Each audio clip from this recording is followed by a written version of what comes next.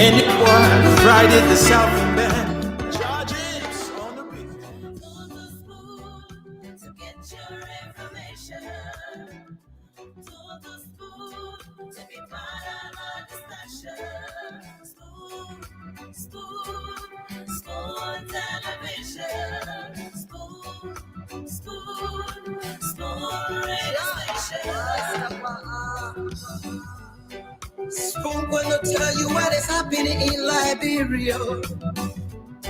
Spoon gonna tell you what is happening in Monrovia.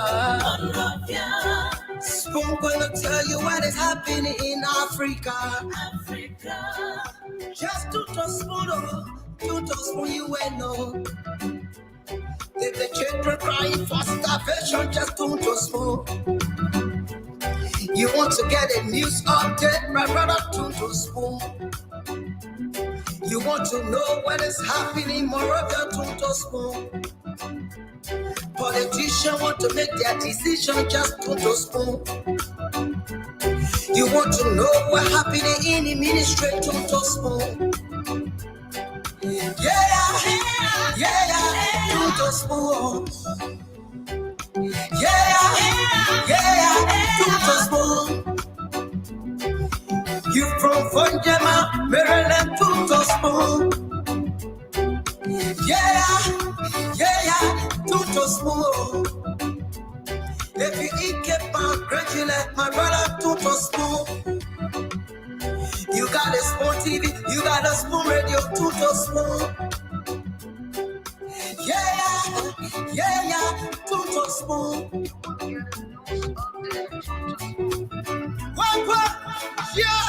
Rastafari. Kilibamba, kilibamba, kilibamba. Kilibamba, kilibamba, kilibamba. What I want? Yes, what you about today? School TV. Yes, what you about today? School TV. School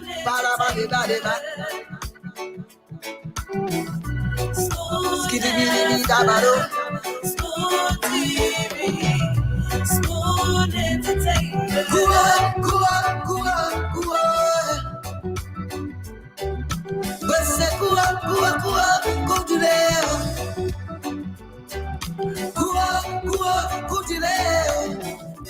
Yes, I, a special one from the CEO, stand coming with the spoon.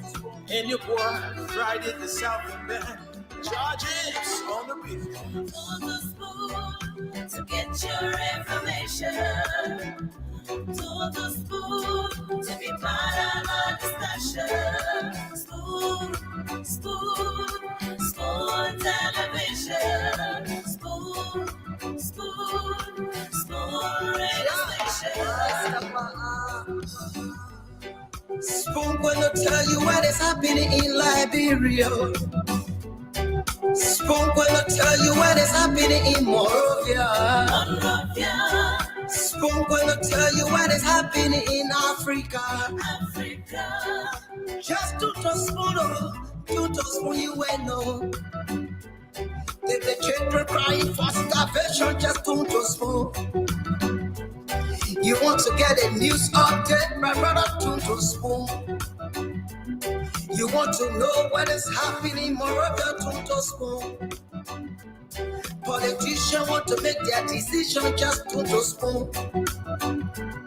You want to know what happening in the ministry, to spoon. To spoon.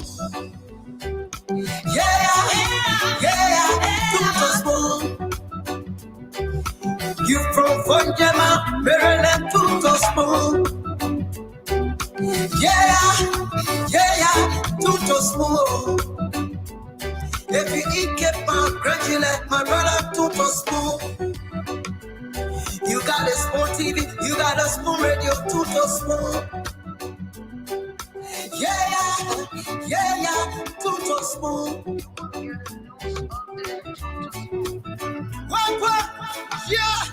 Rastafari. Kilibamba, kilibamba, kilibamba.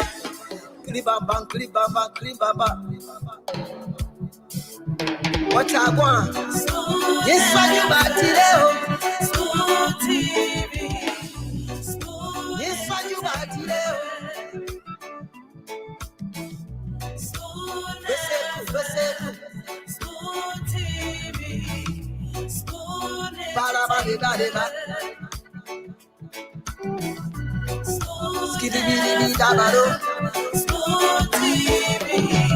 Spoon entertainment.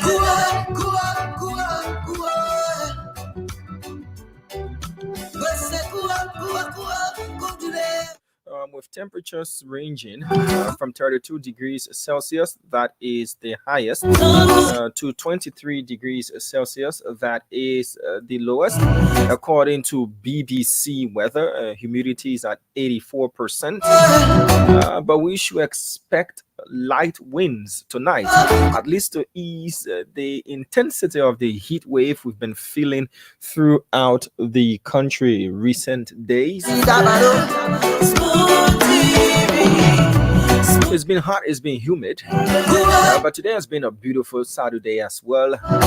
Folks been out and about, going to the pool, going to the various beaches, enjoying themselves. Others took up the time to bid their relatives and loved ones farewell. Others attended funeral services today. But which and every way you ended up going through your day, we'd love to welcome you to tonight's edition of Spoon Talk. This is the biggest of all talk shows in the country. This is the Zor, the Paku, the Pro, the Data, Shigi Data of all talk shows in Liberia. My name is Diamond Slanger. It's a pleasure being here tonight. The rest of the panelists are definitely going to join the show later. It promises to be interesting as always here on the Spoon Talk. Wherever it is you're watching us from, we'd love to say welcome to you. Those of you listening to us via the different radio stations relaying us across Liberia, we'd love to say a pleasant night to you. To those of you watching us via Spoon TV, like Darlene Donna, how are you doing? Raymond Red Frank Sr., how are you doing, sir? I'm doing pretty good. Wilmon Twe, James Jala, Jeremiah Pangba is also watching us tonight. Garmen Roberts is following us from Deutschland, Germany, they say, they call it Deutschland, yeah, Germany, if I'm right. So you can just comment, Garmen, if I'm right. How are you doing, Steven Bassa, watching us from Pinsville. Ayo White is watching us as well tonight. Alexis Grisby is watching us from Florence, Illinois. Helena Stewart is also following us tonight from the Roberts International Airport area. Elaine Ellis is watching us from Orlando, Florida. Lincoln S. Bankpala is following us from Colahome there in Lofa County. It tells you the diversity in the different locations people watch Spoon TV from. Edwin Kwekwe Lombard Jr. is watching us from Kak City there in Margibi County. Joseph Yala Jr. is also following us tonight from Johnsonville. Molanata C. Lincoln, Kolu Blama, Pius Twain, Naomi Logan Glay is watching us from Germantown, MD, USA. Chanel is watching us from Kakata City. Oliver Wisa Sr. is watching us from Dubai, the United Arab Emirates. John Blama. Talking about Blama, the Blama word was used so many occasions last night. No dodo, just Blama. John Blama is watching us tonight. Mariama Kroma is also following us tonight. Zanabu Kone is watching us from New Jersey, there in the United States of America. Fan Junior Sam S is also watching us from Pinsville City, here in Liberia. Eva Jala Richardson is also following us tonight from New York City. Lamin Daniels is watching us from Bristol, Pennsylvania.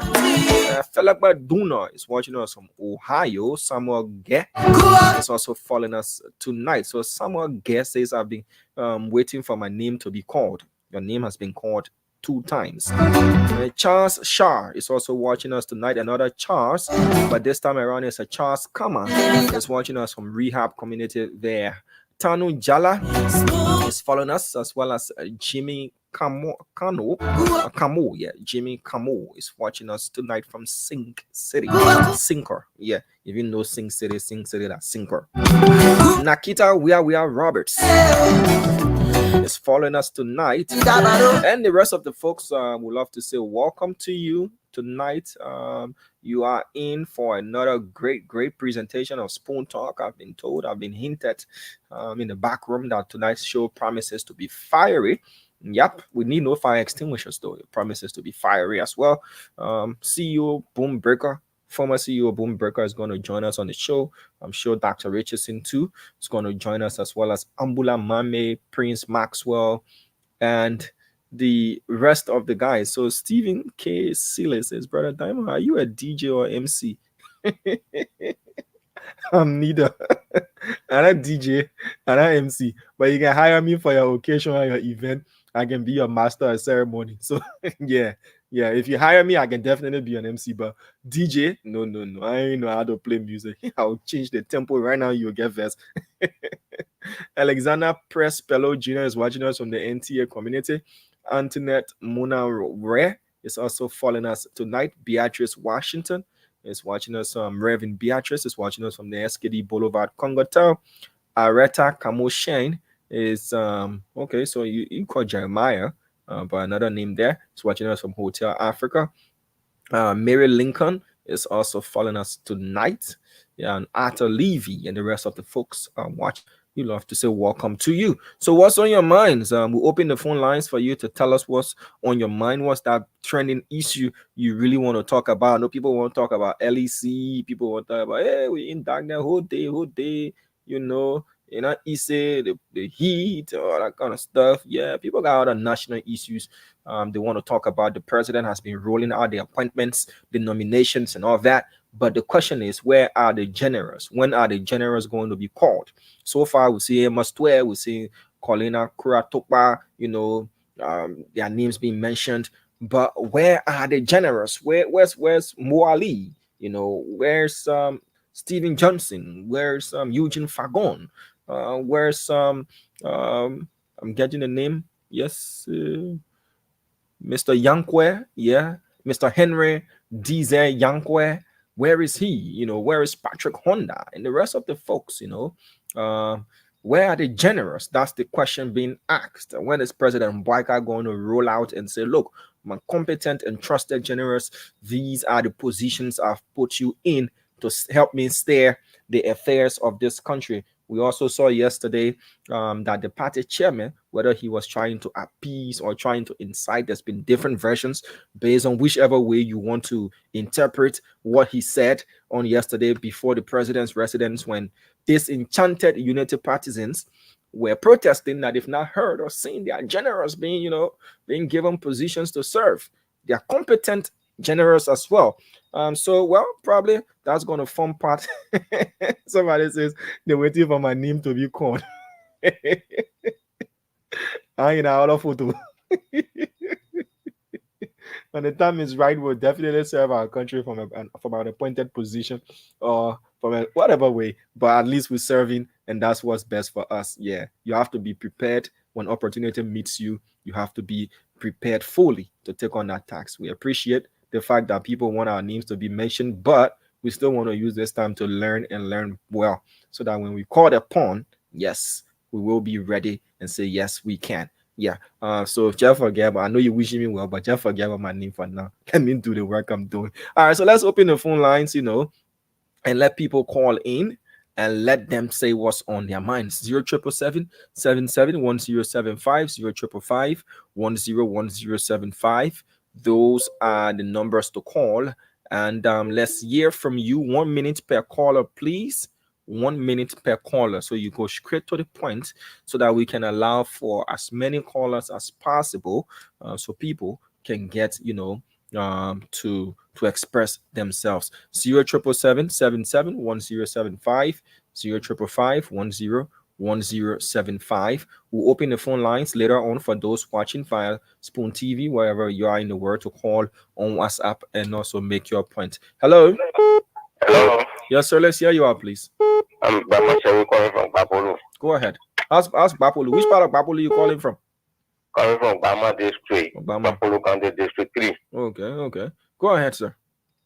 Yeah, one on my mind is that JMB have to look at the appointment critically. Something is happening.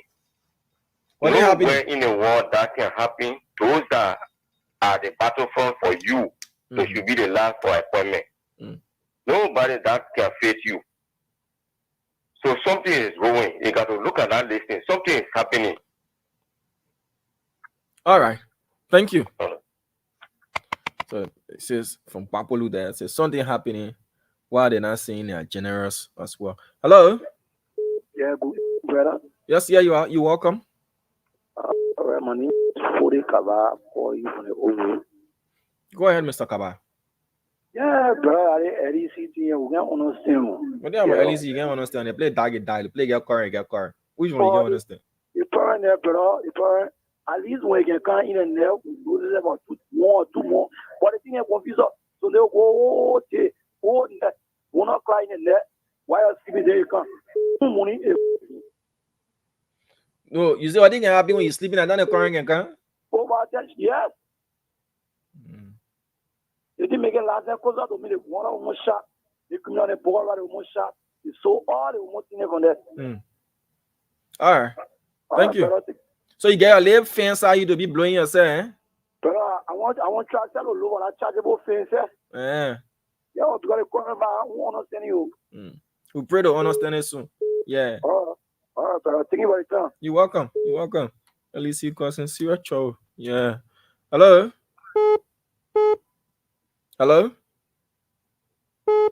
Okay. 077771075 05551011075. Hello? Let's hear you out, please. Like LEC, you got me complain too? No. Oh, you got car already. I get calling, but I'm not worrying about that. I know better days ahead. Yeah. So how you managing with the heat? You can't be defending yourself? I'm concerned about what you were saying. But I want us to just pray that those of you at the forefront for the rescue, that God will look in the house of the president to do something about you. Because you really fought for our freedom. We were in slavery in our own country. Our economy had damaged, and you people helped the situation. I think the president will look to that direction to do something. Thank you. Thank you for calling. 077771075 05551011075. Let's take this person here. Hello. Yeah, good evening. Let's hear you out, sir. You're welcome. Yeah, this is Appointee. Go ahead. Yeah, the issue about the whole rescue business, is getting us to attention now. You see the people that, want to rescue us now, they're now trying around for their own rescue now. It's confusing, it's embarrassing. You can't rescue people, you put yourself together. Rescue the people, right? You're crying around for your own rescue now. It's embarrassing. So which part is embarrassing and who is it embarrassing? The people are crying around for rescue. They are crying for rescue now, for jobs. You see, so I mean, it's too much embarrassing. You enjoying it, eh? If I'm enjoying it, how would I be enjoying it when the people they are fighting for the selfish thing? Is this something I enjoy? No, I just want to know because you sound like this is amusement for you, But anyway, thank you for calling. I mean, it is embarrassing. I'm not telling you that it's joyful. It's embarrassing. Okay. It's too much embarrassing. It's frustrating. All right, sir. Thank you. All right, 077771075 05551011075. Let's take this person here. Hello. Hello, Damo. How you doing? How are you? I'm okay, Damo. What's on your mind? Yeah, so my name is D. Livingston, guys. I call you from the Coca-Cola Factory community. Go ahead. Yeah, so let me speak quickly to the issue of the rescue mission. With the issue of the rescue mission, the citizens of this country, especially those that were on the forefront for the rescue mission, I strongly believe that from all indications, they are gradually getting disappointed in the president and His Excellency, Ambassador Joseph Juma Bukar, based on those names that are surfacing on a daily basis when it comes to the issue of appointment. I mean, there are strange things that we're hearing. But you hear anything I say, patient dog eat the fattest bone and leaders eat last? No, let me just say this to you, Damon. The thing about politics is all about interest. And when you talk about interest, the interest there is you will not take 1 year, 2 years, sacrificing for the political institution, knowing fully well that when this thing, when it goes your way, you will be a kind of person that will be fighter so that tomorrow people will not mock at you. You know how many person now? Yeah, but is it not too early? Is it not too early to start saying GMB is forgetting about his generals? The GMB has got a sharp memory. He knows the name of those people. If he's not saying those names, is he not asking questions? There's still plenty, you know. Is it the issue of let's wait and see, or this thing is the thing finishing now? The last one is sharing. Is that how it looks like? That the last one is sharing, or there's still more to go around? I mean, there is no. Let me just say, all of the lucrative positions are gone, and those people that we need, the need that we get to hear, we are not hearing those things. So it's more about lucrative rather than you being able to serve in a position and serve well, placing the right people in the right places. I'm not in the context of maybe looking at the fact or fast salary, no. But what lucrative are you talking about? To the party chairman, Reverend Luther Tappers. You cannot have a party chairman who sacrificed based on his work. Today the party, and got to where they are. Then you align this party chairman to want to rampant by protesting for opposition in government. Did you see the party chairman protesting, or he was addressing protesters? You said? Did you see the party chairman protesting, or he was addressing those who were protesting? No, he was in a protest mode. Let me look. We have been around for a long man. We want to send these things. We want to send these tactics. All right, sir. It's a clear indication that you are protesting, my dear. All right, sir. Interpretation is based on what you see and how you want to interpret. You're entitled to your views. Thank you anyway. 0777-1075, 0555-101075. Let's take this person here. Hello. Hello. Octavius Benjamin Clark Sr. calling from DC. You're welcome, sir. Let's hear you out, please. Yeah. My concern has to do with those aggrieved Unity Party partisans. I think they should be thinking about registering their membership with the party and start to pay the dues, then to start holding placards at our president's residence. So you're saying those that are protesting the non-paying members of the party, they don't pay dues? That's what I think. Oh, you think? Yeah. Oh, okay. But you're not sure? I'm very sure of that. All right. Thank you. Okay. All right. We'll take 3 more calls from Liberia, and then we'll open the WhatsApp line as well to take calls from those watching from Liberia and the rest of the world. Because people can follow from Liberia too. Hello. Yeah. Hello, Damo. Hello. Let's hear you out, please. Okay. My name is Bumi, and I'm calling you from Capital Section, Blackstone Valley. You're welcome. What command this is, I want for our president to be fast in appointing a minister that will help him to steer the affair of the country. Because stand wait for no man. You have to be fast. I leave for them to start doing a Liberian people job. Thank you very much for the opportunity given to me. Thank you. Okay. Let's take this next person. 4 more to go. And we'll open the WhatsApp line as well. 0777-1075, 0555-101075. So something happened today. And it's on a need to know, not need to know basis. That's why I haven't said it. And I'm waiting for the green light to get that green light, whether it's information that the public can consume. But something historic happened today. I'll leave it at that until I get the green light from the requisite authority, whether or not this is information for the public. but it was a good thing that happened. It was a historic thing that happened today. We witnessed it. But if, it's not information for the public to consume, I'll leave it at that. So just putting you on the edge that once I get the green light, or better still, the CEO is going to talk about it.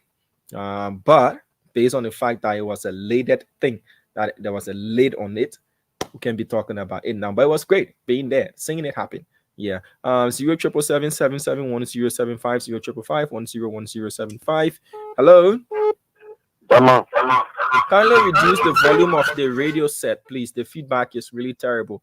Yeah, sorry, how are you? I'm pretty well. Let's see how you are. Yeah, Diamond, this is I may not be very common because of security reasons. But we not know your voice. So the way you want to call your name for security reason is since security reason. No, Diamond. Just respect my view, please. No, I'm saying I respect your view. I'm just asking what for security reason to people that know your voice. Yeah, that's what I'm saying. I may not call my name. Go ahead. Concerning about the rescue team, right? Mm-hmm. We put all our resources and our time, everything behind the rescue team. This is Liberia. There are times when things happening, it may not affect you because you like that position. But we were in it. And Diamond, I beg you, I just asking you one shot of personal information with you. Because I am or Isara, I come to this. I want to share personal information with you. I may text you on this number for you to text me this small things that are happening. We joined this thing. It was not like we couldn't go to other side, but we believe in the ideology of the and Labrador needed to be rescued at that time. And we did whatsoever thing that we do for us to rescue the nation. But we did that not because we were something, but we did it because at the end of the day, thing will be in our favor. But everything going against us. In the rural community that we live, people are playing front of us, people doing people saying all kinds of things, and it's not a good sign for the woman. So you can tell the people that it's still too early yet. You said, you believe. You said you believe in the leadership ability of President Boakai, right? You believe in his judgment. You believe in his intuition. So if you do trust him, and it's just shy of 2 weeks of his administration, why are you panicking? But the problem is this, Damon. The names, those names that still on bench or those names that the paper are not called, we're not even expecting those names for it to not be called at this time. The name Mo Ali, the name. So I have one question for you quickly because we have to take orders. Do you think that President Boakai is not aware from all of the nominations he has made so far that those frontline generals, the people that were beside him, he doesn't know that he hasn't given them anything for them to serve this country in the right capacity? Do you think that he's not aware? I will not take the papi not aware. The papi is fully aware, but there are people that saw the papi. When you make these insinuations that there are people around the papi that influencing him, you know what kind of point you driving home? That he doesn't make his own decisions. It may not be influencing. They may not be influencing per se, right? But there are people that everybody want to say now for now. Everybody want to say. All right, sir. It's been great. It's been great interacting with you. I have to take one more caller from Liberia, and then I will need to share information with you, please. Thank you, sir. All right. All right. So we'll take one more person, and then we can move on and take calls via the WhatsApp line. Hello. Huh? Pretty well. Let's see how you are, please. Okay. Sorry about that. Hello. Hello. Let's see how you are, please. Hello.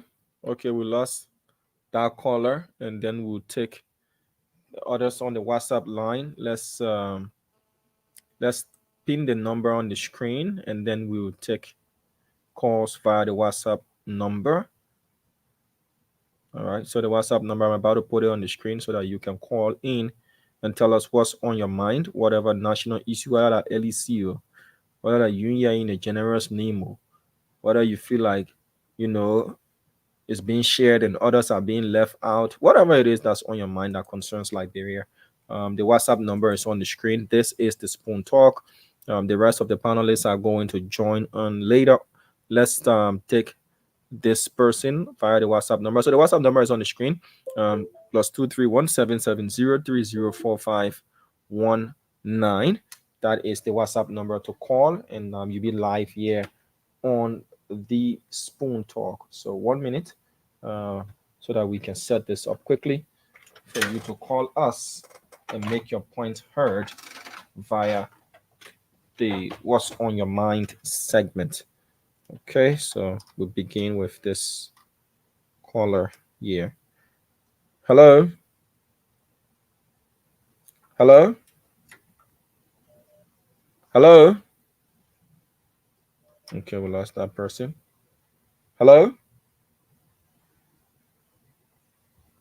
Okay, so the WhatsApp number is on the screen. I think we're having some network issues. But let's see if we can start with this person here. Hello? Hello? Okay, seem to be having some technical problems. 1 minute, see if we can sort this out. So kindly call the WhatsApp number. See if we can start here. Hello? All right, give us a minute, please. Let's see if we can sort this out to be right back with you so that we can take your calls via WhatsApp.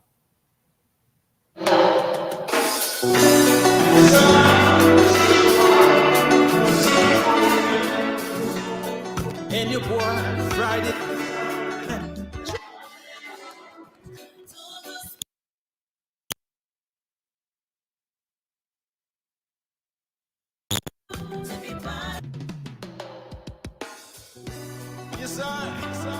Okay, thank you for being patient with us as we tried sorting that technical glitch out. Let's see now we can take calls via the WhatsApp number. Let's take this person here. Hello? Hello? Hello, Dama. How are you? I'm pretty well, sir. Let's hear you out, please. Yeah, so I'm Christopher calling from Boston. You're welcome. Yeah, so my concern is about this Blamando on your show. We got anybody on our show? I don't think we do have any panelists on this show with such a name, They sir. call him what? But just go to your point, please, and mention the person's actual name so that at least we can know whom you're talking about. PDC. Hello? Hello? Yeah, you live. Go ahead. My point is, please, hello? Hello? Sir, you live. Don't mind the feedback. Just Hello? talk to me in real time.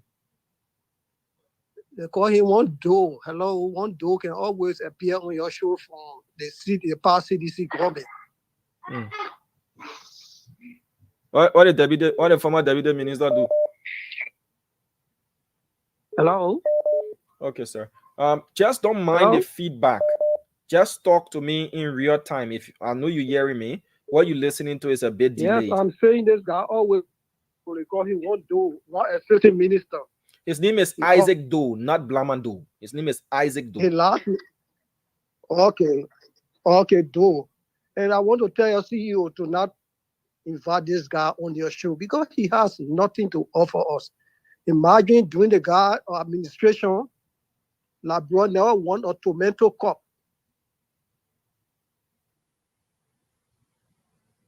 Okay. All right, so let's see if we can take this person here. Please do bear with us. Hello.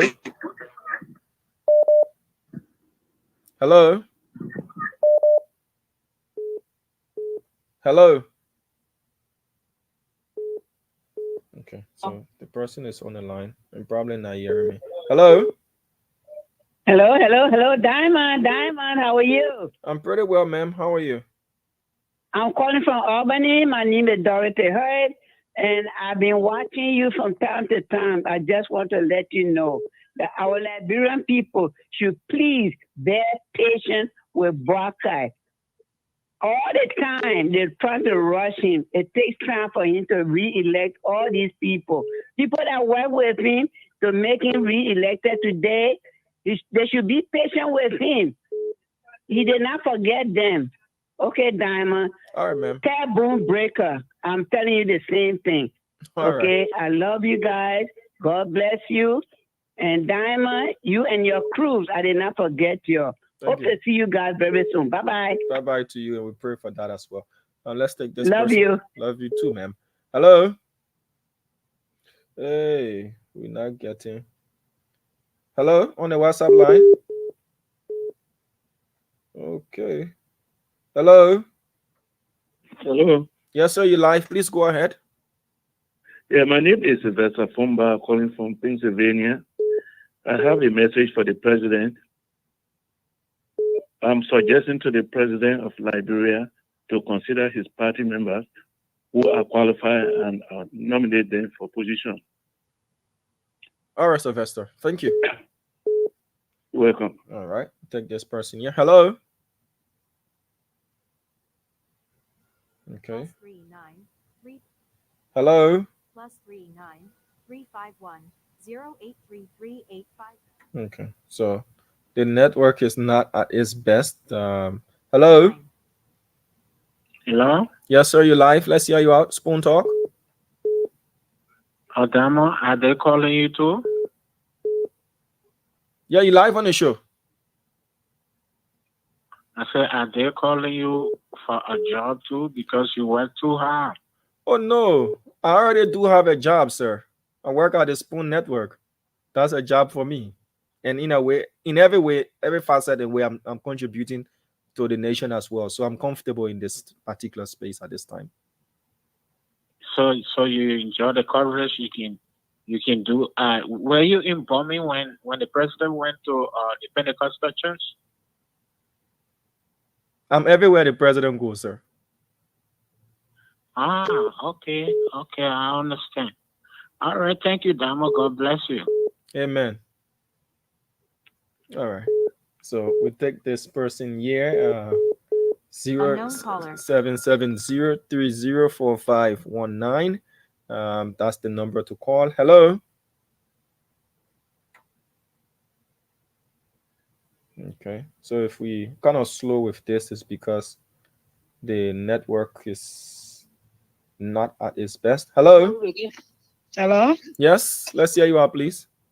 Okay, this is Helena Seyu, calling from Banter Seminary Community. You're welcome, ma'am. Yeah, so for me, I've been following Spoon now. This is my first time to call. What is making you to call for the first time? What is choking you? Okay, what making me to call this hour is because of the way things are going. Though we believe in our president, we love him so much, and we know that he will make a change. And we are talking to everyone on a rescue mission that they should be patient, they should be kind. But in so doing, we are begging our president to take into consideration of the leaders within the United Party. Because through those leaders, the common people on the ground will get to know other places or to get where they want to go to. We all believe that everybody cannot be appointed at the same time, but you should be able to listen to the people. Let them be in the system to do their work. So we're begging him. You should listen to the chairman. You should listen to Moari. You should listen to Nyomli Kanka. You should listen to all those people that were in the buyer. But you shouldn't just take all the people from somewhere else. We're begging him. You shouldn't make us shame. We're begging him. Some people listen to my voice tonight. So please, Rescue Father, will believe in you. You know you will believe in, but listen to our own leaders that will be beyond. So as a receive a call tonight. All right. Thank you for calling. Okay. Rescue Father. And I easy for calling on you to listen. Hello. Hello, nice. Damos Lanka. Yes, sir. Bless you. This is Evangelist Amen. Joseph Jala from Duporo. Damon, I said something yesterday that last night rather, that when people follow and give all their all to you, you need to give them all their all. It's all in Jeremiah 29, verse 13. God said, when you search me with all your heart. What I'm trying to say, people give all their all. Some of us, if the honorable, our father, he's my uncle by tradition. From the day I started voting Unity Party, all through from 1997, all through Unity Party. It doesn't mean that we never wanted. Joshua is my kind. The story of Joshua is just like my kind. But the truth is, we felt that he had the wisdom. The age of Methuselah, somebody will say, had nothing to do with the wisdom of Solomon, but Melchizedek was better because Solomon blown up at the end. That's why he said, Ecclesiastes, backsliding book say, everything is vanity. He had the wisdom, but he blown up. But we feel that Melchizedek ended it well. That's why Abraham even gave him seed. So we feel that this is our Melchizedek at this time. But if Joe Boakai thing, I told you that I said last night that everything we look for is right on this side. When you go to God to pray, God, get me wife. The wife is right here. Just open your eyes. Jesus said something to a disciple. Read Matthew chapter 19, verse 26, 27, 28. Everyone that gave their whole heart to you, they need reward. Sometimes I tell my friend pastors that, don't tell people, say, God, Jesus, Peter said, what become of us? We left all our belonging. We came, we follow you. Jesus have to kind them. Jesus didn't say, God say, he said, I assure you, you that have left everything to come follow me. I assure you, I'm sitting in heaven. He didn't say, God assure you. He said, I assure you, because they were seeing him. Because God passed through all his message through human being. Saying Jesus is a pattern man. So we consider we have Joe to wrap Barker up. was the We have to wrap up with so it. please, we are telling His Excellency, please see our brothers. I met Patrick Honor during the days of the first service, when the inaugural service. Please, we are telling the honorable, please, or else me, I'll go open my church right to your house there. Bye-bye. You know, easy. You know, easy. Going to church opening. Oh, this is interesting. But Dwalu, I have a quick question for you. As I welcome you on the show. Dwalu is already here, sporting his Liberia jersey. Yeah, you know. Say we don't go to the Avignon Cup, we'll stay with our jersey. Nothing will stop us. Nothing will stop us. I can be like, I can see myself buying loose that jersey again. But when I go to the store, I'll stay back. Home is home, man. Home is home.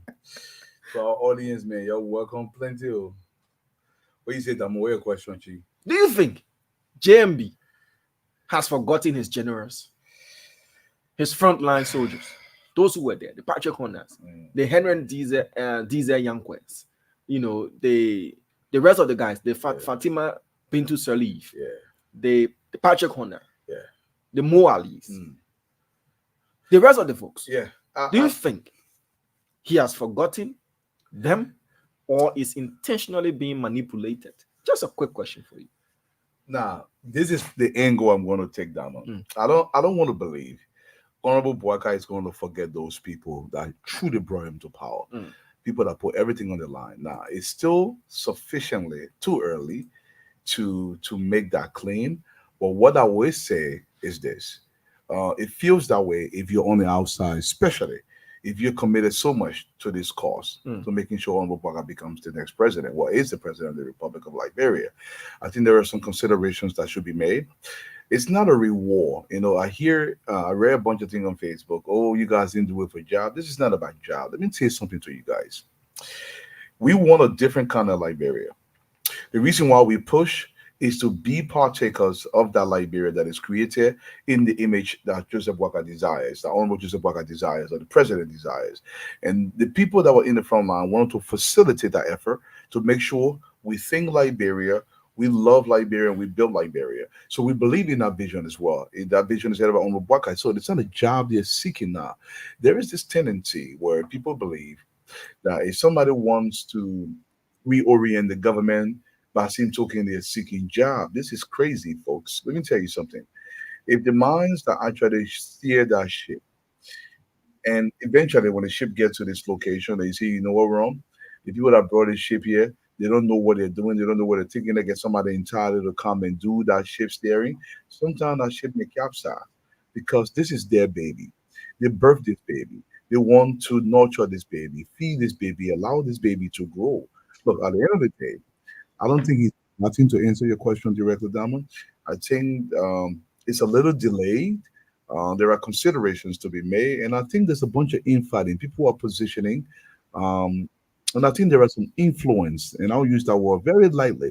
There is some influence that's going to bear, and to some extent, it feels as though Honorable Boakai is being swayed in directions he doesn't want to. But then again, when I think about the man who he is, I don't think it'd be easy to sway. So then again, I don't know the details, but I would say this: the appearance that this is giving to the public is different from what people think of Honorable Boakai. That's how I was saying, leave it in that nuanced fashion for now. Okay, thank you, Dr. Richardson. Pleasant afternoon to the Afro Queen. You know that already get. I know she can plan for all and say, okay, Monday to Wednesday I'll do this hair. Yeah. That's true. Don't be telling story of money like that. Bringing in some Whitney Houston and the rest of the people to bringing back the Dr. Richardson. Tell me your hot mess. Everything not baby. Everything not baby. Shut up, baby. Listen, Tama, I'm so excited today. My last button on Joe's coat. I saw the post. She actually got, this is her third college acceptance letter she received. She's just nice. Congratulations. So we she's getting into everywhere she applied to. We got a few more to go before we make a decision. So I'm really excited because that's all mother choice. Yeah. A mother, when you raise these kids until they're 18 and they get to start. I was talking to her, I said, can you imagine this is your last year of high school, your last football game? She's like, no, mommy, that's not true. I was like, yeah. It's started adulting. So I'm really excited. Her dad and I, we patting ourselves on the back secretly. We think we did a great job. 4 girls, to get 4 girls through college is not an easy thing. Congratulations to you, your husband, and your family. Yes. It's a big deal. Yes. Everywhere in the world there are challenges raising kids, especially in a society that is free of thought, free will as yours, that kids can sway and do whatever it is to raise them to come up good. I'm telling you. For choice. Oh, hey. Congratulations to you. Thank you. That military man had a gun. Tell them I come on gun. When the boy in casa, you go see the lyric and you be looking on the eye. I said, but what are you looking on the eye and Like they say, you are not going around people don't know sister. Yeah, I don't like this one. I let out. You saw how that boy talking. You saw that boy away. I said, "Hey, girl, they don't bring everybody home these days." So they just said, "Daddy, you got friend, girlfriend." So I don't want to get tell me all the secret and they go. So anyway, the mother then relax. Yes, that is. So yeah, let's get back to Liberia's business. Let's talk about Liberia's business. So about Liberia. Yes, that's what we're here for. Yeah, my people, you're leading blackness some more now. So I got some bleaching cream. You want some? Thank you, Dr. Francine. I was already black. It's not like I'm super black, my people. They got plenty of stuff in that country that you can use. The only thing is you gotta make sure all your knuckles, because that will can tell the people you can bleach their knuckle that they get remain black. Yeah, the knuckles in there. You're right. Yeah. And also the lighting in this place is not as bright as I want it to be. So you're leaving small. But you looking alright, you're a black man. You're from Australia. Susan who? Bange. So send me some of these cream.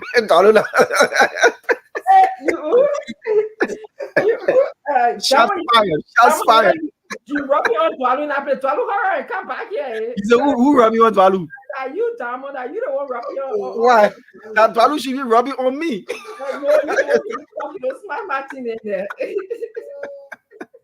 Because I think I got to take behind the bleaching cream. I think I got to just rub it on me. I take behind that way. When you come back, you get bright because there's no waiting for you here, especially I want to do it well. That area that you're living is not easy there. As soon as I get back to the States, I promised them why we're going to go to towns in the year. So it's like 3 days in the States and we're going straight to towns in the year. So it's like, it was a weird playing vacation. I wasn't. Yeah, you get darker. Yeah.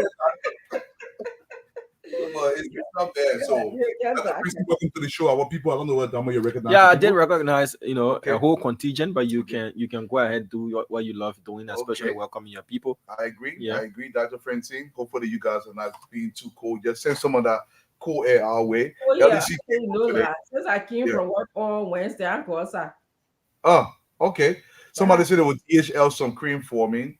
Don't hear it. We got plenty of bleaching green like brow buy some. a black soap. I think I heard it put on black soap. May you bread too? It's Yo, so, Bono. I don't even know what you do. I don't try to do it. So let's get got your wallet Jala. Man Jala. What you doing, man? How everything? When we see you, I in the library, yo. Omaru Rogers. Let me see. Follow Key. We got fake Bucket. Bucket, yes, that's correct. We got Serena Copa Boy, Fatu Williams, Ashcroft. We got Ruth Okoti. We got Rudolph Harris. We have Baker Ramsey, Comfort, Momoti Johnson, Mr. Johnson from the COP. How are you doing, brother? We got Teresa Sherman. We got Alvin Juti, Cully Zia, Washington Cooper, Honorable Lawrence Duka Cully. We got Maya Musa. We got Pearl Campbell. How are you, Pearl? Tenant Kroma, Bonnie Deeks, Freeman. We have a bunch of people here, Christina and Nelson, George Gonkwe. We got Nancy Bala. We got Fina Check-ins. Look, everybody, man, you're welcome to the show. You're welcome. You're welcome. You're welcome. Dr. Francie, I'm here in Liberia sometimes to pick up some of the social issue. It's something I was driving around today, and I look across the country, and okay, on Saturdays, it seems everybody goes out to buy food for Sunday. So every intersection is crowded. So almost every lane, I mean, every road in Liberia is one lane, right? So one car going, one car coming, with the exception of the newly being built road going to the RIA until it gets completed. It's still one lane road. It won't go any time. Also, still one lane road technically, but people can call it two lane. But when you get to red light and there is traffic, heavy traffic, what happens is it's only one lane. They will make five lane this way, and people coming from the way will actually block the people that should be coming from the other way. That means no car can go. The pimping boys, the motorcyclists, all these guys, they're just crowding both lanes coming one direction, and they wonder why there is traffic. And I'm sitting, I came late today because I've been stuck in red light for about maybe 45, 50 minutes because all the lanes are blocked. So all the lanes that are going west is crowded on we got about 12 lanes coming and 12 lanes going. So they all come together. Nobody can pass by each other because everybody wants to put on the light and get in the opposite lane. My people, if we have to go, we live in a society. In order to live, you have to live. You have to let other people live for you to live. If you cannot do that, it's going to always be chaotic. Yes. You're not going any faster than you think you are when you get in the opposite lane. If we form a single line, it doesn't matter how heavy the traffic is, and everybody stay in that sequence, we move much faster. Because for you to live, other people have to live. If your concept of living is ensuring that others do not live, you too are not going to live. The people picking them are picking them where you can be doing so. Follow the traffic rules. And before I give it to you, Dr. Francine, the transport ministry has to do something. The police are all over the street stopping people. But then when you go register your vehicle, every system is down. They cannot give you your printout, and the police keep stopping you, even though you already paid for this. Sometimes, even today, I have to get my it's been almost a week and a half trying to get my vehicle registered because my registration expired on December, I thought December 2nd or something like that. It expired. Trying to get a new registration has been a pulling teeth. It's been over and over. I got a receipt today, but I did not get a sticker and I did not get other stuff. So every single time I come, when my car expires, you try to register it. But there is no system where I can just walk in. You have to go through somebody who goes through somebody who goes through somebody. Here's that difference. You can't walk into the place and register your car. It's almost impossible. And yet we can have to do a better job and collect more taxes for the government, my people. I don't get it, Dr. Francine. It sounds so chaotic, You're right. You're right. If they only knew that if you have like a traffic bottleneck, everybody gets stuck and everybody gets stopped and you can't move. So I don't think that they factor that in yet. Like everybody's trying to cut everybody else's throat, cut everybody down. And so the more you do that, everybody suffers. So yeah, but then again, it's a system overhaul. So hopefully, this the Department of Motor Vehicle will be rescued. Well, it's not just the Department of Motor Vehicles or the Transport Ministry. This is not Well, restricted to. I'm using ours since I know from the birth registry or the passport division, from every single ministry. You cannot go in, and the services are provided at the front desk. I don't know why every registration has to be done in Monrovia, for example. So if I live in Grand Crew County, I have to come to Monrovia to register my Really? vehicle. I thought Yeah. they fixed that. No, they have not fixed that unless they did it this morning. But they Oh. have not fixed that. Everything you have to come to the specific If ministry. I And live guess what? in Waigibi, I gotta come to Monrovia. If I live To in register my vehicle. Yeah. I cannot go to my local city hall or to the government center, register my vehicle, and then they send the information to Monrovia, and then I'll pick it up the next day in Kakata. No, it doesn't work that way. Because what happens is people at this ministry intentionally, Dr. Francine, create a bottleneck, and through that bottlenecking, they can get quote unquote shopping. So the services cannot be provided as designed. So if I wanted to get a passport, let's say I went to the passport division and I try to stay in line, I will get frustrated. And it's intentional. It's intentional. And the reason why I bring this up, look, guys, it's not to criticize anybody. It's look, if the system doesn't work for one person, it's not going to work for you. Yes, you may be a passport and getting shopping, but guess what? You are not a transport ministry. You are not a health ministry. So you too are going to be disadvantaged, or you're going to be delayed. The system has to work so everybody can benefit. This is how it should be. But people just every other day. I'm sorry, but I didn't mean to. What good is it to get shopping every other day? Go ahead. No, another person. As opposed to getting a systemic shopping, like at least you get a little regular paycheck. If you fix all of this, there will be some guarantee. At least you get a regular paycheck every day, and for you to get your shopping every now and then, and is as opposed to getting something frequently and routinely. If we fix this, then everybody can get a piece of the pie. The more, maybe if you fix this, the more that, yeah, the more that people, the more efficient they are, the more cars will be registered, the more people will want to come into, the city when the traffic is all done. The more, I mean, so there's some benefits for not having traffic, and there's benefits for having a speedy motor vehicle or transport department. I don't know. Well, it'll be fixed. That's why it'll be fixed.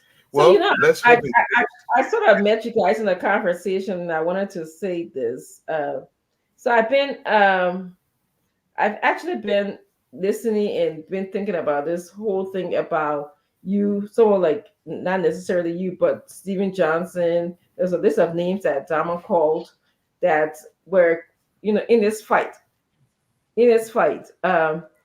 And it surprises me that the president doesn't even know who's in his circle, who's in his corner. I know that many people who I kind of align to were not in this fight necessarily to get a reward, which is a job. The people who are in it to just get a reward, I'm concerned about them. I'm really, really concerned about them. Because if you just support somebody only because of strings attached, because to get a job, that should never be the case. Because anytime there's hard times, you're just cut off from that person. Okay? There's a likelihood that you're cut off from that person, as opposed to being in a commitment together for Liberia, not necessarily for one person. And I see that. I don't know. I know. I heard you said he has time. There's times he's going to take time. But to me, I would have gotten the fighters first, the people who are in the trenches with me first. Okay, and at least move up outward. That's what I would have done. And then I actually will stick to my thought that usually there's a lot of people that I know that align with me, including you, Dwala. I think our thoughts about this align. There are other people on the show who thoughts align with me. Like, you're not doing this because you want something. I was telling someone earlier, like, my parents actually taught me to be very self-sufficient, to be able to use my strength, my knowledge to get what I want, as opposed to relying on other people or a system. And yes, there's times that you can be interdependent with somebody else, but for the most part, use my knowledge, use what I know. My father was so, when you talk about proud farming, even going to, in like Brian, sometimes you go and borrow salt, pepper for your neighbor. If my father ever heard that we did such thing, he would be mad.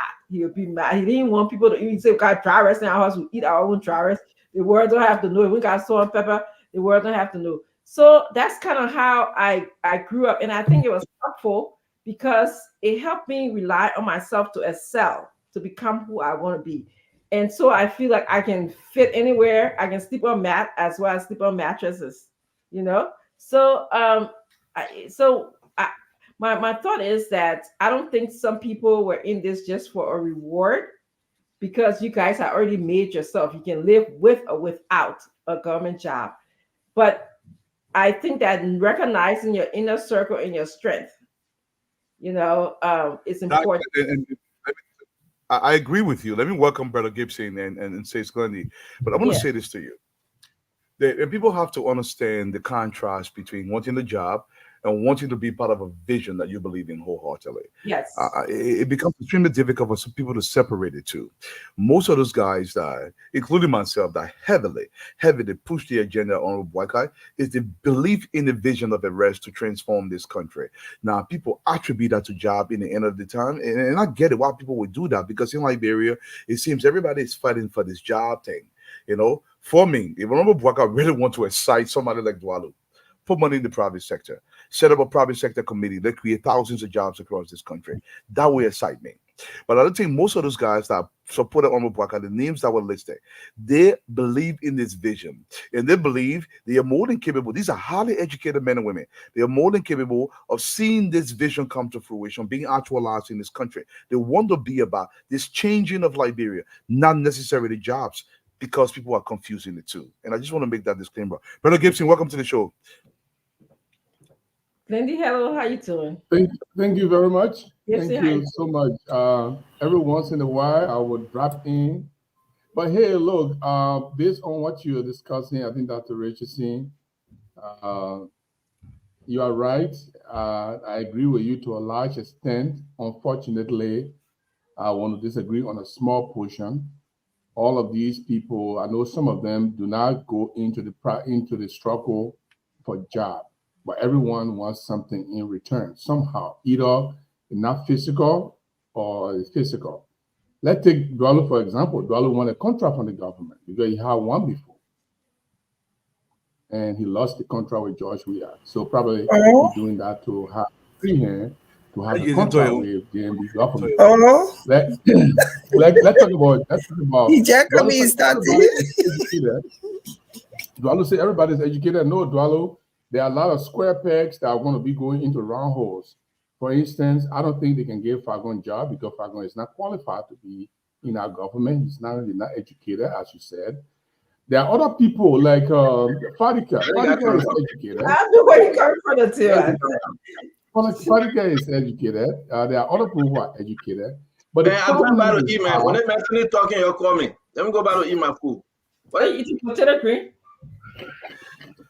Gibson. Here is the thing I really want to say. Here's the thing, what I want to add, Dr. Richardson. I'm not even surprised of anything that is happening. I'm not really surprised. Look, Dwalu, I'm just throwing a jab at you. I know. I'm just throwing a jab at you. But I'm not surprised. The way things are going, look at people nominated. You go look overnight, they remove their name, they put new people. It's kind of scary because the reason for a rescue team is to rescue people. You cannot go rescue people and behave the same way like the people who you want to rescue other people from. For me, the way it's going now, I'm confused. I don't know where it's going to land. Because they withdraw, I think 2 or 3 different nominees. Some people are not even sure that they're going to come forward. The justice minister designate. My business, the government will be all right. My business, my business. This is my business. This is my business. You got 6 years to mind your business. But man, and you know what was yesterday? I was looking at you. You were saying almost the same thing I was saying. So I was just repeating all the things you said yesterday. No. Gibson, mind your I business. believe. If we Let even me be open the line, optimistic. everybody will say Gibson, mind your business. Only I alone, I'm allowed Yeah, to say it, not you. You wanted me to not say it to you because you said it yesterday too. So these people are really biased against me. Everybody say, hey, they don't leave. They not. In fact, they will tell me to leave. But here is the thing. I'm still hopeful, though. I'm still hopeful. I believe because from the beginning, a lot of chaotic things can be chaotic. The people around the president himself trying to make up things the way he wanted to be, bringing lists to him and looking at it and looking at other people's credential, looking at things that happen, like a snapper play of video of the guy who was threatening, I think the Minister of Internal Affairs designate. All those things were in the dark. And by the time they begin to come in the light, then the president say, okay, I want to be a rescue man. I want to be a clean person. Therefore, these kind of people cannot be in the government. Then you withdraw them. And there are other documentation, credentials that will be passing around that the president will finally lay hands on, and he will say, no, we can't let these kind of people go forward. So we are still hopeful, but I'm a little bit concerned that certain people, should not just be withdrawn. Like the Minister of Finance designate. Minister of Foreign Affairs designate. I think she's qualified, and I think she should go forward.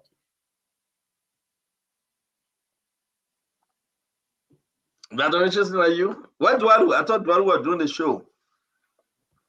But yeah, we are. We are not hearing you. We are not hearing you, folks. Welcome to the Spoon Talk. I said, Jerry finished saying, Ona. Or is a Saturday, quiet Saturday, quiet. I don't know about your end, Dr. Richardson, but it's quiet at my end. Did you hear the news that I announced? Did you let me hear? My last buddy on Joe Cook got her 3rd college admission today. Came in grand style. This time again, they're saying letter. They say, I want a whole box. Nice. You put it on Facebook. Yes. Nice. I'm very happy. Everybody dancing in the house. You put it on Facebook. Nice. So which college is she going to be attending? Go see it. I don't want to see it publicly like this. Oh, okay. But you put it on Facebook though. You put it on Facebook, but you want to say it publicly. Seriously? Yeah, I got a small circle on Facebook. What am I saying? Like their friends. Anybody can put your name in and see what you post. No, that's not true. That's not how it works. It is true. No, unless the page is public. Make it public and make it shareable. I don't know what you guys. Page is public. My page is not public. You know what? Gissy, can I say this? The same thing you do with your ANC chat room on Facebook. You'll make it private. So you get private percent, which was 1.6. You know, I will pause it when I. Yeah. No. Gissy, you're looking for people to vote for you, Gissy. Then you open a Facebook page and make it private. And make it private mode. I made an announcement. I said everything that was said. There was certain thing I was saying in 2023 should stay there. But this one was this one of my first time saying it. My first time saying that one, so let me say, Kipsy, you open a Facebook page, right? You running for political office. You want even the cat, the rat, the dog, the chicken, everybody to come on. But you make it private. Yeah, and make it mandatory for the army to approve. Waka give me job for. Waka will never give me a job. Waka said to me, he said, my nephew, I will never give you a job. I said, hey, but what did I do? He said, I will never give you a job. So I believe that, baby. He said, he will not give me a job. Look at me up to now, baby. My name on no list. Because he said he will never give me a job. And I believe it. But Gibson, we should have seen your conversation. You open Facebook page. You running a political party. One of the biggest political party. You took your name from ANC and put it to CPP. You merged with Musa Hassan Berete, half of Liberty Party. Gibson, you will not even put your name on BBC, on As a Zirad, or on VOA. You supposed to put your name on LinkedIn, on Twitter, on everything. But you didn't. Okay. You made all that thing. But let me finish. In the trenches for you. You hire all kind of different people every day. Simple things, simple mistakes. I will say what I want to say. You can stop me. Not one. Yeah. KFC, tell me, even Yes, Taiwan Gongo. They're making the same mistake that you're talking to us for. I will wait when you finish. Yeah, Yes, we sir. finish talking. Even Taiwan Gonglo. You know why I saw Taiwan Gonglo flyer? In ShopRite. On the shopping cart. Yeah, in ShopRite. Yeah. I asked somebody, I said, but why Taiwan Gonglo flyer in ShopRite? The person said, they get Liberian people here in New Jersey. That how powerful Taiwan Gonglo was seeking the people vote. But CPP created their own and they put private restriction. How will you put restriction if you want my vote? Even Donald had to change his position from CPP to Unity Party. That was Donald in the number today. That was Donald not make it today. Get law, but you don't make it. We got law. But you don't make it. That's really that's a new revelation. I think I love him when I'm making it for him to put You don't make it. with him. He's doing it. Oh, he got love for Donald, for Stephen, for Fadigan, for him. Well, say in Moravia, I like the fact that in Moravia, my man. I've been here for what 3 weeks now. I think I'm here for another 5, 6, maybe 7 weeks. It depends. Let me not fast 7 days. Let me announce it fast 7 days. Donald, Donald, you will not be over there for one more week. I got my computer with me. That's my first time. I always spend 2-3 months here. Yeah, but Donald, this time around you didn't make it. You'll come out. I'm working from here, but man, I'm telling you. Seriously, let's welcome. But what kind of tree behind your head? That's all. What kind of tree?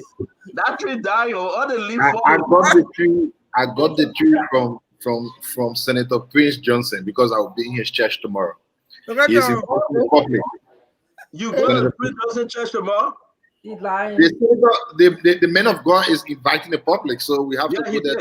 Yes, he did. Yes, he You did. better hustle for when you need to part of job. Me? Yeah, you better hustle for it. You go to Prince Johnson church. You want to maintain his job as the Minister of Sports. Yeah, you right.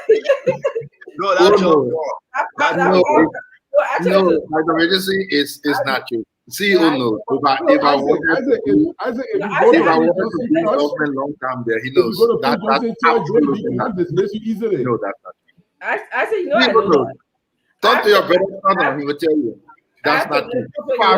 But really, you took care of us in Liberia. You were so nice to my husband. I mean, I said, make sure that our suitcases and our clothes, we had transportation. So I will never forget that. I'm grateful to you for that. So, Dr. Francine. The people asking why you still calling yourself former deputy minister? Why you can't just be minister? Why you can't just be asset though? I'm telling you. No, because the deputy minister is not title, so I want to use it. So what's the big deal? But yes. How long you going to carry deputy? I'm asking Jerome. How long you going to carry it for? Yeah, answer. So y'all the UP people, y'all think our everything, if I was title, y'all taking it from honors again? Yeah. You are working in that title, you're not working there anymore. What kind of work you did in the title? But tomorrow we are going at Prince Johnson's church. Because he's so you're not going to Falcon tomorrow, you're going to Prince Johnson's church? You're not going to Falcon? No, we go to the church breakdown. It broke down. I don't know what I want. The pastor going to Jamaica. Senator Johnson has brought a government in power, and that government has sidelined him. So he is using his pulpit tomorrow to express to Liberian what he thinks. But anything new, he does it all the time. Even we are telling you, nothing new. No one looking up for that. That's what he does. That's what he does. Talk plenty. I want to send a shout out to one of our faithful listeners. She's going to be 85 years old in the month of August. Her name is Angeline Sampon. As usual, I went to the Wawa this afternoon. I was passing by this car. She was sitting, waiting for her son. As I approached the Wawa entrance, the son said, "Oh, Stanton, I've been knowing him." He said, "I beg you, my man, good to see you, man. Please don't go, please." I thought something happened. He said, "My mom really want to talk to you." Amen. The Oma got all of the car. We hug. I went like this to her. The Oma put her hand on my shoulder. I had Asido on the phone. He was listening. Yeah. The Oma said, "I watch you every day. Let God bless you, yeah." She said, "Yo, thank you." So, Madam Angeline Sampon, she lives right here in Burlington. We want to send a special shout out to her. Angeline Sampon, I know her. You know her? I know Who her Angeline husband? Sampon. Yeah. You know Gibson. I know her daughter too. Her daughter is a very great friend of mine. Very rare. Yeah. Yeah, man. I was touched. And I want to say a special shout out to her. Yes. And, you know, her son's birthday is coming up. He said he would send me the invite. And a lot of people listen to us, folks. They enjoyed our program. Duadu, a lot of people say that you are very, very black in Liberia. Please, we hope your wife can sell your bleaching cream. You're in America, you're a little bit light. But now you are very dark. You dark more than darkness. What say you, Mr. Dualu? I just said, why you always put me down? Why you always put me down? You put everybody. I'm not doing what I mean, my man. But the women that gotta be up. Let me answer the main question. I just sent a DHL request to Australia to Suzanne Baguette to send me some more. No,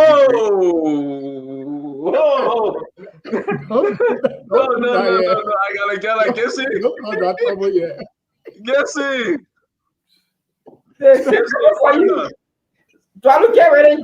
I reserve all comments. Mama, we rather eat my email. You got me. Please understand. Only Dwalu saying, not everybody. Yeah. That disclaimer, special disclaimer. Yeah. Lucky man. So I don't know how to say I only the song all day. I can say what I'm doing. I only the song. Unless I mean, you need to take a who doesn't work for his money? I'm working for my own money. I'm not hearing you. Yeah, you muted. So you're not put formal, Mr. Dollar, and the people. There will be no formal. No formal there. It will all be Mr. Dollar and the people. See, why your people don't want to allow us enjoy our title? Why? Like to do that. Title or like to do that. So you guys going to take away? You guys going to take away Joey? You guys going to say Joey is not former president? Well, Joey is president. We're talking about deputy minister. What title is former deputy minister? Former deputy what minister. title is that? Stenton. Let me frank. If Asa Jackson went to South Beach, will he put former prisoner in front of his name? I said though. Former prisoner. I said though. Yeah, it's up to him. He can do that if you want to. Yeah, former prisoner. I said though. Prisoner is not a title. Deputy minister is a title. I don't know. I'm Robert is not a title. Let's start the show. Let's do this. Seriously, we have this information coming to us unconfirmed, and we will confirm it. I just want us to touch a little bit on this information, which is sensitive enough. So we got to be very measured what we say here today. Gibson brought up a story about Sarah Yanti Beslow. And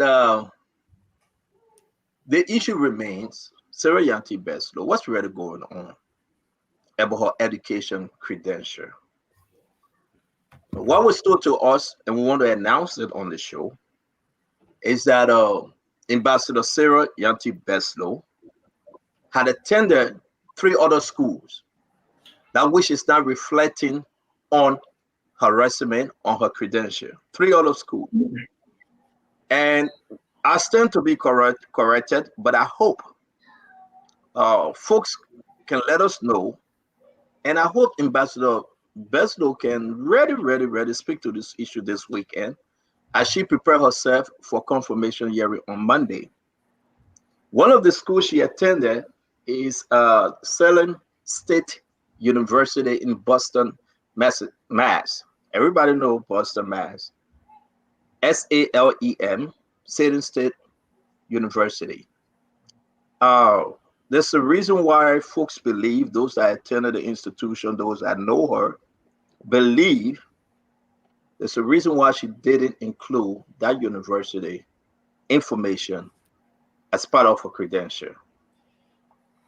Another university that came out was the Georgia State University. Another one is DeVar University.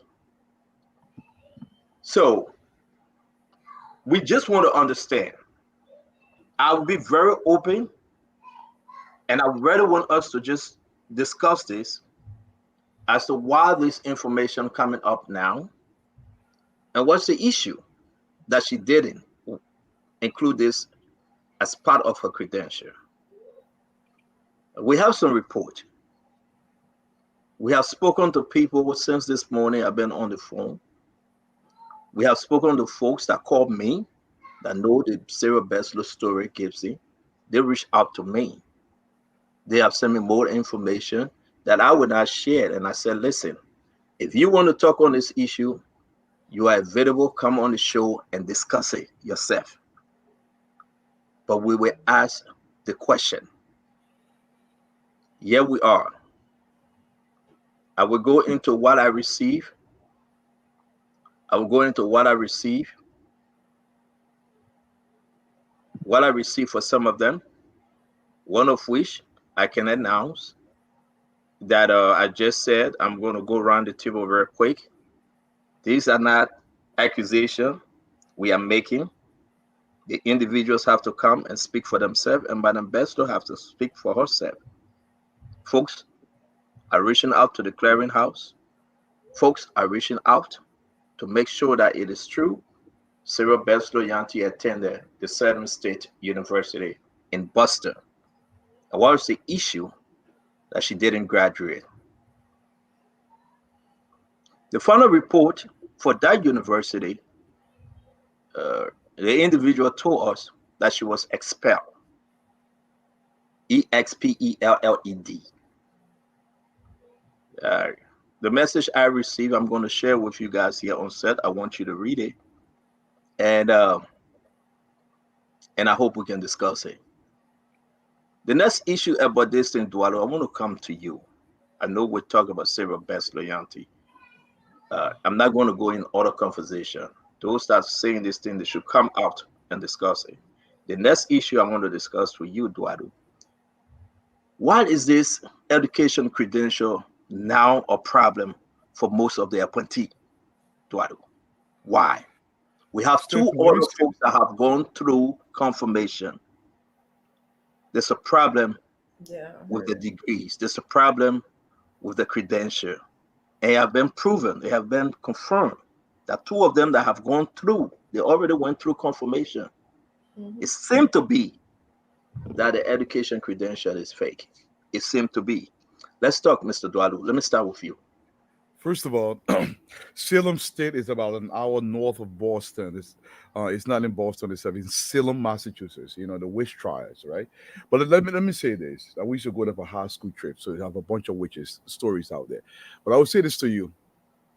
The issue of university degree in Liberia for a very long time, a lot of people, because we are infatuated with degrees in Liberia. If you went to a school, I think I was driving home a couple of days ago, and Dr. Francine was talking about why would anybody care about the school? No, it was actually what Dr. Kennedy, or was on another show, care about the degree you went to. Okay, I went to 3 universities. I went to the University of Massachusetts. I went to Providence College, and I went to South Virginia University, and I graduated from all those universities. It shouldn't be hard to look up and see where I went to school.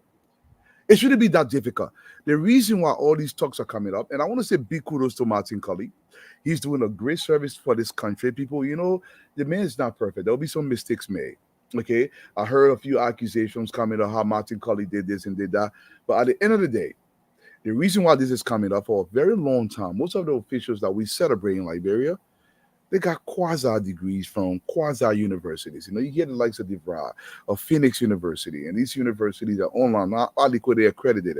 And because people do this, remember now, Sarah has been working in the UN system for over 20 years. Most of these schools she was just going whenever she had a time, maybe went online, did it here and did it there. It should not be about a degree. I get it, but degrees matter. Let me tell you why it does matter. It's a benchmark. It doesn't mean when you get a degree, you know everything. What happens is it allows people to know that you can complete something, that you have a basic foundation of grounding and what you aiming to do, that you are a professional, consummate professional. You can go to class and sit there for 4 years and graduate with something to show for it. It doesn't mean you know everything. The reason is, I will say this, Stanton, Liberia, we get infatuated with degrees. People use this for so long. Everybody will poke. For instance, Asido will kill me for this. They will say Asido, PhD student in the making. They will put it after the name. Yeah, doctor. Asido, when we're walking around calling president, we are 3 doctors. That's where the infatuation comes from. So everybody want a degree. And degree, I don't know why we keep doing this. And this is before I give it to you, Stanton. If you are found to have bogus degree, you should not be considered. It has a deeper reason why you should not be considered, because you cannot be trusted. If you're willing to lie about something that simple. Thank you very much. Let me bring in Gibson. Gibson, the issue where we are right now, 3 different colleges, or you call it university, they are not being reflected on the document presented to the lawmakers. But folks are saying you attended those institutions because she lived in Boston before. I can say I don't want to call the gentleman name, but the gentleman, once I call his name, if he allowed me to, you will believe this story that you attended Salem State University because he was there with you. Why you didn't put this on your document, Gibson? I mean, it is concerning though.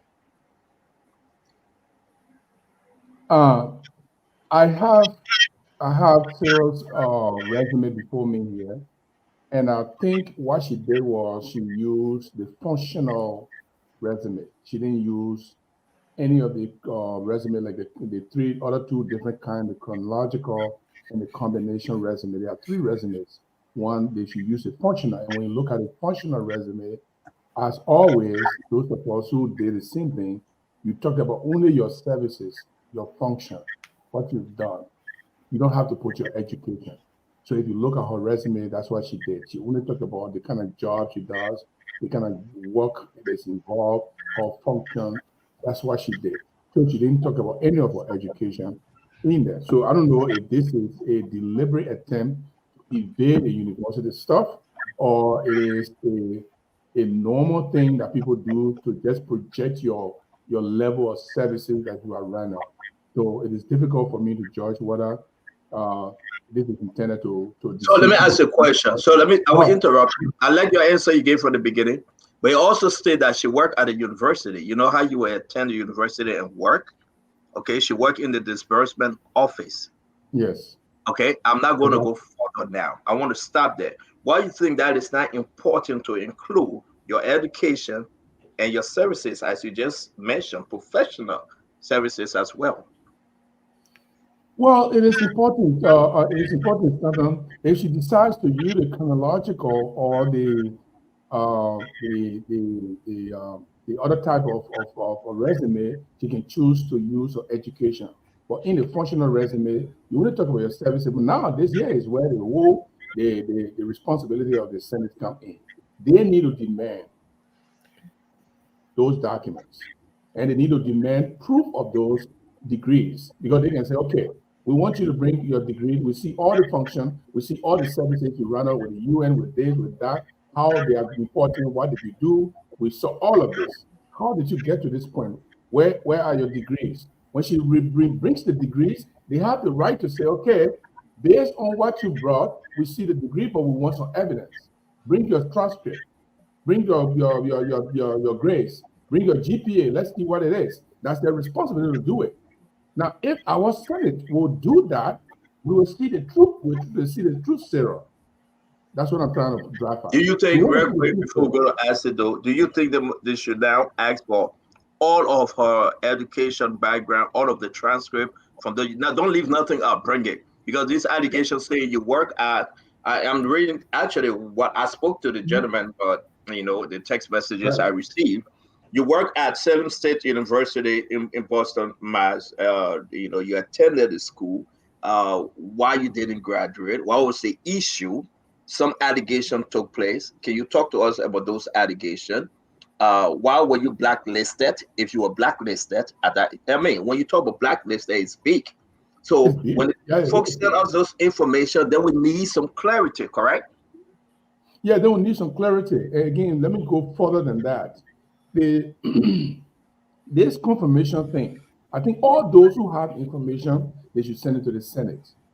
And the reason why I don't want to beat on her, there are two reasons I don't want to beat on her. One, she worked with the United Nations. She used her functional resume to work with the United Nations. And in her functional resume, they didn't ask for anything. So it happened to me too. My first job in America was to teach at a high school. I gave my degree, they said they wanted a functional resume. So I told them where I've been teaching. I didn't talk about my degree anymore. I withdrew the resume. So sometimes the employer don't want your degree. They don't care about your degree. They want to know what kind of job you've done. Maybe that's what she did. But the Senate has a responsibility to say, you attended the University of Liberia, bring your GPA or bring your transcript. You attended this college, bring your transcript. Because that way they can verify that she actually graduated and what kind of GPA she graduated with. Yeah, she's going to be a foreign minister of Liberia. It must be somebody who they can trust, who has the zest and the qualification and competence.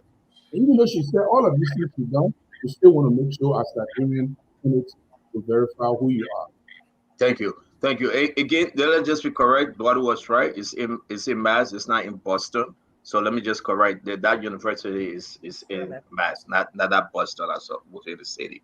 Isaac, though, your take on this conversation is kind of like a demo conversation. They're saying they would come on the show because those who were there with Sarah, they attended the school, they were there with her, they are part of Sarah's life, and they're coming up with this information. So this allegation or this conversation that are going around, we cannot prove. We should be 100% right. The investigation is still going on. But the people that were there with her saying that she attended the Southern State University in Mass. She worked within the disbursement office. There was some allegation as to why she left and she didn't complete. So as it though. Well, CEO, thank you. Yesterday, one of the panelists, I'm not sure who was that, said something and said, His Excellency the President should not take decision based on gossip. I'm not sure if the Senate should also take decision based on gossip. CEO, we all have gone to school and we know what it means day and night to wake up, study, go to school, make sure you want to be right. We all know what it means. Personally, I'm not an educator. I don't have no idea in that field. Dr. Richardson is. That's what I usually listen to her a lot whenever she says something. But there are a few things here. In my part, let me look beyond Sarah for a bit. I think all of this is in itself a direct affront to the president himself, who has that constitutional responsibility to a plan. And it was our belief from the campaign that the United Party was the most prepared, most qualified, most seasoned people to lead. Today, we are year and year after an appointee of the president, when even we got to know that the president has constituted a committee to vet nominees. The question becomes, what is going on? The party with the most qualified people today, having all of this noise here and there, I think the party itself should do some soul session. The president that has constituted a committee to verify and vet all nominees, and today we are up and down on this. The very nominee or committee needs to look into itself as well. Then let me go a little further. I tend to question myself, of all of the appointees, why is Sarah Beslow so much seems to be targeted in the way she is. I kept asking myself, and again, whenever we make a lot of calls, there are a few things we know. Number one, the foreign minister controls our diplomatic space. He or she is responsible to give out diplomatic passports based on certain criteria. Now, one will come to ask, are there certain people who may have had some sort of interest from a certain point for which they feel like, okay, we don't know this lady so much. When she gets in there, certain things we wanted to do will not be done. So let's make sure we push a certain things. Now, I'm not saying that's the basis. I'm only wondering why she seems to be the most targeted person of everyone. And most especially when she comes from a nomination by a president who has a party that have always presented itself to be the most prepared, where they actually prepared. Now, it is the president's constitutional right to recall the Senate go about. But now let me end on this. Dr. Regency is the educator. I don't have any knowledge in that field. I usually listen to her when she talks because I believe she's in there. But in my little understanding of that, when you are going for a job, on your CV, you want to have the information relevant to the job that you are going for. Even if you have done a certain job that isn't relevant to that job you're going for, it is optional to even put in the CV. If I were sweeping as a sweeper, and I'm going for a job that requires me to play soccer, I would rather not put sweeping job there because it has nothing to do with soccer playing. Is it not the same with education? If I had attended an institution that is called before I end or Dr. Regency High School, where I did money engineering, and I'm applying for a job that has to do with some accounting, am I really forced to put the money engineering school for a position that will have nothing to do with it? I don't know. But in my mind, like I've said again, I do think based on what the foreign minister will be doing, engaging our international friends, engaging our people in the diplomatic space, I do think Sarah Beslow is best suited to perform that task because she will be dealing with people she has always been dealing with, and I think she should be given a chance to move forward. That's what I think. Thank you very much, Isaac. But I will ask you the same question I give time to Eduardo and Gibson. Let me ask you though, don't you think it would be fair to bring up those transcripts? Regardless now the nurses on the street, the nurses in the market, if the senator requests them, should she give it to them?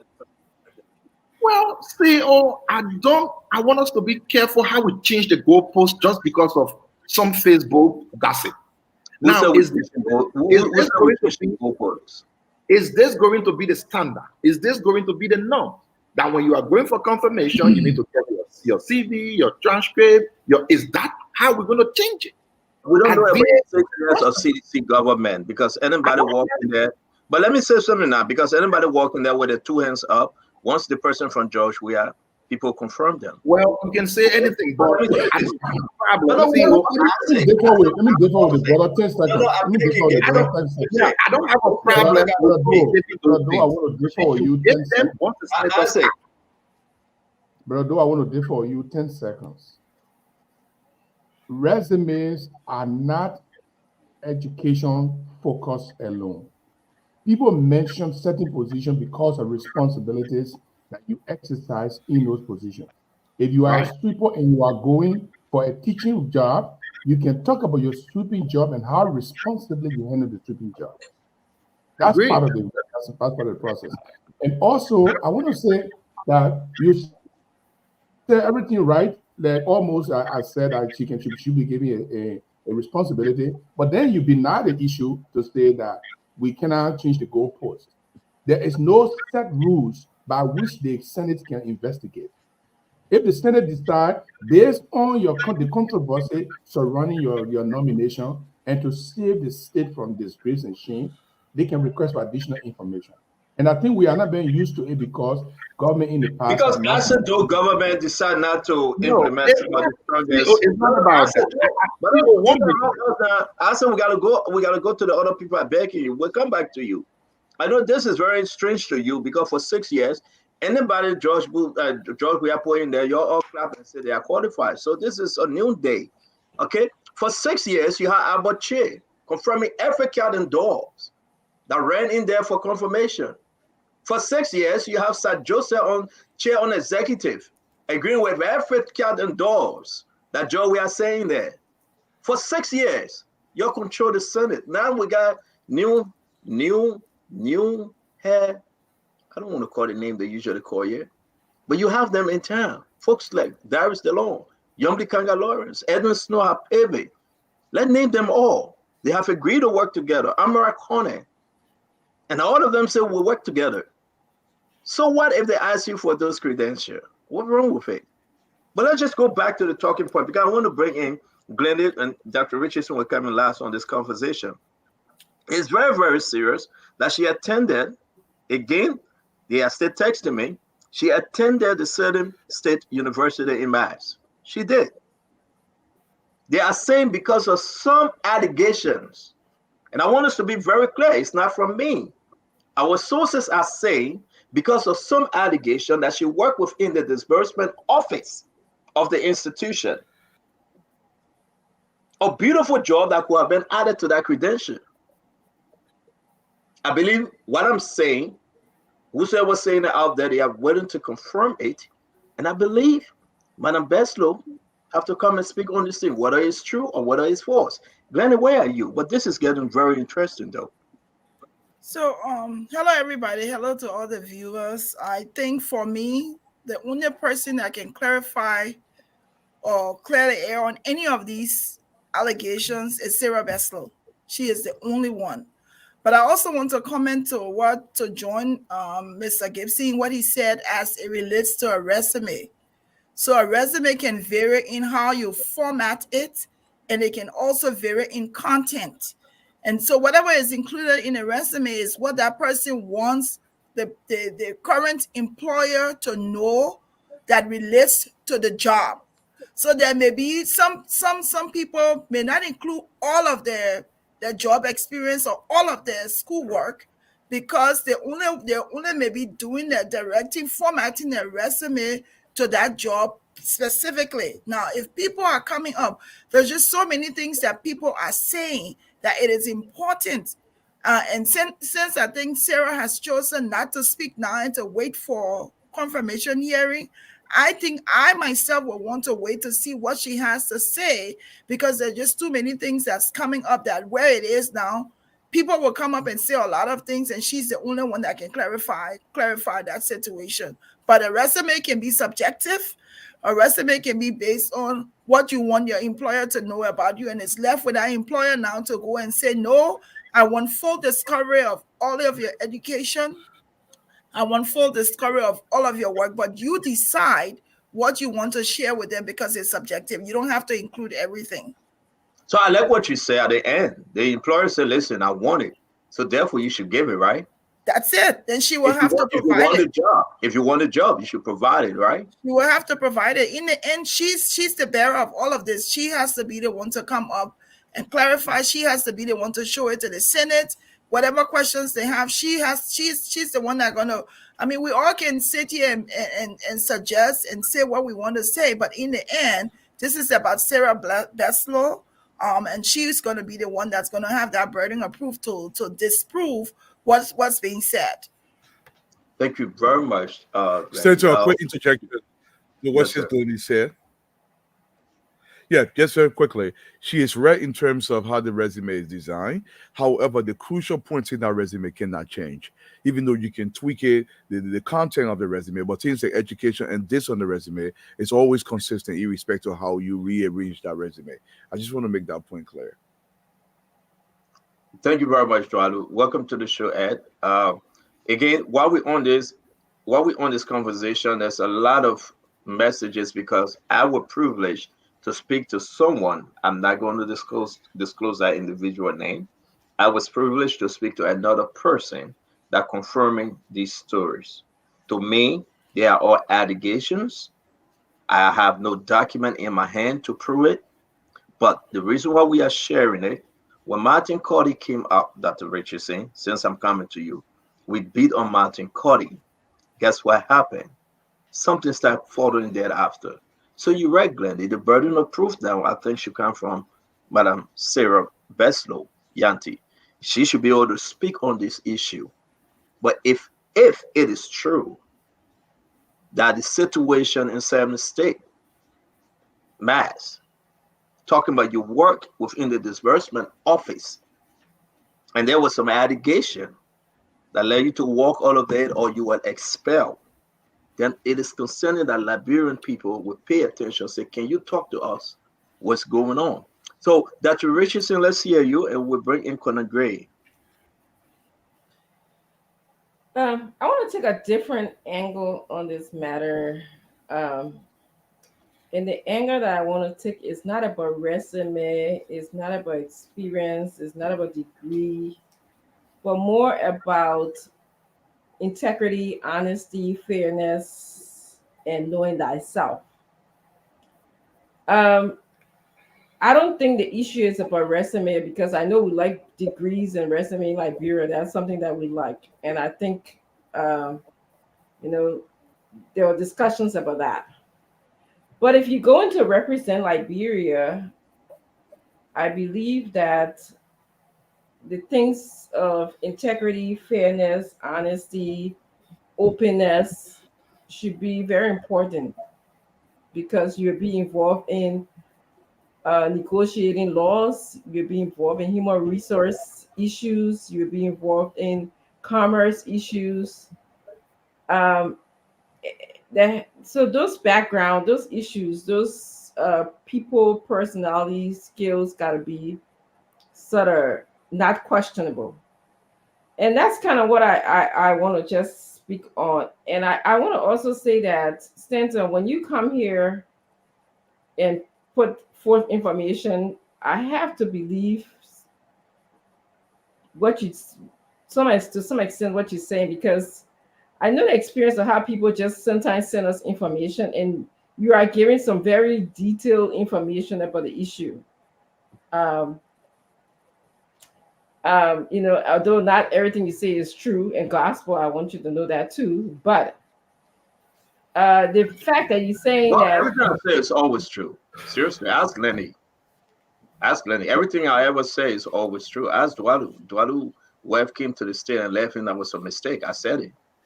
He knows that. So. No, but just like you keep on referencing somebody's texting you, somebody who was there, and I wish this person, if they really want to make a point, don't let us chew your pepper, sir. Please come, or her, or whoever it is, please come chew your own pepper on the show.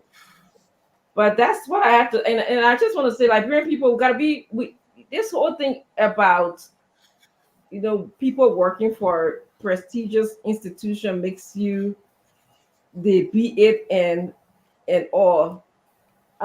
These institutions are great, but we also need to learn to do our own background research about the institutions as well.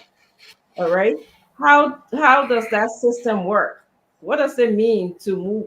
How do people move up in systems? What does it mean to move up in system? Who your relationship with people, all of those things are very important. Not because to say I work with the United States government, that means that I'm the best person, or because, in fact, not because I work at a college institution, that means that, I'm the best professor at the college institution. It behooves anyone to be able to understand the nature of universities, education, what degrees are, how classrooms are set up. Those are good questions to ask. So that's why I just want to throw out, because I know how we Liberians, we just like to hold on to something and use it to justify how we feel. But I think to me, there's much more about all of this stuff that's going on. And like everybody said, Sarah is the best person to present her issue. And I'm very positive that Sarah would clear her name. She would definitely have all the documentation that they are asking her for. Thank you very much, Dr. Richardson. I see that you tried to thread very carefully here. Thank you. You know why? You know why?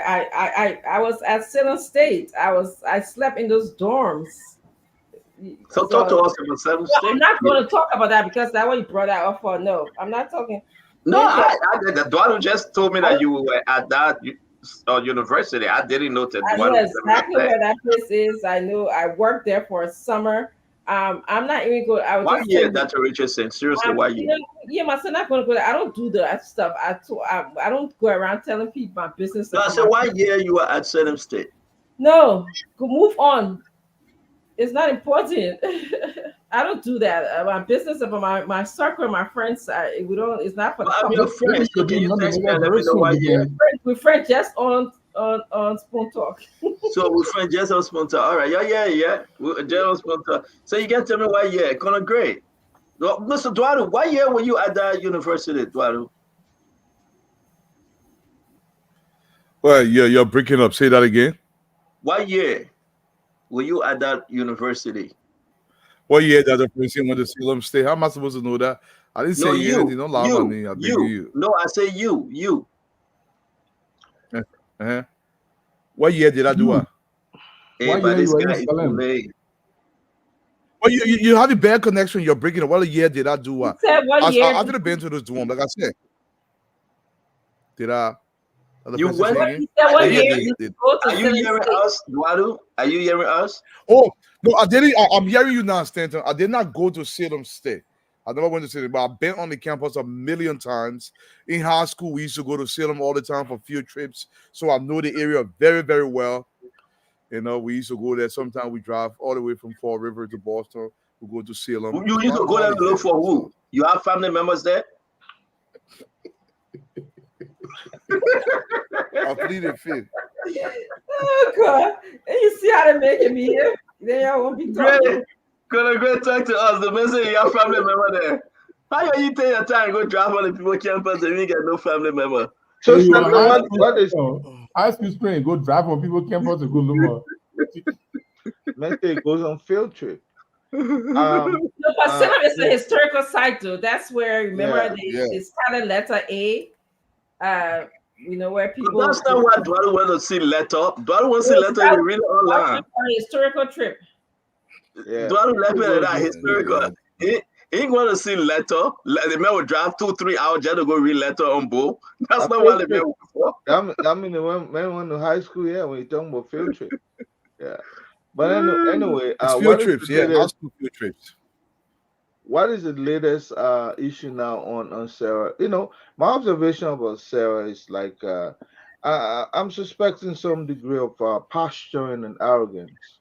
You know, you're going for confirmation hearing and you're taking you know, way too devil, as we call it, the devil, or people dressed in masks and so on and so forth. Now you're ganging up group of folks to come and testify on your behalf and all those stuff. You know, look, when you have something, you have it. There's no need for other folks to gang up and come on their behalf to prove that you have it. And like I said last week or a few days ago, this issue about Sarah has dented her own character, her integrity. For someone who's going to be representing you know, a reputable position, a post where trust on what they say, you know, counts a lot.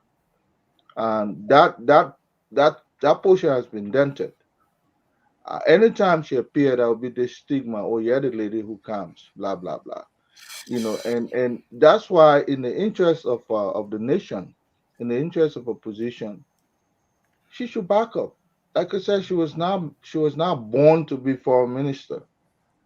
And the fact that this discussion should have to be around an individual who occupied that corridor is something that you know, that we all, if you can prove for our own you know, prestige or own personal you know, ifs, she can go to work and prove certain things that she, you know, she met this criteria at certain point. But for the position, she already has she's landing falsely, and anywhere she proceeds from now on, will have a clout on that, on a position as foreign minister. Why Sarah? Why not somebody else? We've seen Liberians who have come to the Senate with certain falsification, and they were proven otherwise, and the whole society said, yeah, let you go. Why are we not saying this about Sarah? It's because we are a country, we sectionalize what we do, we cherry pick who's supposed to be the victim as to who's supposed to be the victor. So that's the kind of society we have. But this woman was hoisted as one of the most qualified and educated. Now we are rubbing hands around even on a bachelor's degree. That highly qualified is conclusive, as you say. But imagine going to Harvard does not make somebody a scholar. Going to Oxford does not make you a scholar. Working for the United Nations does not give you adequate integrity. The UN is one of the most integrity institutions. They will search behind it, but it's not true. All these kinds of assertion. When they give you any degree, any high school certificate or diploma, it is for you to show. If you cannot show it, there are means through which you can prove that you attended that particular school at a certain level. That's right. That's a verification. If you can't go through that process, anything you say now is hearsay, and it's inadmissible in a sense, because if I say I was caught up in a war where I lost all my diploma, but I went to Fort Leavenworth, which is meant for military officers to a certain level. I say I went there. They have other like 3 or 4 ways to verify that information, and if either of those ways don't check out, then I'm lying. I'm sorry, leave your home with God. You can't prove it. So just move on. At a certain point, Sarah should just move on, because I think we can prove some of the statements she's making. She can bring the whole of the Republic of Liberia to say, yes, I was there at some point. It does not help her case. It's just that the means through which you prove things, she has not met that. She has not met that litmus test. So therefore, good luck with her. But she has lost my admiration, if I had any, for her, and I'm sure there are a lot of folks in my shoes, and I'm not going to let her go. But look, we can't beat Martin. I love Martin. Martin is a guy, you hate him or love him, but he can be thorough. There's a gift people come with, and I think Martin has demonstrated some of those gifts. And when he hangs on you, leave your own with God. But I think my Sarah, they want she's losing the war. I mean, that's the way I see it. Thank you very much. Let me just add that sometimes when you have financial obligation to the school, you don't get your transcript, so they'll know your degree. So I just wanted to add that. So maybe that's why she neglected not to put those colleges on her paperwork. But sometimes when you have financial obligation to the school, they won't give you nothing, no paper. Yeah, but why it's confusing? Thank you, Dr. Richardson, for raising that, because our conversation today with those folks that are talking about Sarah reaching out to us, it was one of those questions we asked. All right. But then say you left from Salem State University, you went to Georgia, right? You attended the Georgia University. Incomplete, you did DeVere University. Incomplete somewhere down the line.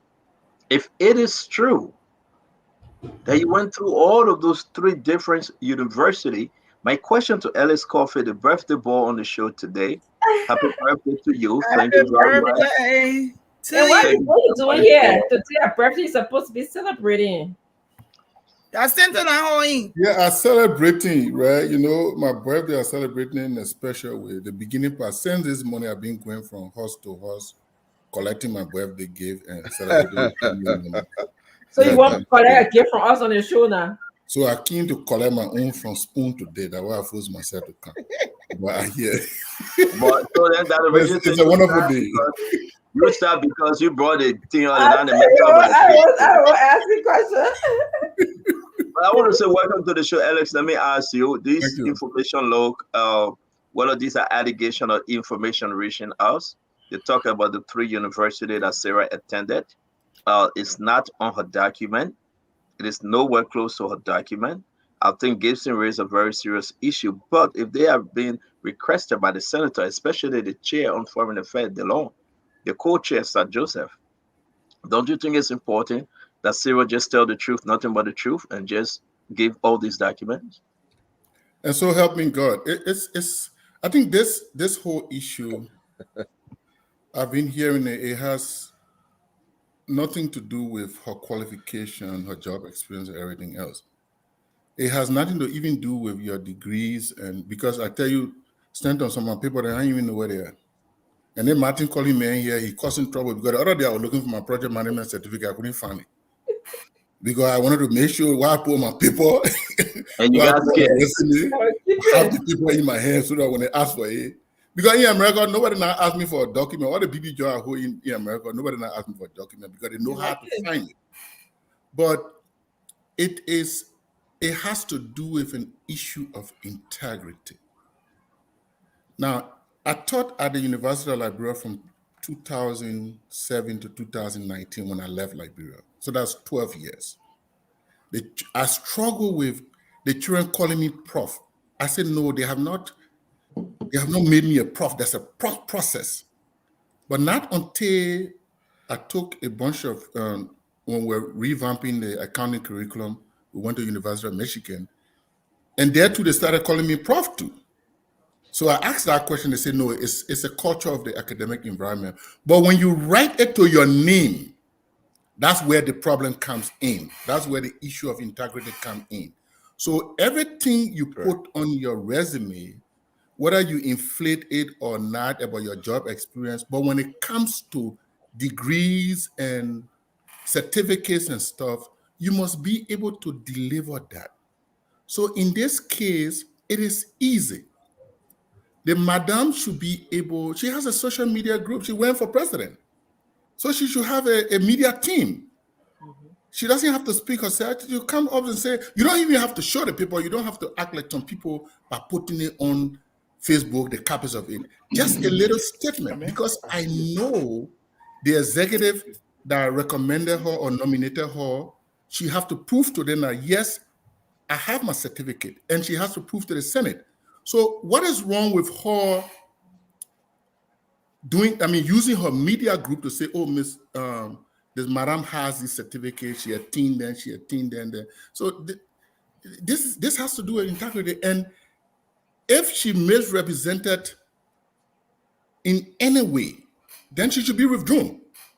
Because at this point, President Bouaka and his handlers should be asking for this documentation to prove before sending her to the Senate. They should not leave that with the Senate to do. And because if the Senate does that, if Dillon does that, then that means they have to withdraw her, and there will be a problem. And to close on this, I also say that Dillon is also in a hot seat to once again to prove his own integrity once again, that he would do this work thoroughly, that he would ensure that the foreign minister designate has the requisite document that she says she has. This has nothing to do with document, because you can be a bachelor degree holder, you can be whatever, based on your experience, they can appoint you. But once you put it on your piece of paper, on your resume, then you should be able to prove it, because it has a problem to do with integrity. And I show, for her to come to her defense, I show she has those things. That's why she put If you show she has those things, but she didn't make mention of the Salem State University, the DeVry University, the Georgia State University, whatever the case may be, these are things people saying out there. What don't you think, seriously speaking, you should have said this? I'm Ellis Coffey. I attended all this university. These are my documents. Exactly. Because that's what I'm saying. Yes, the other issue, the allegation that she did something, an allegation at the Salem State University where she worked and she was also a student. I'm not going to go deeper into that, because this information I received, the individual told me. I said, come on the show. So whenever he chooses to come on the show today or tomorrow, or whenever she chooses to come on the show today or tomorrow, then we'll hear from them. But it's saying that I was there. I know that she didn't complete the school. And these are allegations that follow that all. So she cannot. She was banned. The allegation that she was expelled. Don't you think now Ambassador Sarah Bessler Yanti should come out and speak even before going for a Senate hearing? Not only for the position's sake, because she ran for president, but her own image. Clear the air. Tell the folks, say, yes, I attended the school, or I did it. Say something. Even before you go for the confirmation hearing. Alex, I'm back to you, Alex. Yeah, so this is the issue. President Boakai nominated her. He is the nominating officer. And there's an allegation in the air. I think President Boakai's office should have called her and say, hey, there's this allegation. And so do you have these things that you're putting on your resume? Yes or no? If you don't have it, it borders on integrity. Then we will withdraw your nomination. If she has reached to the point where she's going for Senate confirmation, to play the devil's advocate, I believe the executive may have asked her for the documentation, and she showed her documentations to them.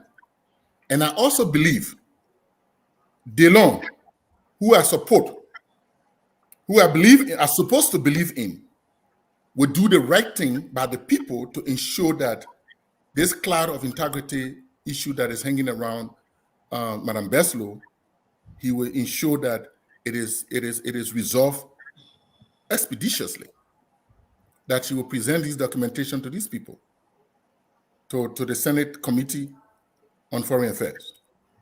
Wow, this is big. I want to bring in Gibson. We're going to do another spin on this. I'll be bringing in 1212, who been speaking on the Syria issue. I want to bring him in for today that he can actually help with the discussion. Gibson, I want to ask you this question, which is very important. What is hidden? Why? What, like Alex said, how bad this is for DeLong? How serious this is for DeLong? How troubling this is for DeLong? This is a hard seat for several people, DeLong included, the president, the committee set up to vet nominees. They are all in a hard seat, including Sarah Besslow herself. But the coffee said something just now. I mentioned before, some people think they'll disagree with me, that some jobs, they don't ask you for your document. He said that several high-profile judges, they didn't ask him for a document. It happened to me too. I taught high school math. They never asked me for a document. They only asked me, where did I work? There are certain places when you work, they know you must have certain kind of knowledge before you can work in the kind of places. So they don't ask you for a document. But DeLong has a responsibility. Either DeLong play the rescue mission card and say, I don't want to embarrass the president, so let her fly, and then it's on him. Or he decides to say, well, I will embarrass the president because the president and the committee should have received all documents. Vet her correctly. Make sure she got the document she said she got before you forward her to the Senate. So if they don't say, bring the document and she doesn't have it, the president and the vetting team, they are in a hot seat. So, but how the president will, look, we have to be careful. We can't call Dr. Richardson come and be Minister of Foreign Affairs and say, Dr. Richardson, you are not giving us your degree, everything that you're supposed to be, just when she comes and then people embarrass her. That should be the first thing. The president, I know the president is busy, he's kind of focused on different things right now, but the committee should ask for the document and forward copy to the Senate first before she even appears there.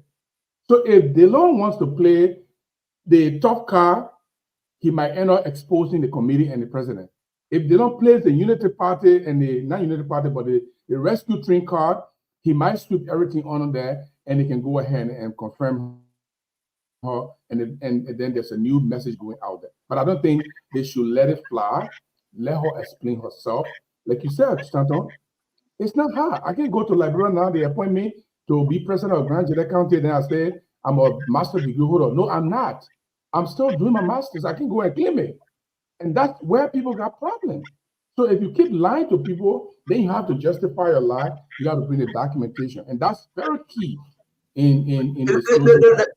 Let me just stick with this because I want us to talk about Delon involvement. I like how you put it, though. The president and his team, the entire Senate, and this came from Alex, who so loved Delon. You say, well, Delon sweep it under the rug, allow the process to go on, take the beating to save the president. How damaging this is, or how damaging this will be if they don't do as you are saying, keep saying, do the old thing. It came from Joe, so therefore Alberche must pass it, no question. Are we going back to the change? If Dillon does that, he will not be senator next election. The people will go on him because this issue are taking the whole nation. Not only you alone discussing it in the various houses. You call anybody and say, "Oh, the prime minister should not qualify and go forward there." Or in fact, they go there, they say, "She not get a document why they suspend the hearing." Misinformation, disinformation, all over the place. So what Dillon needs to do is this: if she has one degree masters, and not a multiple master she can. If she get one, they can issue a press statement and say she does have a master degree. They don't have to say how many, and she can go. But if she has no masters, and she already claimed masters of public administration, she's in trouble. Delon is in trouble. The president and the committee, they are in trouble. So I think Delon should do the right thing. Disregard whether the president is in trouble, whether the committee is in trouble. Do the right thing, make her to bring her documentation. If she doesn't bring her documentation, you'll write the president and say, "Mr. President, your nominee has not been able to pass the test. We want you to nominate another person." And then let me ask you, Granny, before I bring in Acid, though I know Acid will come to you. It's very important to ask Granny, what does tell you about our young men and women that's trying so hard to go to school? So I think you can look at it both ways. I think it is important that, and I hate to go back to the fact that Sarah is has the burden, but I think it's important that people go to school and people do the right things, because in the end it's going to come up. You never know when it's going to show up. So Sarah will prove to us all of these stories and all of the allegations that keeps coming up. I'm sure she's going to be able to present whatever documents they need, but it's also a lesson for all of us, and even for our young people today, to be able to ensure that you follow through your education, you get the proper documents you need, and the proper paperwork. There's no way we can sugarcoat that. You want to make sure that if you say you have different degrees or different paperwork, you have to have the papers for them to back it, because someone's going to be watching you and going to ask you. So it's a lesson for everybody, and especially for our young people coming up. Thank you, Isaac. Let's wrap this thing up. We'll go to 1212 after Dr. Richardson and his side of the story. Yeah, hey, Wanto, welcome. How you doing, my brother? So let me just provide the information. I think with 30 senators, you need 16 to vote for you to be confirmed. I've not spoken with 16 or close to 16, but I've been speaking with few senators, and I have been told that based on what they know, Sarah Beslow will be confirmed if she goes through. Now, that tells me in itself that they know something and they are not following the gossip on Facebook. I'm not there. Again, I have not spoken with 16 senators. But the few I have spoken with, they've told me, based on what they know, if she goes for Senate confirmation, she will be confirmed. So again, we are all saying the same thing. For me, I just want us to be a little careful the way we just bringing out all of this information all around the place. Because when it turns out that all of this information are just from the trash bin, then it posts a lot of things at the wrong end. I would think we have men and women of integrity as senators. Let them do the needful and do their job. I'm sure they have a systematic pattern by which they deny or confirm people. And I would also like to correct you, or CEO, that during the George Weah's 6-year tenure, Zolezo was not confirmed, as well as Edwina was not confirmed. So the assumption that everybody just goes through is not correct. Thank you. Were you not the same acid though that look Dado in the eyes and say he was a third grade senator? Were you not the same? No. Hold on. Hold. Brother, everybody have the time. Hold on. Mm-hmm. Were you not the same as a do with your team? And insulting DeLon on his education path. If it's not you, probably some of your folks within your party. But allow me to remind you. Allow me to remind you. Don't you think this is a fair game? When folks come and say, "But why are you interrupting me? Did I hit somewhere? Did I say something bad?" No, because I don't want it to slap. Because I just wanted to say my politics. My no. My politics. Your brother not interrupting, not to. My CEO, my politics is never rude. It's never disrespectful. I don't insult people. I don't go that route. I will disagree with you on the issues, but I will not go beyond. I have never insulted Senator Delon. He knows me very well. I will never do that. Not to anybody at all. So no. So at the end of the day, all of your fellow sedition insulted Delon, but it was fine.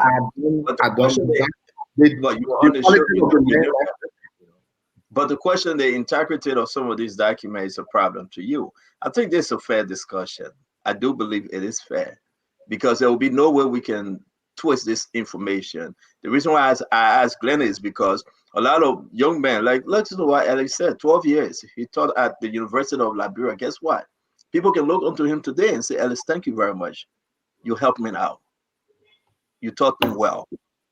So I love Sarah Bell's loyalty. But when they call me 4 o'clock in the morning and folks gave me this information, then I think within myself, why she just couldn't disclose it? And I do believe they don't have this information.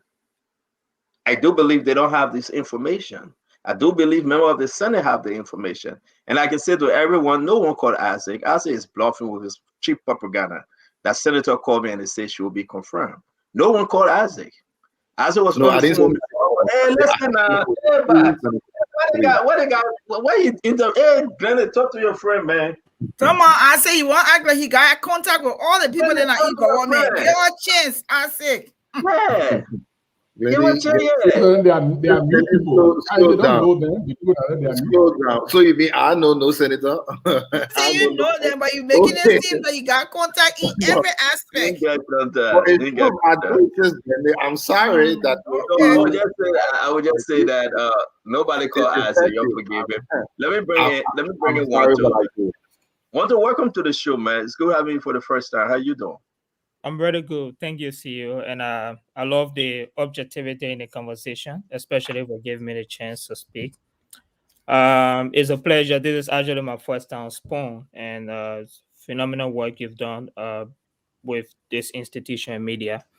What I want to be able to stress on is, first, my credential. I'm a graduate from University of Oxford, so that means I take school being very serious.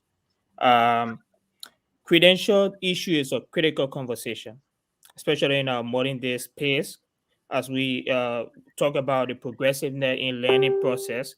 There are different mediums of acquiring credentials, different space, different opportunity, different progressive aspect. In fact, right now as we speak, currently, virtual learning has become the most, cardinal and most informed path for learning, especially with the pandemic process. In terms of, I like what Dr. Francis said, that this lady will have a chance to speak. This is what we have advocated for almost all of the time, provide a lot of contradictions. When these issues came about, the first critique that came about was, why is it that a university changed in several different mechanisms? This university we are speaking about is a specific university that have been under criticism. We provided clarity on that university. The second aspect also was not just the university, was the experience of this lady. I think the lead of CSCZ said that this lady doesn't have the experience. And a little Google research will tell you that she has exceptional experience. So the conversation is about integrity, hearsay, and reality. One thing I definitely would not speak about, or when it comes to especially repetition, is hearsay, because when you base your facts on hearsay, it does not present any reputable evidence in a court of jurisdiction. So then the ideas have always been, where are the evidence? In terms of taking course at DeVry, I've seen copy of this little CV. There's nowhere in your CV that plays taking extra course at DeVry University or Salem. What I know about in the last clarification that I made was two things that were omitted from what the league campaign of a CSC posted. That is taking a learning course in the University of Pennsylvania and also taking another extra course in the Booker University in the UK, which those things were omitted and still on CV, and she had previous certification of those courses. So the idea now is, where specifically does the count last? Is it the idea that her credential is now accredited? The credentials that I've seen with those universities are very accredited. They have accreditation from the Department of State on distant learning, and I can provide that to you. They also have accreditation from the U.S. State Department of Education. So if they are accredited, the question is, where does our qualm last? Are we seeking specific evidence from those institutions, or we are basing our evidence on assumptions? Until this lady can present her direct copy, which she be given to the Senate, I don't think we have the substantial evidence to provide, different criticisms that are far away from specifically her credentials that she provided. And those credentials are accredited. Right now, as we speak, she's doing a master program in Blake University. Not master, but a doctorate program in Blake University, another school also that's accredited to provide doctorate learning. So these are very critical conversations. Today also, it might shock you to know there was another information on the Minister of Commerce, that were posted by the same CSCC. If you check on my page, I led that clarification. And when I led that clarification, the other issues came about. These issues are not trending. I've asked several things that are listed out. There are days of credential checks. We shouldn't go to AMI yet. We were talking about AMI. We shouldn't go to AMI yet. AMI is just phone call away. Let's just remain with Sarah or 1-2. But let me ask you a couple of questions. And then we all can just ask or discuss this thing to move to the next conversation. Today's conversation is just what came out. And I believe I can say to you that whoever called me and I spoke to, the allegation that she went to Salem State University, are you saying she didn't go there at all? She didn't attend? Her credential have not shown anything at Salem State. Let me lay out her credential. No. We got a credential. We have the credential. So I'm just asking you. Did you talk to Ambassador Beslo Yanti? No, I'm not in defense of Ember. I have no conversation with her. I have no direct relations with her. I've argued specifically on what I've been privy to. And those things I've been privy to are the first thing that was submitted to the Senate, and I've made clarification consistently on what Martin CACC have posted directly. Okay, so my question, let me ask my question. So you know nothing about her attending the Salem State University, correct? No, the Salem State University is not inclusive in her credential at all. You know nothing about her attending a university in Georgia, Atlanta, Georgia, correct? No, there's no. The university she attended. Let me lay out the university that she attended. CEO. She's currently doing a doctorate degree in Blake University. She attended Western Governor University. She attended Partnership Booker Association in the UK. She attended University of Pennsylvania for the course in Advanced Social Norm. She attended London School of Hygiene and Tropical Medicine for health policy financing courses, and she has evidence to these courses. So if there are new evidence that come about, let me ask you a question. You let me just slow down. You're on the show. We're gonna interact, and the conversation will be interesting. Okay. So what you just mentioned, are those other universities you think she attended? Yeah, those are universities she attended, and those are universities she provided evidence to. And I think. Do you have any other information that she attended the Andrew Jackson University? Yeah, the Andrew Jackson University. So the Andrew Jackson University is a very interesting university. No. I just asked you because you didn't mention it. Yeah, I let me lay out it again. She took classes, but you didn't mention it. Yeah. So again, what I was clarifying, CEO, is this: taking classes at a university does not give you legitimacy to say you attend those universities. So there's a difference. That's why I said she graduated from Andrew Jackson University. She graduated from again. I'm going back to this university. She graduated. She did a master in New Western Governor University. She did a bachelor at a partnership, Booker University. She also did another in Western Governor University as well. Wanto, did she graduate from the Andrew Jackson University? No, I'm not privy to Andrew Jackson University. So you're not privy to a lot of things because her document submitted to the Senate said she graduated, she have a certificate, as you can see right there. So you're not privy, you are not privy to a lot of stuff. Master of Public Administration. So, Yeah, so let's do this. Let's do this. Let me just move to the other guys because you're not privy to a lot of information. It seems to be. That's why I ask you over and over, but you cannot answer as so you said now. Let me finish. But let me finish, please. You just said now you are not privy to this, but yes, a certificate. And the other information that we will share, we'll come back to you. I just want you to just get all the document ready because what was submitted, what you have, we have everything likewise, and we have uploaded them. So, Alex, let me come to you. The conversation now is getting interesting, and we'll move on, but I just want us to be very fair as to what we're going to say, what you are privileged to, what you are not. You understand what she have submitted, what she have not submitted yet. The information is just growing. It's concerning. I'm going to use that. It's very, very concerning. What will you say about the Jose Yiman Bwaka a little over 2 weeks administration, Alex, when you talk about these appointments and the credentials? Stanton. Yeah, that's a big question you just asked. But before I can't answer that question, I think I'm sorry, you got something playing in your bag, Alex. Something on?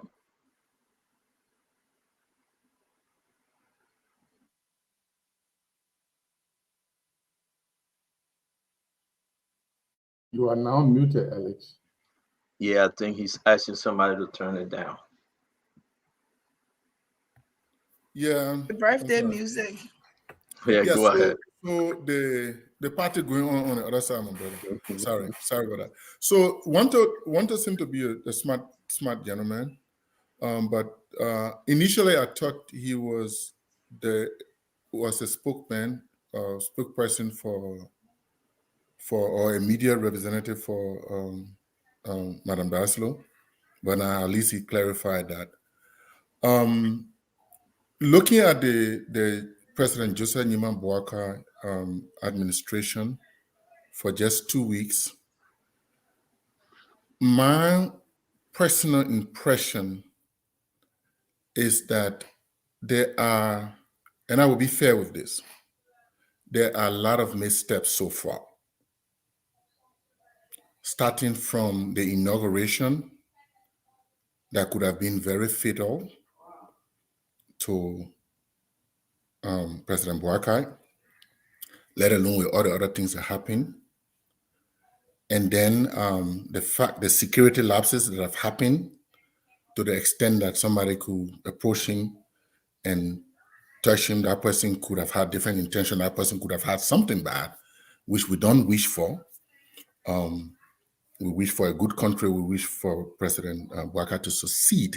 I want him to succeed, and I want Liberia to succeed, all right? Because I want to go back home at some point.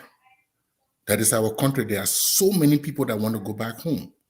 So we want President Bwaka to succeed, but there are some lapses so far.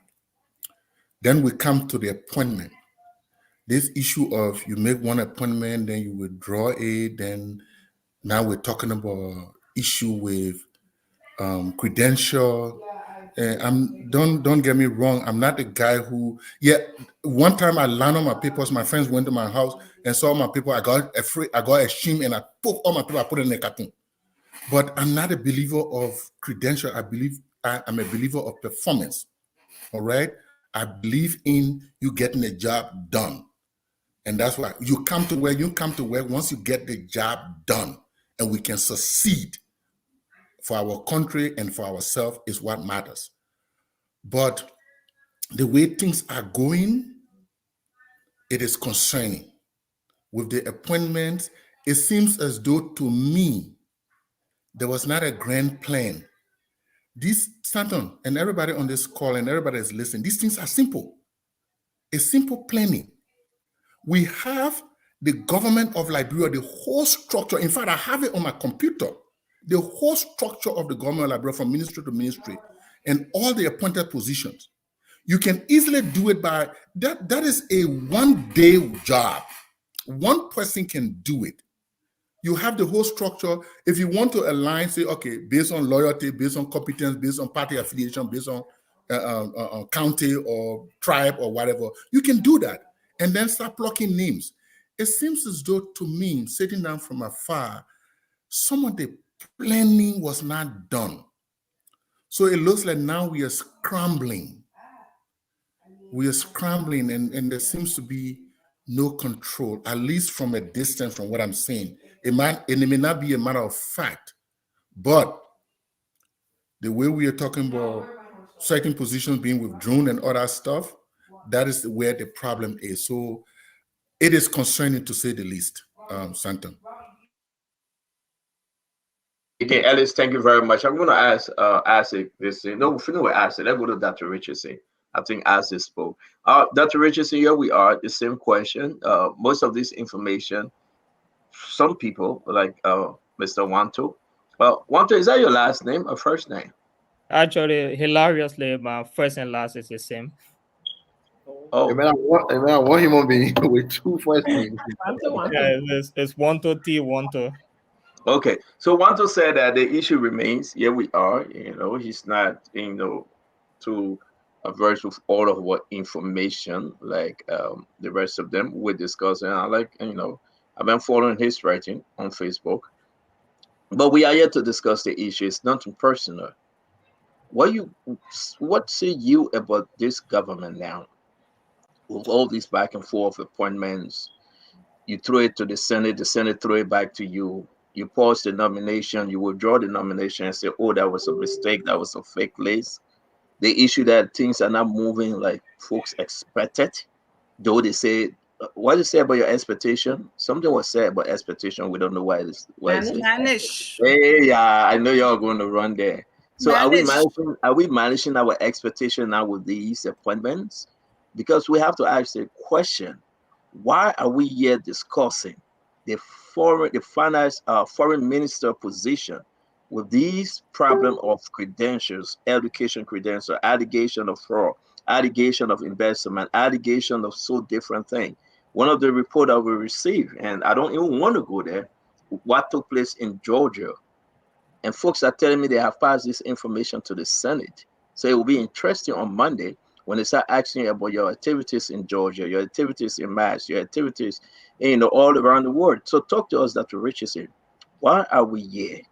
I know you are not from UP, but why you think we're here? Are you like that? Well, we spoke about the vetting team, whether it is in the control of the president or in the control of another group. And I believe it was mentioned on this show, or perhaps I read it somewhere, where the vetting team consists of the senators. I believe Senator Dillon and Senator Yumbley were part of the vetting team. I have some concerns about that because in my thought process, it's like they are the judge and the jury at the same time. They are going to be the one who going to put for the team, and then they are going to be the person put for the person, and then they are going to be the person to vote on whether that person should go or not. So I think that structure is a little bit a conflict of interest for me. It sort of evokes some conflict of interest thought for me. The second thing is, I think I've repeatedly said this. This is not about degree.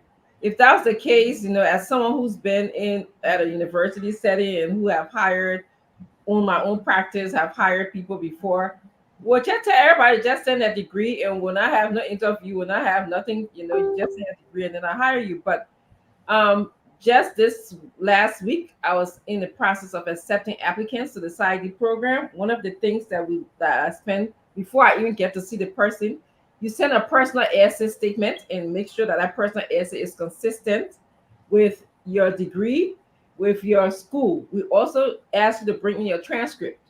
Okay. Then when you come for the interview, we're not just looking at what you tell us, we're looking at things like your appearance. You know, what did you wear to the interview? How did you communicate or interact with us? Did you did you allow us to end our questions for you, or did you interrupt us? Were you shortcoming or disinhibited in the way that you spoke to us?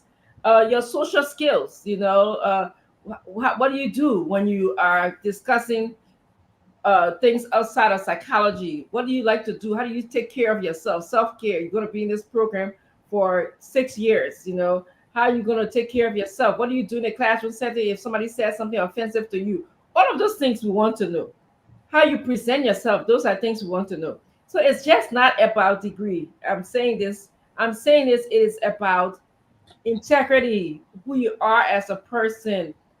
It is about how you will get the job done working with other people, your interpersonal skills, your ability to be fair, honest, to know yourself, because that's why we actually, how well do you know yourself? You know, is your presentation consistent with what you're telling us and what the paper says? Those are the things that we check. You know, is there any discrepancy between what the paper says in your presentation? But I'm hearing Stanton say, and I'm just hearing him say, when you talk about investment, because I was in here on our discussion, expel, those are grave concerns. So I don't, that is, it's beyond degree. It's beyond degree for me. Yes, and you know what Dr. Rich is saying? Someone just sent me something. Well, I want us to go there. You're quite correct. And I want Dr. Rich is saying you're right. The allegation that people are coming up that while at Salem State University investment took place, allegation, I should be stand corrected, and they are calling, and you know, with this information that she worked there and what took place in Atlanta, Georgia. And I like what Alex said. Just come up and say, listen, because we know that Madam Sarah Bessler Yanti attended a university in Mass. She lived there. We know she lived in Atlanta, Georgia. All these documents are coming up, Glendy. Oh, Glendy left. All these documents are coming up. So the bigger picture is that who chasing Sarah? Why Sarah? Let me play the devil advocate here. They agree that everything they say is true or that lie. But when she went to the UN, it never came up. Who chasing her? All right. Who chasing her? Why are they chasing her? I'm not saying it's bad though. I'm not blaming Martin Carty. No, I love Martin Carty when he's doing these exercises. He have a whole full team. He's going after other people. But with all the appointment, Sarah is up there. Everybody on Sarah. Everybody after Sarah. Glenny, help us understand. Help Liberians understand why Sarah. I don't know. It's beginning to feel that there's somebody out there, or there are a few persons out there who are just bent on ensuring that Sarah Bessler does not get this position. And it's almost beginning to look discriminatory. Some people may want to say, why Sarah? Well, I can use that word because we don't have to prove. We just have hearsays, people saying this, and then we have what Martin called them, sure. But it seems you don't want to think that, like you said, this woman stayed with the UN for over 20 years, and we heard nothing until now.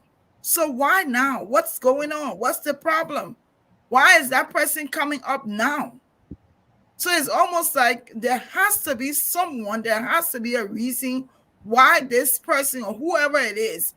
Martin Colley may be there, but like Martin Colley, I'm sure they're not the one that's sending you that new information you've gotten today, which is now leading us to believe that the idea that Martin Colley probably even decided to check on this was because somebody was behind that for him. It's opening us up to a lot of things that we have to start thinking about. There has to be someone that's behind. That person must really not like Sarah, or that person might really be in the interest of ensuring that everybody that comes through is clean. or whatever. But it's just difficult for us to start saying now with what you're saying today. And it's almost like we're into other areas now. We're not only focusing on her education, we're not only focusing on what's reported in her resume, we're now going outside of things that she did not even list in her resume, which should not be our concern. We should be focused on what she listed. But now we're going outside, which is leading me to believe that there's someone that's behind this. And that person, I mean, don't be a coward. Come out. If you're going to go through all of this, then come out and say it so that we know who you are, so we know where this story is coming from. But this is going to lead to a place where in the end, people will, it's almost like a Joe Biden running for president. People will not care, and they will just put and we'll forget about the implications and the character and whatever, and we'll just say we are for Sarah. I don't think so. I don't think so, Glenny, because you know what? It may get to that point where people are going to say anything, and that's it. Glenny, you listen to what Gibson said. The long political life is on this. He's the chair for foreign. Of course. Yombly as pro-tem, she's on this. Edwin Snow, Sir Joseph, who is co-chair, I can't depend on Sir Joseph anyway, except the work in black. Because everything that went through there for confirmation, Sir Joseph put his hand up. He said confirm. So I don't know if I can depend on Sir Joseph. That's my friend, but seriously, Sir Joseph care less. So, but my thing is that, you have other folks. The chairman on education, Nathaniel Fallow Miguel, what is he saying? Are they just going to put a hand up and say, let's go ahead? I think we'll all wait and see Monday. We'll see Monday what's going to happen. Because Americana is on that list. The integrity issue remains. Is she telling the truth? But put that whole story aside, Gibson. Who is chasing her and why they're chasing her? I think she's chasing herself. You know, I think she's chasing herself. Look, a lot of people, Martin have been doing some great job. He have been doing some bad job. I have disproved Martin 6 times. So I know he have been doing some bad job. He and I were at it many, many times. He writes something and I tell him it's not true. And 6 times I've done that. So, but there are sometimes he wrote stuff and they were good. Okay. But here is what happening to Sarah Beslow. I mean, this is not misogyny. It's not. I don't think because she's a female, therefore they are going after her. But I think when you put things out there, the resume she put out there is very, very rich. It's very, very influential. I read the resume, I'm like, wow, to have this kind of person as a foreign minister, this is a plus. But some people are not entertained by that. So there are people who feel that she can't go there. Your documents are not correct. And I don't know, from the beginning, like Alex said, you came across as a spokesperson. I think you do well if you talk to her and come and make some clarification on her behalf. Because you started off very well, and then when Standard begin to ask you some questions, you don't know this, you don't know that. So it is kind of a little bit confusing for me. I think you can do well by asking her, go to her house this evening if you can, call her this evening and talk to her, say, hey, look, I'm trying to defend you. But there are things I want to clarify, and you can come here because I think you possess that ability. But nobody is running beyond Sarah Beslow. For a long time in our community, we have overlooked these things. People have come with shady degrees, shady educational backgrounds. Like one time, Dr. Kebekumen Murray, I the one that's posting that he does not have a doctorate degree. But what happened? He got elected, and he was representative. So there are so many things that have happened in our community that people overlook. And this time around, the social media effect on Liberia is becoming very, very effective, either positively or negatively, but social media usage. I think the social media has helped Liberian situation. The traditional media have not done much because anybody can go to a traditional media and have some money compromised. But social media, you don't have any control over it. And that's how Martin thrives. He writes a story, put it on social media, and everybody reads it. But the resume that she puts out there, and again, let me be honest here, she has for herself to clarify. I would love for her to be foreign minister with the kind of a resume that I saw. If there's no shady thing behind it, she will do well because she's still not in the UN system. She knows their language. She knows where to go. She go there. It will help the image of JMB. It's not going to be the Kamaya who Isaac Doe government kept that cannot even travel to the United States. It's not going to be like that. So she is going to be better. I said, I'm not hating at you, but I mean, I'm just saying something. That's the reality. All right, thank you. Before we go to Isaac Doe, let me bring this in real quick. You know, I hate doing this because I don't want to use my mouth to chew anybody pepper. And I acid do it, not anybody. You know, acid do themselves the 6 years. They mess up and we beat them. I will always remind them that was the worst 6 years in the history of Africa. But we beat them. Even by one vote, we beat them. And here we are now having these little, you know, skirmishes as to who's who, where people going. This person that called me this morning, Alex, I'm not going to ask you though. They are very close to Madam Sarah Best Loyalty. If I mean very close, it's like 6 and 7. That's how they are. Anton, I want to remind you that this is round number 3. I've spoken once, and I I'm sorry. So Ed, we'll come to you then before we go to Ed, maybe because you're in I don't want to be a spectator, man. If now, let me go do today is Saturday. That go to Pingin Play. The man you want to be spectator in economy, my man. Yeah, man. Look, Abu Masale is being doctor. But let me ask you a question, Ed. Let me bring the question to you, Ed. Then we'll go to Isaac. Ed, this person is very, very close to Sarah. Very close. They can say Shete and you know why. Or 6 and 7. Your military man will use the Shete and you know why. But I'm telling you, Ed, this is concerning. The person said they can speak if Sarah denied. They said they will come out to speak if Sarah denied and say it is not true. So I'm getting even more afraid. That's why we are on this story. That at Salem State University, where Sarah worked, within the disbursement office, something took place. Misappropriation while she was a student. And I would say ask the question because I want people to understand who chasing Sarah and how can Sarah come and defend and say no, there was no investment at that place I work. But did you work there? How long you spend there? Did you attend the university? Why it's not reflected on your credential? What happened when you were expelled? And I hope somebody can answer this. Ed, talk to me because they are watching the show. They are watching the show. They talk about 7,000 USD went missing. So are you saying while she was student there or she was working within that corridor where the money got missing? Yeah, because hey man, if you push me, I'll call the person in my own. Say I want that. And let's know that from don't call people name on the show. And let's know that from North Panto. We don't keep secret Israel. Yeah. But on a serious note, and that's what I'm saying. But then who chasing Sarah? And we got all the other appointees and they get their own story.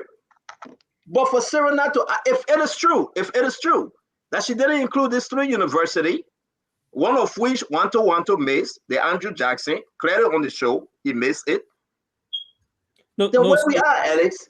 I mean not Alex, Colin Gray, where we are. Why are we missing these things and why are the ambassador not speaking, making this correction forcefully? Because this is tarnishing her reputation. If you talk about 7,000 went MIA. Fairly so, I think somebody might be chasing after her, and they have the right to do so. Look, when you come forward in these kinds of corridors where you have to prove almost everything that you say, you know, that creative thing will tell you that when you undertake a study, a peer review study where others are looking at you, they will also ask you about information not included because they're trying to know your intention. Why didn't you include this information if it was so crucial? They can ask you that. And they want to know whether it was done deliberately to avoid certain things. They might ask you why you didn't include in your study. You didn't look at it this way, and then you have to come and say, I didn't look at it this way because I felt this other way. Will prove my point. Then there's something called validity. But I think Sarah Besler will continue to say there are other thousands more qualified librarians that will not even have to struggle an inch to prove their qualification that can work in our position. Take for instance Elijah Shunian. There are so many individuals Henry Famule. So many individuals who came ably and brilliantly represent that corridor, and I will not have to prove anything otherwise than what they present. But this is the fight. Sarah Yantlo, Beslow will have to go through these fights. That's what it calls for. It's competitive. It's a competitive process. When she proves herself and then she goes to work, hopefully we'll see the reason why she was the best, retained. But right now it seems as though they're forcing her in the capacity because of special interests. And I don't want it that way. I think there are more other qualified librarians too that can be presented. And we continue to push her. Why? I don't know. Maybe she's gonna bring heaven into Liberia. Liberia is gonna be the best under her watch. I don't know. My question is why Sarah, especially given the struggle to have her confirmed, why can't we go find somebody else? You can just withdraw with that. It's not protocol to just withdraw. CEO, can I clarify? You can just go ahead and just withdraw because people raise issues. Yeah, can I clarify? She can't do that. The issue is we don't have the time, the luxury of time to be delaying over the confirmation of one candidate. We already saying the man. You, Gibson, you started saying that Ambassador Buckeye was sluggish, he was slow in doing this, and this is one of the paces that is holding us back. This is a key position, the dean of the cabinet, and we're taking this long to have her confirmed. That adds to some of the problems we're talking about. Why not? I know we're going to ask it though, but let me bring in Dr. Richardson. You want to say something quick? I'll say 1 minute. We'll go to you. We'll bring in one two after you ask it. Yeah, just 1 minute. Isaac, something to keep in mind. I'm just playing the devil advocate. Is whoever is bringing all of this information out, I wonder if they have documentation. If they were to come on to say, this is what I know happened. They can give us compelling, convincing reasons as to, even though, if you are there, that's not compelling enough to say me and you went to the same college, but so that's what I was wondering. Thank you, Glenn. Thank Glendy real quick. You comment in Glendy real quick. So the reason I wanted to bring it out, I hear what Conor Gray is saying, but I think it's also going to be unfair to not let the process roll out. If the Senate, the Senate on Foreign Committee, if Senator DeLong gets all of that, gotten all of this information, and if he can prove there's some validity to it, then you can say, okay, go ahead and cancel. But I think Sarah has a right to be able to defend herself.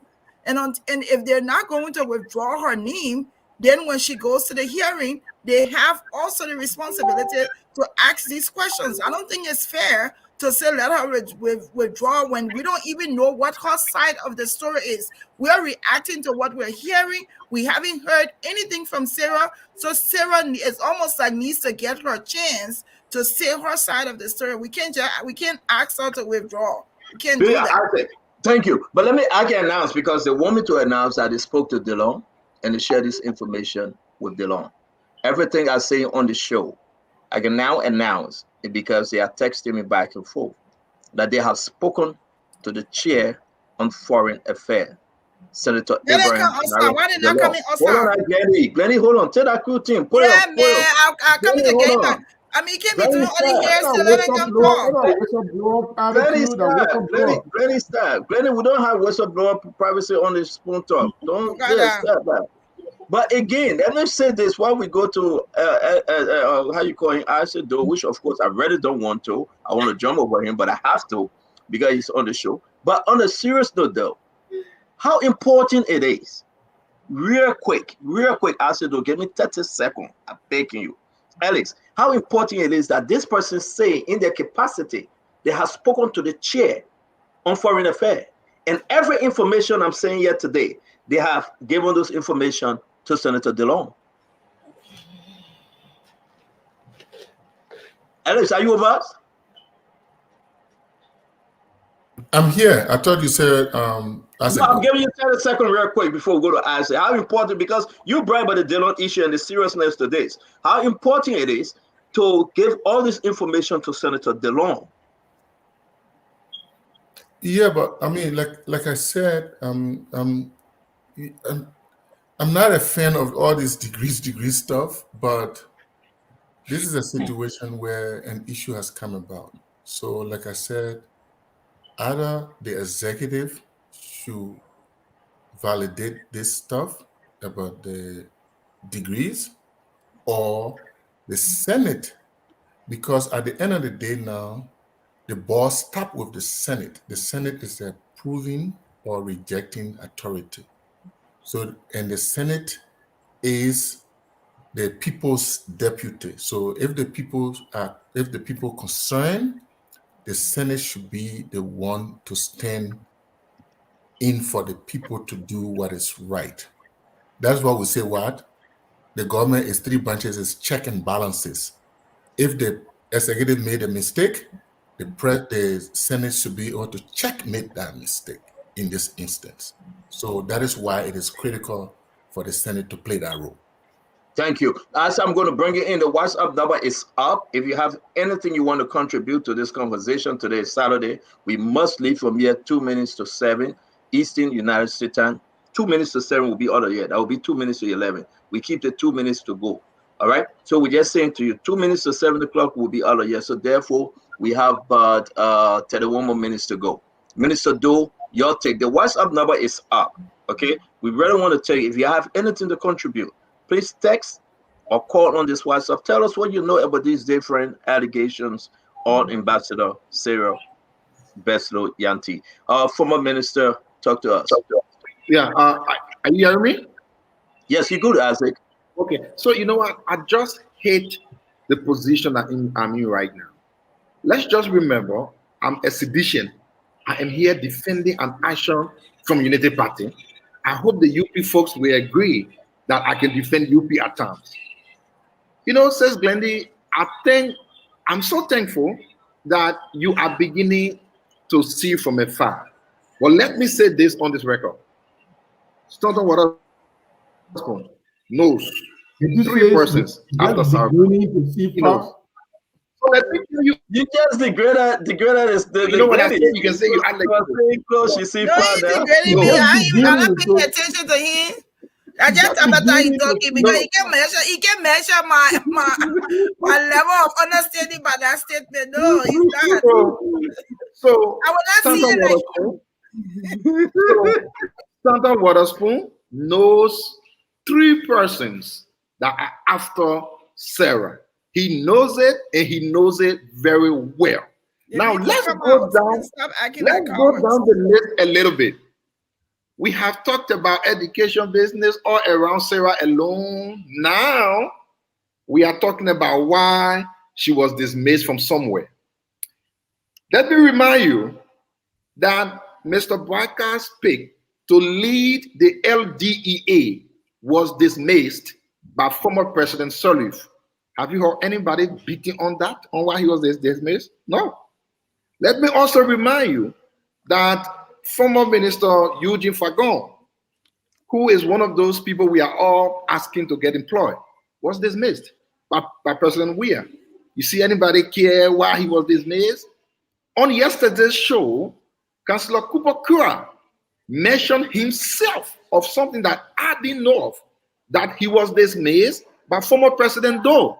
Are you hearing anybody up and down talking about it? Let me also go further. On the record that it is there, that our president today, His Excellency Ambassador Waikai, was also relieved of his position by a former president. Have you heard anybody talking about it? I am sure Mr. Cummins understands what it means for people to tarnish your good character. My people, again, I will say, the position of Minister of Foreign Affairs has a lot to do with diplomatic passport. And we know those three persons that started with us who ran away. That's why I'm talking to. He knows. He called me over 10, 20 times every day. He knows that. Those three persons got interest somewhere. And the interest they got somewhere, unfortunately, they will be disappointed. Sarah Beslow will be confirmed, and she will be the next foreign minister. Whatever interest they have, for which they're doing everything, it will not surpass. Who best can tell us about diplomatic passport by a sedition? Well, you Who know. Wait. You couldn't talk it. You couldn't talk your own. Who best know how to sell diplomatic passport than a sedition? Who best know how to sell diplomatic passport? So I say you're right. Who knows about the foreign ministry? How to bring in 250 diplomatic passports and send them for 2,500 for each? I say it was your government. You are involved. You travel to Grand Bassa. You ask though you are involved. That's why you stay outside of government. You stay in Liberia. Thank you very much for showing us who you are. Now we can move on. Can't call my name, Tabata. Okay, one, two. Talk to us, one, two. I like the way you ask a question, why is she being targeted? And you in the US, there are two phenomenal cases that we can go back to. George Clarence Thompson, 1991, one of the most historical cases in the US, very critical case. We saw how very extremely targeted he was, and not only George Clarence Thomas, Brett Kavanaugh. So these rules come with extreme skepticism. And, that I wouldn't be surprised that she would be a target point. And one could argue that she's not a traditional unity partisan. She was a presidential candidate. Nobody came out with any of those situations. What we are doing right now, CEO, we are the verge of leaving a landmark reputational tarnishing on someone who have served diligently out there. If anyone know me, know that I've engaged with the UN for since I was 9 years, so I served on the youth steering committee. Even with my credential currently, to get a very fitting job in the UN where that this woman got, I can get it.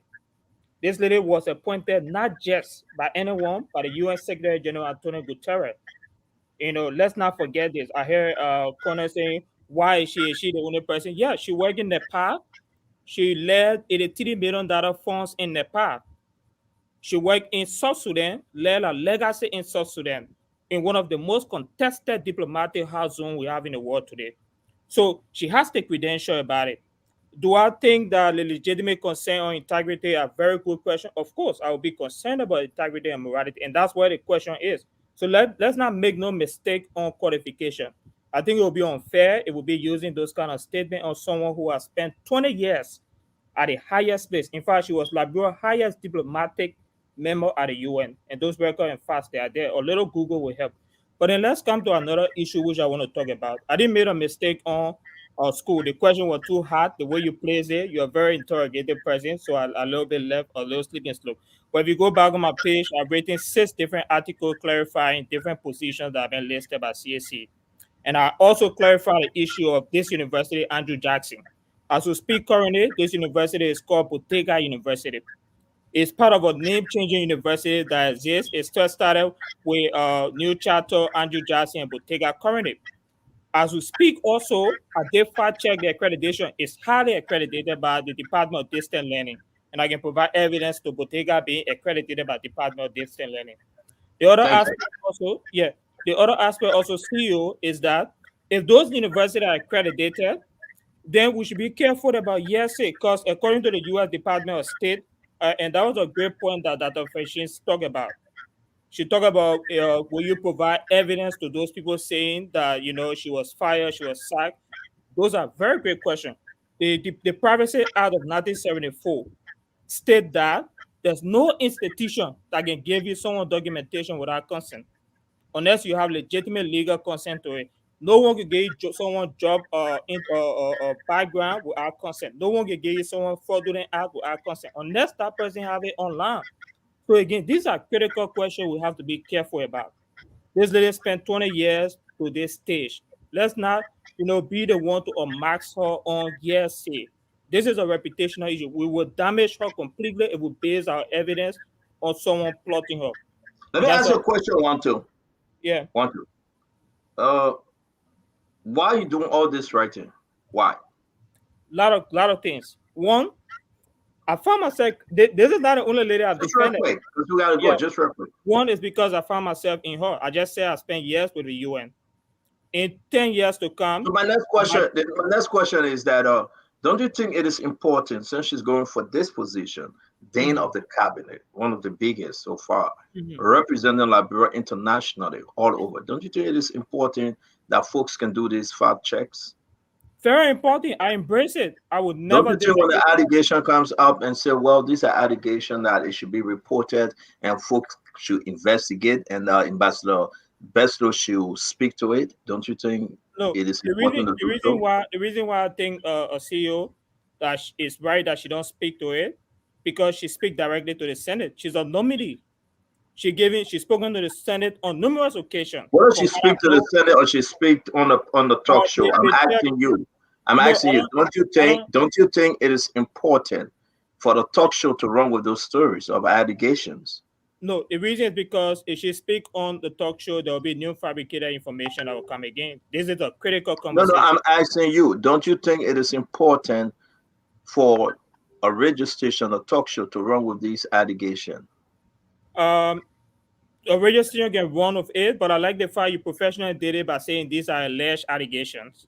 But again, our position on clarifying it is that regardless of it being alleged, we see no iota of fact, and we think she should have a chance in court. And I asked you the question: do you know whether she attended those 3 institutions? You said no. No, I just said I'm waiting about it. I'm asking you: did she attend the institution of Salem State University? No, she took courses at those universities, and I can be able to tell you that for a fact. Oh, the first time you said no, so you just corrected yourself.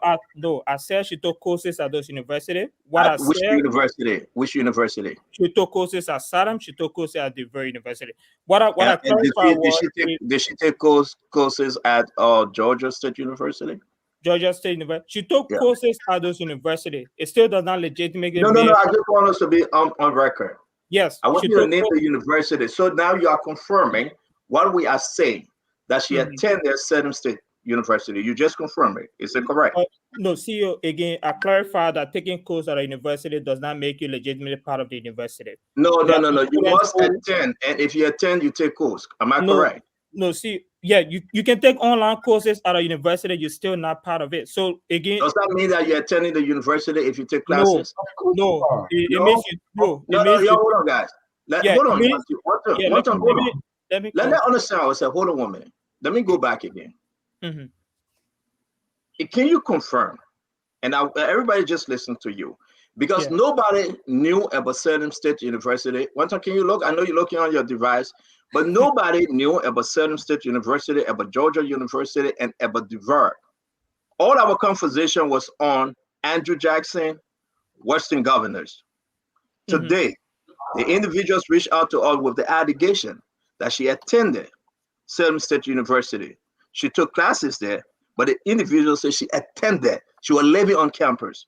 Can you confirm or deny that she took classes? I'm confirming she took classes. She did not attend. There's a difference. Okay, so now you are confirming my story here tonight that she attended. The clarification I'm providing on your story, CEO, is that there's a difference with taking courses at a university and being part of that. We will have that conversation later, but you just confirmed that she took classes at Salem. No, but that's why she didn't include it in her CV. Though. No. I'm asking. No, I beg you. I beg you, Walter. Let's take it easy. You are just confirming that she took classes at Salem, correct? I just confirmed she took classes. You also confirmed that she took classes at DeVere online. Yes, classes. You can also confirm that she took classes at the Georgia State. Yeah, she took classes. So we all just now agree, guys, through Wanton, that she took classes at the 3 university. But thank you, Wanton. We'll come back to you, Alex. Apart from today, but Wanta, I beg you, guys. Let me finish with Ellis. I will but come to Wanta you. is not representing Sarah. Let's make sure we put that there. Granny, wait for your own. I beg you. Let that flow with the conversation. Stop the too fast correction on the show. You will enjoy it when you wait for your turn. Ellis, let me ask you. Since we've been talking about Madam Beslow, did you ever hear any of these three universities, apart from today, Alex? Stanton, frankly, I I did not examine Madam Beslow's resume. I did not examine whether she went to school, she didn't go to school, and all that. What I'm saying is, I repeat, and I think Wanto here is I think he comes across as a smart guy, and I would have wished that Wanto would be the representative, the spokesperson, and let me use the word accredited by Madame Beslow. Madame Beslow, I don't know her personally, but she's a sister to a very good friend of mine. And when I said that, there's academic credential, you got to go to school to be able to attain great job, to attain experiences. So the both things come together. So when I say that, I'm not the believer, no, I mean, there are some people who believe in the degrees. I'm a believer of, yes, you got to get academic qualification. At the same time, you have to have experience. What I'm saying to Madam Beslow is, when these kind of allegations, especially with the social media, when these kind of allegations come about, you put it to bed right of way through your media people. You have to have a media representative. I will not expect her to come line or degree like some people do, or on the social media and poor. But she should be able to have people that want to, people like Prince Maxwell, accredit them to represent her with the facts so that people can put this thing to sleep. Other than that, I would believe that she would have given her credentials to the executive, to President Bouakar's handlers or his office staff. And if that was not the case, I would believe that she would give them to the Senate Committee on Foreign Affairs so that we can put this thing to sleep. So I believe that she would do what is right so that we put this thing to sleep. Since she did not accredit people like Wanto and Maxwell to do the representation for her officially, then she should make that presentation. So let's wait for Monday and see what happens.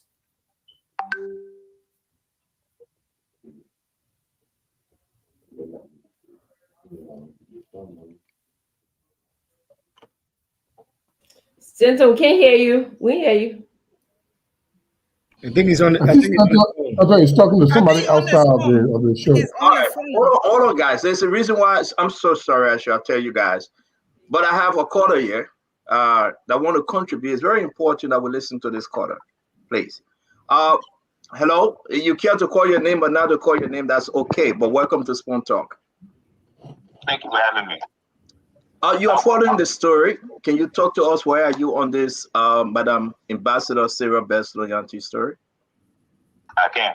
My name is Henry Moses Mamalu. I am Ambassador Sarah Beslow Yanti's son. You all are speaking about her credibility, her credentials, and tonight you all are speaking about some information that has come from somebody who is not a credible source. And it's unfortunate that the person who has given this false, nasty, and disgusting information about my mother is my own biological father, Henry Mamalu. I will say guys, first, can we mute ourselves because we got to listen to him? Let everybody mute, please. Go ahead, Harry. I will say this. I'm not a person who takes any enjoyment in disrespecting their parents. But Henry Mamadou is not a person who has been a father of any sort. This is a man who I've only met 3 times in my life. When I was 12, when I was 15, and last year when I was 34. He called me, he texted me on April 5th of last year. April 5th is my mother's birthday. Just give you context. And he told me he wanted to see me in a couple of weeks on the day of my mother's birthday. He flies to Georgia to see me, and I only spoke to him for 20 minutes. This man is a man who has been the same from the day I've ever met him. And I don't take pride or enjoyment in doing what I'm about to do, but the reality has to be spoken. Henry Mamadou is an alcoholic. Henry Mamadou partakes in drugs. And Henry Mamadou, unfortunately, also partakes in homosexual activities. In 2020, I received a message from his Facebook account. Can you mute, please? Go ahead, Harry. In 2020, I received a message from his Facebook account, and it were pictures of his genitals, pictures of his private parts. He had sent it to a man who was supposed to be some sort of witch doctor in Nigeria. I don't remember the story too well, but the man was trying to extort Henry Mamadou. Now, these are some of the reasons why I don't call him father. I don't call him dad. This is a man who I have been cordial with because he's my biological father. He's a man up to this point who has never done anything to me. But when we found out that he was paid off to make up these lies, to try to discredit the woman who took care of his children, never asking to be on child support. This man has never been a part of our lives. For him to say Sarah Besleganti did anything fraudulent, how would he know? They've never seen each other in over 30 years. What does he know about Sarah Besleganti? The last time they ever were in the same room was probably in New Jersey in 1991 or 92. What can he say? What does he know about Sarah Besleganti? Absolutely nothing. The closest thing he has to that woman is my name that I carry. So I just want to put that out there because everybody is running with lies. And they're trying to make this lie sound more credible by bringing somebody who has no credibility whatsoever. This is a man who couldn't even keep a job at Cathedral when he went back to Liberia. The man's wife had to go to prison for selling food stamps in America because he abandoned his family. He abandoned his wife, who has a disabled child. And he got fired from the job at Cathedral because he was getting drunk at the job. So again, I don't take pride, and I surely don't take pleasure. Henry, thank you. Are you still there? I'm here. Thank you very much, Henry. Again, the reason why I couldn't call your name, I wanted you to do so, but I knew it was you. I have your phone number because it was passed on to me. But since you're on the show, can we ask you a couple of questions, please? A couple. Thank you. One, did you talk to your father this morning? I haven't spoken to him in a while. Did you talk to him? Did you text him? You communicated by any other which way? He sent last time. Well, only communication I had was last week when you all confirmed that she was being appointed to foreign minister. He texted me that night. Did you stop him from appearing on Spoon today? I didn't know he was going to be on Spoon. Okay. All right. The issue is that again, I do not want to dive into what I really going to say, because I believe your father is watching and your father is listening to you. Again, as much as this may hurt the family, we didn't thought of bringing it this way, but it's because of Liberia and the position of which your mother was appointed to. Whatsoever, yes. So I hope you understand. My second question, which is important, and I respect you. I heard your name. I received your phone number. That's why when you call me, I call your name. But I say I couldn't announce your name. Can you confirm or deny whether your mother attended any one of these three institutions, university that we mentioned tonight? One, the Salem State University, the Georgia University, and that of DeVry University. I can't speak to any of it because, again, I was small, so I really wouldn't know. I can't speak to it. I can't speak to anything. So what I do know is my mother has no reason to lie about anything. I do not want to keep you because I want to respect your family privacy. And I say, listen, very much, my brother. I will talk to you if you care. I know your mother. When I first spoke to your mother, she said she was a pastor. I believe her. You can ask her or respect to her, but I do not want to disrespect your family for any other further question. So I say thank you for joining us, Henry. Except you got anything to say, it's all yours. No, I don't. Thank you very much, sir. Thank you. All right, guys. I had to let him go. We will not dive into that. Alex, you know what I'm saying? Respect to the family. We cannot start asking those technical questions. It looks like they got to examine my credential too. I think I went to journalism school, but I just can't find my document. All right. So let's get back to this. Stanton, he didn't respond to his particular thing that his father did, specifically that spewed the lies. That's why I wanted to I don't want to get into it, because there's the reason why I don't want to get into it. Not with the son. Okay? That's their own family issue. I must respect Sarah, the ambassador. I must respect his father. As well as he was speaking, his father was informed that he's on the show. So probably the father going to call.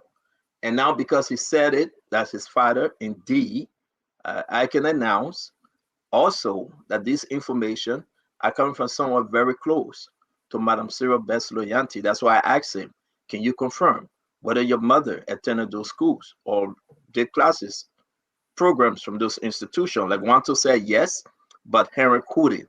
So guys, let's do the round table here. And let's just, again, get our own view. Ed, you off camera, Ed. Dr. Richardson, you want to go first, and we'll come to Alice, then we'll bring in Prince Maxwell. What's your takeaway, Dr. Richardson? The son just go on the show. This is just hard to talk.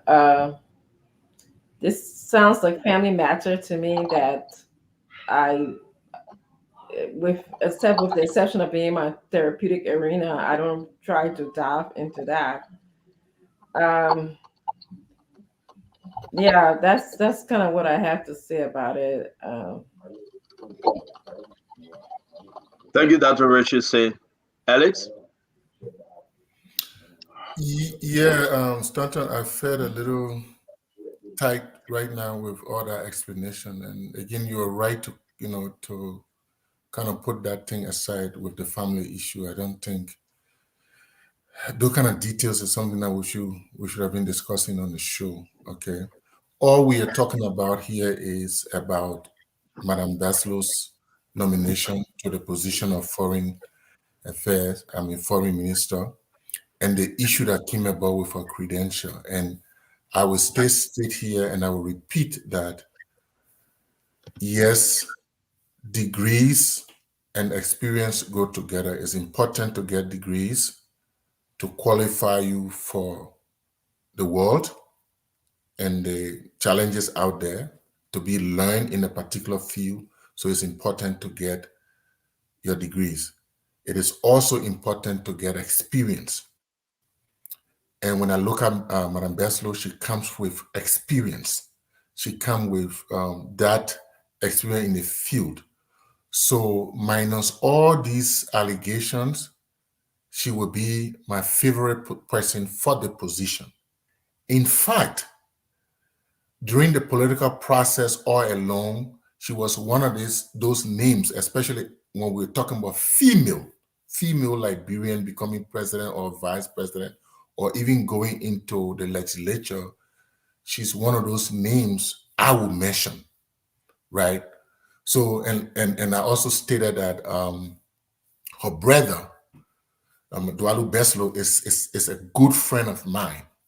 So I don't know her personally. So, but what we are saying here is that once she is nominated, what I'm saying here is once she's nominated to the position, to that high office, and this kind of allegation, comes out, she should at least be able to, not beating on for any reason on Wanto and Prince Maxwell, but because they are very smart people that could represent her media interest and put this kind of question to bed.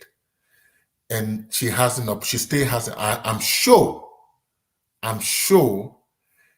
if President Bouaka did not believe that she has this qualification that we're talking about, I'm sure he was not going to continue. I'm sure he was going to withdraw if he had any doubt. So again, we have an opportunity with the Senate for the check and balance to check on that. And I'm sure she will be able to present this documentation to clear these things that is going on. I mean, from looking at her, her record, I think she's qualified, like I said. But if it comes to the issue of integrity in terms of putting something that she doesn't possess on her resume, then it's a reason for them to withdraw or to reject her or to withdraw. But if she clears all that, I will be the first person to say they should confirm her.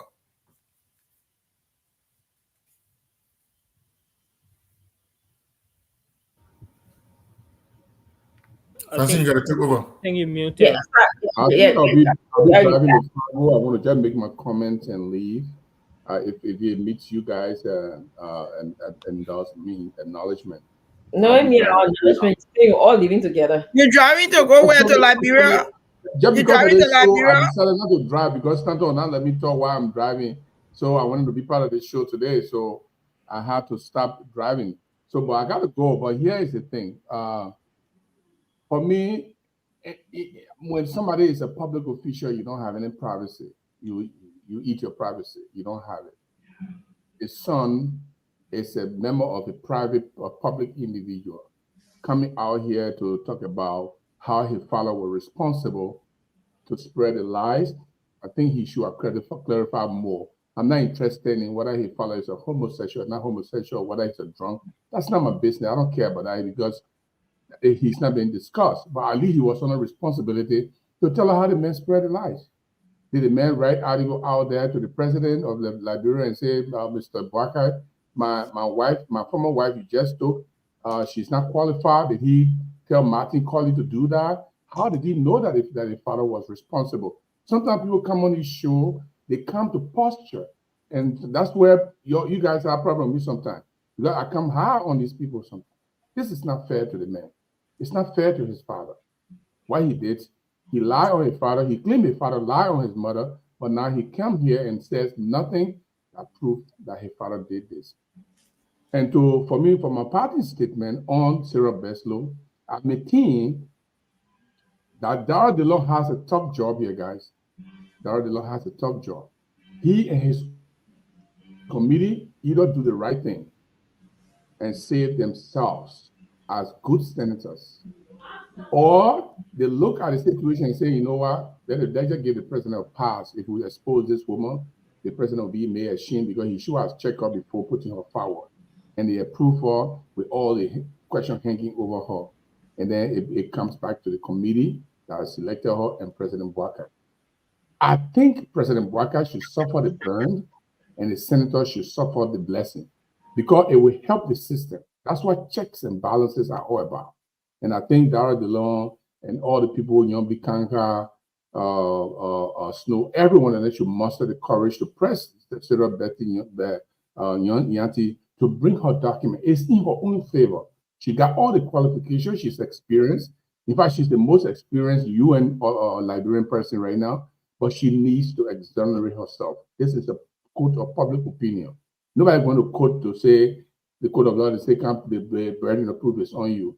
In the code of public opinion, the burden of proof is on the public official.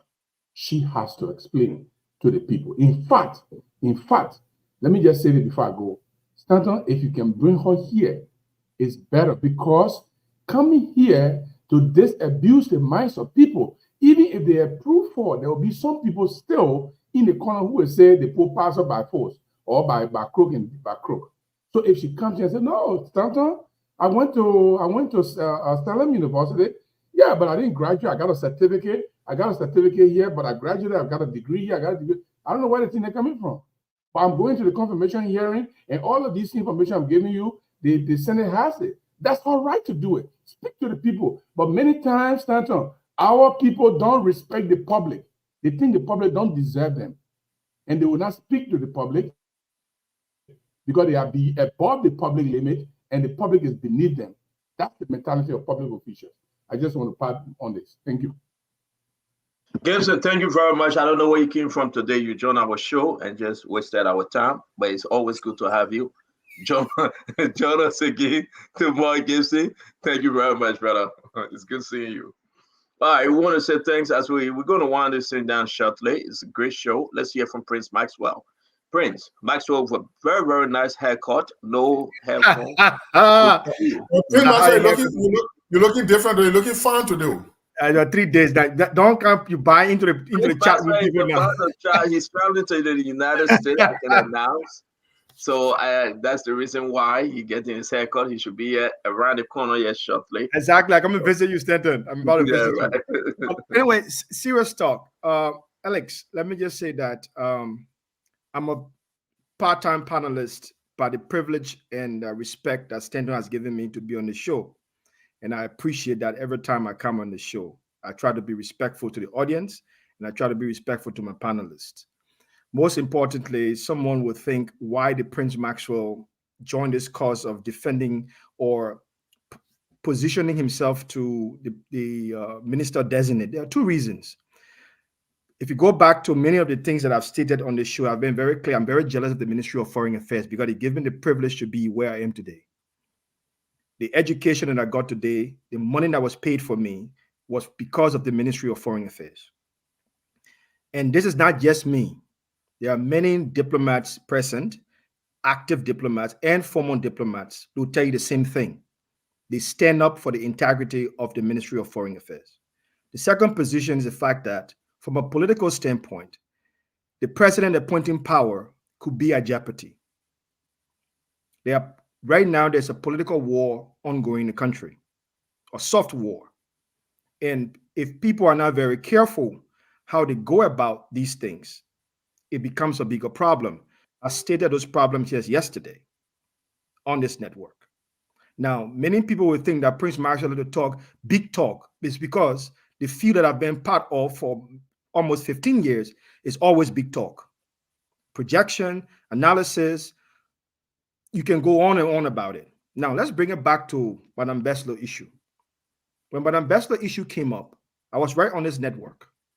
I don't follow Martin Colley, though we are friends on Facebook, but I don't follow his things because usually I do my own things. It was brought here and I saw it. Research has always been a background of mine. It's very, very simple. Whether electronic research or intellectual research, whatever it might be, I love to do those things because it's part of my work that I do. So I just simply went to prove Andrew Jackson's university. And I realized that Andrew Jackson has been changed to another name. But that doesn't negate the fact that this institution existed. Now, the next thing would be in the credibility or the credential of the institution. I saw that the credential of the institution was valid. And I read it to the Liberian people on this network. You can go back to that clip and you see it. So it got me thinking for a minute. Okay, what else is there?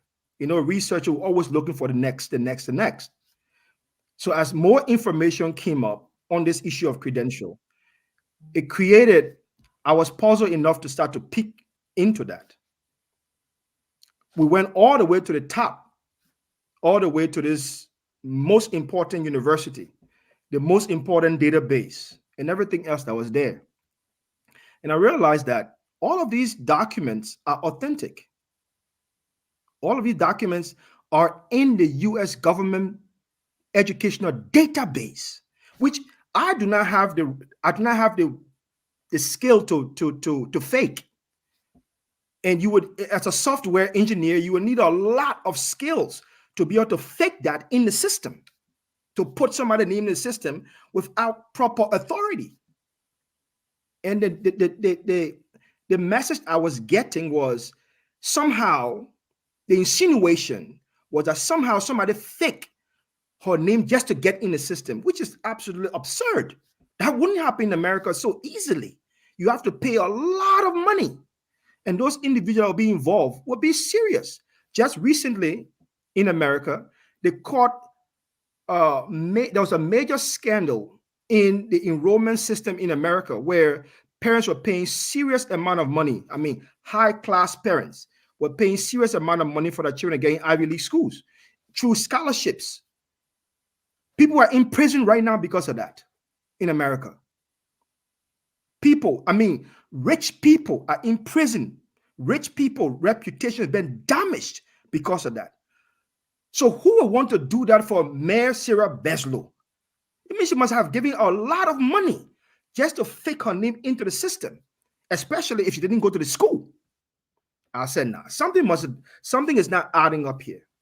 So I researched it and I realized this whole issue of credential, her name is in the system. Okay, fine. That's it. The very system that they were all pushing towards, the name was there, the year attended, everything was there, the degrees, everything was there. Good.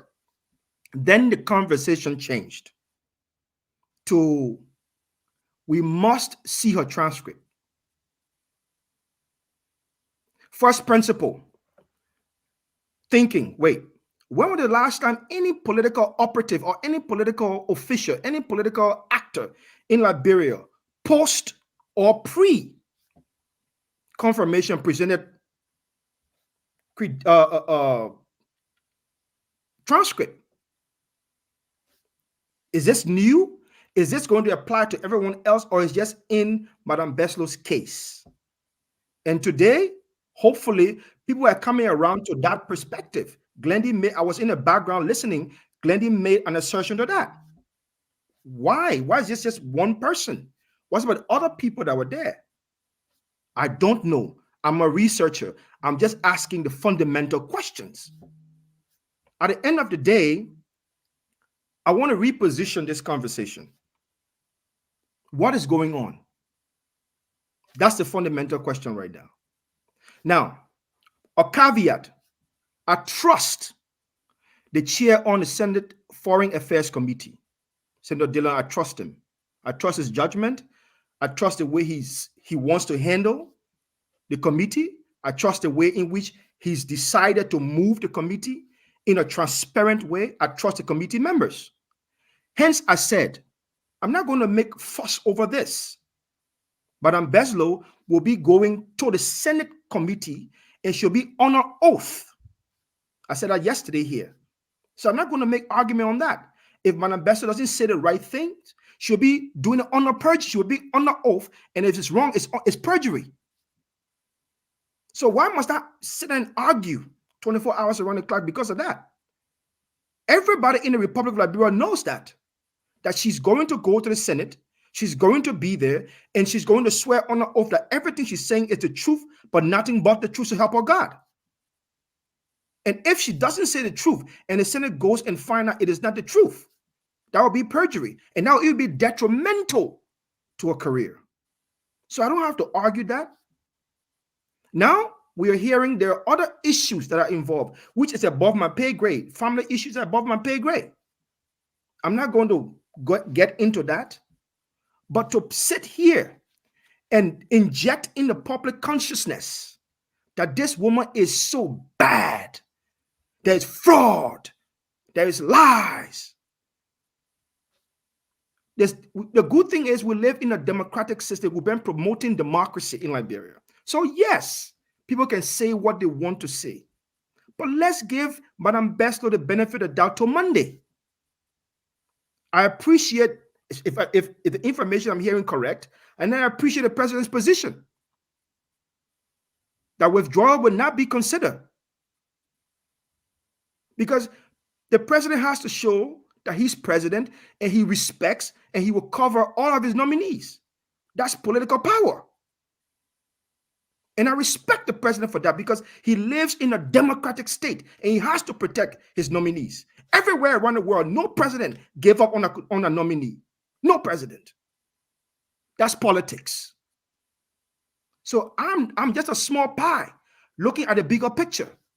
I only ask Liberian people, don't stand too close to the elephant because you won't see what is in front of you. Step back. And let's give Madam Beslow the opportunity to go to the Senate that we respect so highly and let her prove her case to the Senate. If she's wrong, she's wrong. If she's right, she's right. That's my position.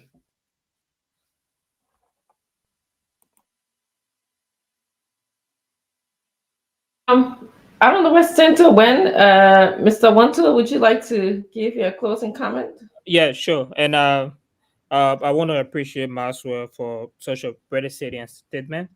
And I also appreciate the CEO for giving me the chance, especially to jump in at the heat of the conversation.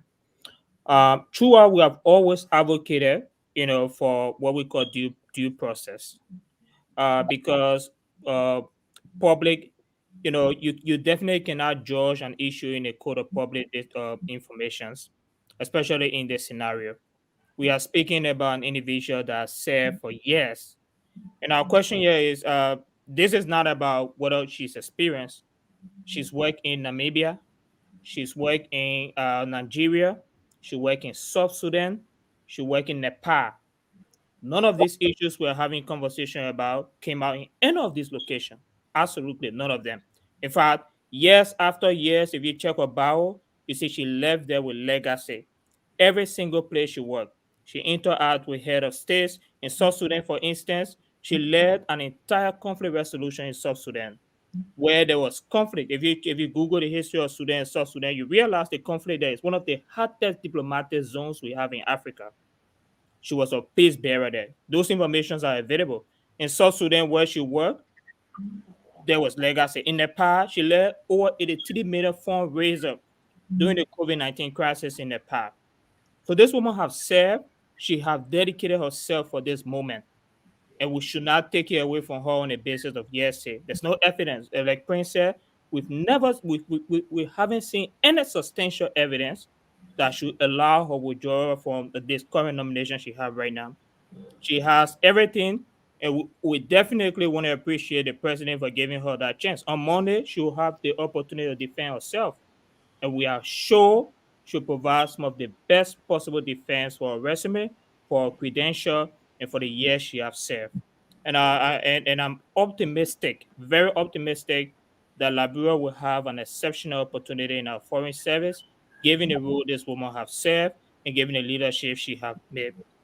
While it is true that we are saying these things again, today I posted something about why we should call for a national credential check.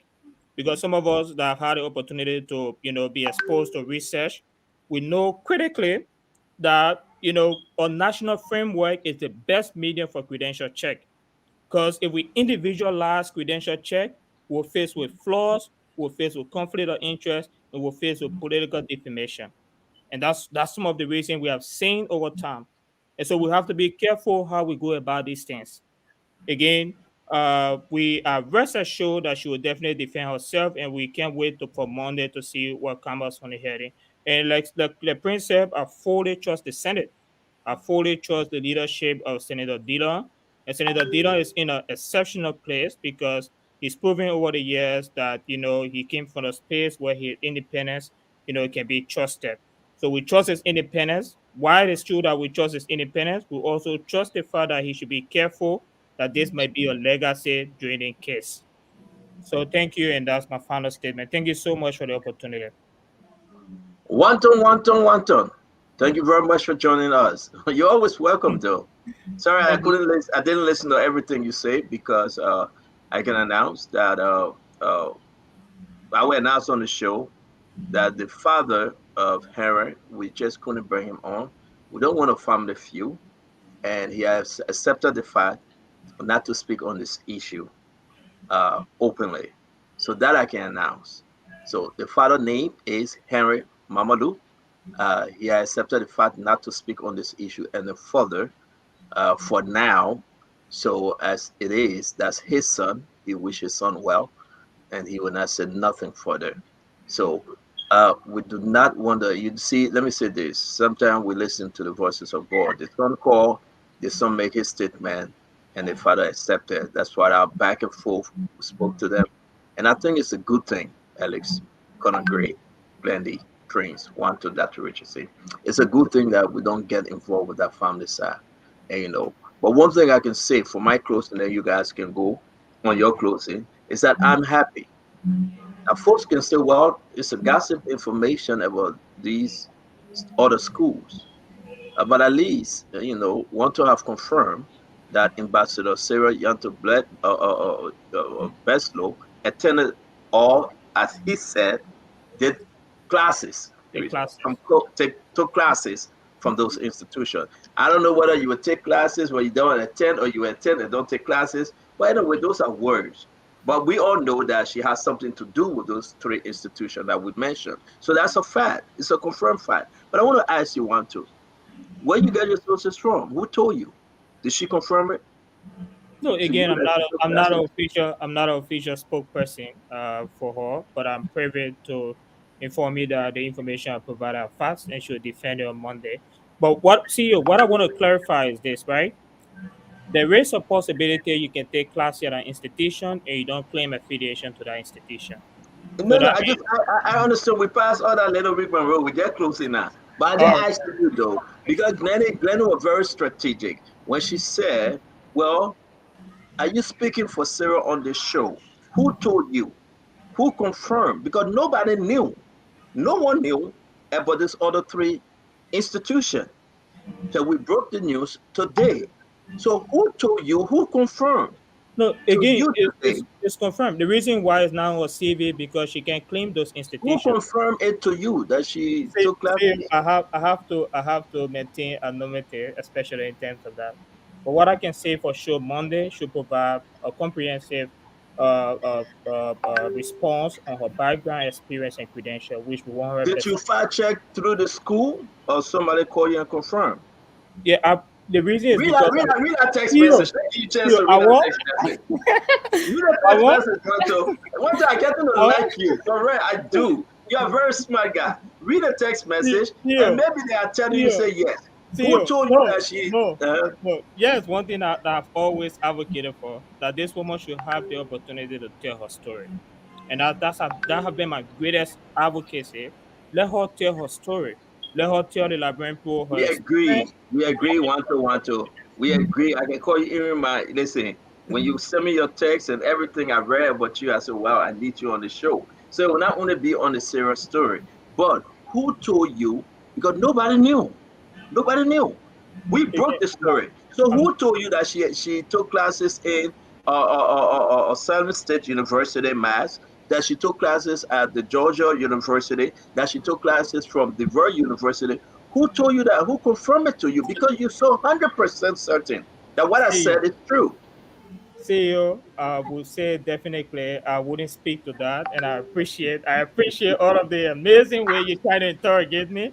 But let the woman have an opportunity on See, Monday. well, thank you very much, Walter. It's good having you, Alex. Alex, the birthday boy, the birthday man, the birthday guy. The being was 14 tonight. Now, Gio, you swap. Hey. You got, remember, Stanton, you're strong Wait, guy. Alex Akume too? Alex Akume too, Stanton. Alex Alex Akume, Akume? yeah. Where are you? Oh, whoa. What's the crew name? My name is 9. 9. Okay. Na Mika, you know, 9. Na Mia, you know, 9. Na mo yun para na ni corner na Mika de mon 9. That's a mon 9. So like explaining with me, they call me TGTA.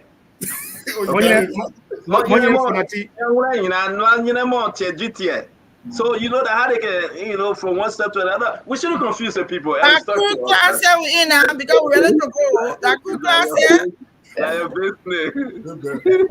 This time of man, you get got to rub it there. Come on, he. Yeah, but you know, I mean, like I said, we shouldn't continue beating this thing. Madam Baslow has her chance to go to the Senate to to have the hearing with the Committee on Foreign Affairs, and I'm sure I'm certain that Dillon and his committee will do what is right, as the other committees have been doing, and I'm sure that I believe that Madam Baslow will present herself and answer to the queries that are presented to her. But let me say also that I like what A. Mohammed Sharif wrote in the comment section. He said, academics, he said, Coffee, thanks for clarifying. Academics, experience, competence, plus ethics equal qualification. He was making that clarification because I saw some of my students, some of my former students writing, our professor, you're talking about he believe in credentials and other stuff. No, that's not what I was saying. I believe in credentials. You have to get your educational qualification to qualify you for a job. Then you get your experiences and your competencies. And then the issue of ethics and integrity comes in. So that's a package for qualification. And that's the direction I was speaking on when it came to Madam Baslow, that I'm sure all these noise about academics and stuff like that, I'm sure she will be able to prove herself at the rightful time. I'm sure that she clarified that with the presidency. That's why they allow her to move on instead of withdrawing her. And I'm sure she will clarify. I'm not speaking for her. I'm speaking just in hindsight. But if there's a problem with her credential, then it borders around integrity issue, not her experience and not her competence and everything that she has acquired. It just borders on integrity. And I don't think Liberia would like to have somebody with that in the foreign, as the foreign minister. So again, she has a chance. Now, the reason why I said that she needed her social media people or her media team to do a rebuttal is because a lot of the times too, playing the devil's advocate, your reputation get tarnished for free by somebody who just put something out there, because there's, especially in these days of social media, somebody posts something out there. It's not everything these people are putting out there. I have seen some things that they're putting out there. When I read, I say, I don't believe this thing, because I know the person and I know the profession and I know what the person have gotten, right? But also they have put some things out there which have proved truth, like in the classic case of LBDI, right? So we have to balance it. But at the same token, when lies are told about you, your reputation damaged, in the eyes, in the court of public opinion, if you don't clarify swiftly. That is why I was advocating that she owes nothing to anybody except the president and the public. But again, this is a public service position, so she owes a lot to the Liberian people. So a little clarification by her media team. She ran for president. I'm sure she has a media team. So a little clarification by her media team would have done her in this situation a whole lot of good. And even the office of the president, it would have done a whole lot of good. Thank you. Want to say thank you very much, Alex. That bring in Conor Gray. Well, fantastic conversation, but and Stanton, we should do the honorable thing by bringing Sarah here to at some point, one way or the other, so she can make her day in court. But I believe that a school like Harvard, this is the second time I'm making reference to Harvard, would vet any would-be instructor well before they bring that individual in to instruct students, let alone the president of the University of Harvard. Recently, Claudine Gay was determined to have plagiarized. One would have thought that the Harvard would have done due diligence, but that just tells you that. By the way, I have this stuff on my tongue, But one would have hoped that a school like Harvard would have done their own due diligence before even bringing a president of that institution to serve in that capacity. And that's the human side. The lapses of the human being we sometimes tend to overlook things. So it was some situation that brought that issue up. Otherwise, you'll be president of the university today. Does that mean that the Harvard is so credible and that they can make error as in consonance to what Wanto was saying? So the issue about this is the UN, she has served in Kosovo, she has served here, she's credible. Those are all those are not the sort of argument somebody should be preferring here. And I just feel also that the issue of womanhood is being weaponized on the show. Um, Everything you say is because she's a woman. That's the sexist part of the conversation that is turning me off gradually. I'm not saying that womanhood should not be able to defend itself, but everything you say because it's best loyalty, and so therefore it's a crime against womanhood. That's weaponizing the issue of sex. And I think Madam Yanti is not in this because she's a woman. It's in this because somebody made a claim, or she made a claim, and someone made a counterclaim. So it's a contestation of who is right. Martin came up and said through the CACC that you made certain claim, you're wrong. She's saying my claims are right. So there's this clash of interest as to it's not because she's a lady, it could happen to a man. So to bring the womanhood part of it, that's weaponizing the process. But let me end this by saying, um, I think whatever is proven to be accurate, this particular issue have set a basis for people to look at her now differently. And I wish this should not have been the best loyalty we're talking about, questioning down to her bachelor's degree, given, because I have no doubt on her ability to perform the task if given that privilege. But sometimes this is what has happened to her now. So most people would have convinced themselves that look at what came out today. For the sanctity of my family and my own person, I will withdraw my nomination. I'm not saying that the president should do that, but and try to make herself to appear like, I am this person I say I am. But if she decide not to draw and she's still in the show, well, more will come out. I don't wish to hear like what happened today about the former acquaintance with her. That's not something we're supposed to be entertaining. But hey, the situation has been prolonged, and someone is trying to prove a point, and she's trying to stay on.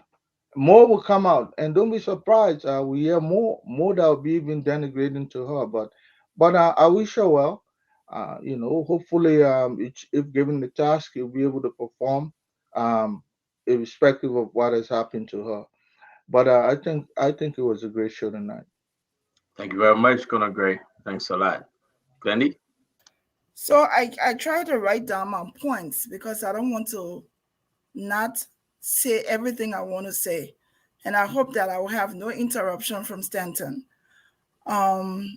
So when we keep using the word withdraw or don't be in it, I think it's a disservice to a Liberian woman who feels that she's qualified for a position irregardless of the stories. So I think we should stop expecting Sarah Beslow to withdraw from her nomination. And if the Senate headed by the Senate committee headed by Dillon, if they've been able to prove any one of these things, then it's their prerogative to do what is right. But I think to ask Sarah, Honorable Ambassador Beslow, to withdraw from this nomination is so wrong, and it should not happen. And I'm not going to expect her to do that if she's convinced that she is the one for this position. I'm taken aback when Conor Gray keeps using these strong words like womanhood and weaponized. Weaponized to do what? I mean, Sarah Beslow's name has become a household name now. For the past 2 weeks, people, all of us, we've continued to talk about her, regardless of how we've spoken, whether in a negative way or a positive way, we've spoken about her. So I don't think, as a woman, I don't think anyone has played any woman card, not me, certainly not Dr. Francine and not Fatima. We've been on here. No one, I've never mentioned that because she's a woman, so people shouldn't speak out. So when you're using womanhood and weaponize, I think those words are out of place. I'm sorry, Conor Gray. And I don't know what will we be weaponizing her with the fact that she's a woman. She's a woman. There's no way we can say it. And I think the fact that people have been beating on her, we've beat on this story for 2 weeks now continuously, says that we didn't care whether she was a male or female.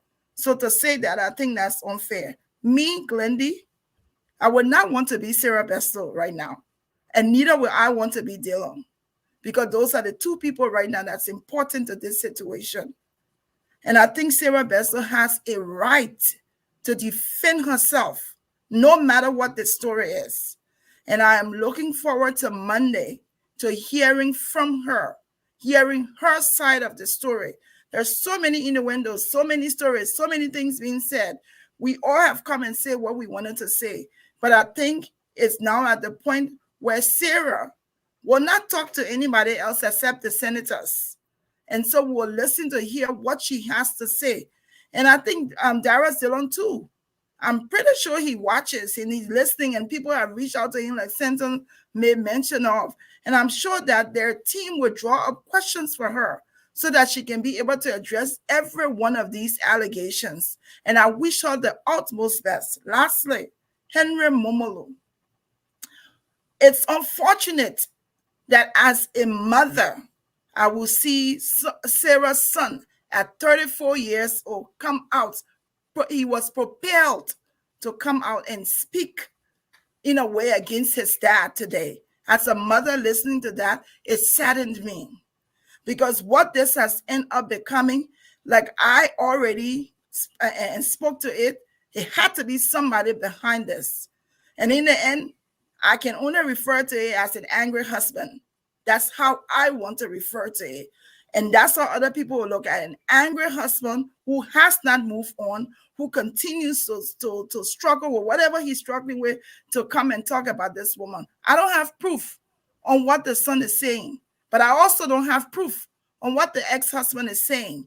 And so we're led to make whatever conclusions we want to make based on both sides. But at least we know now that someone was behind it, and it was Henry Momolu. And I'm glad that he has decided not to speak, because I would have loved to be on this platform when he came here. That 34 years, you can put your son to that spot to be able to come and speak against you.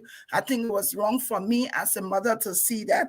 To Sarah Beslow, if you have an opportunity to watch this and to listen to me, regardless of what the story is, whether it is right, whether it is wrong, I hope you have all of your proof and all of the evidences.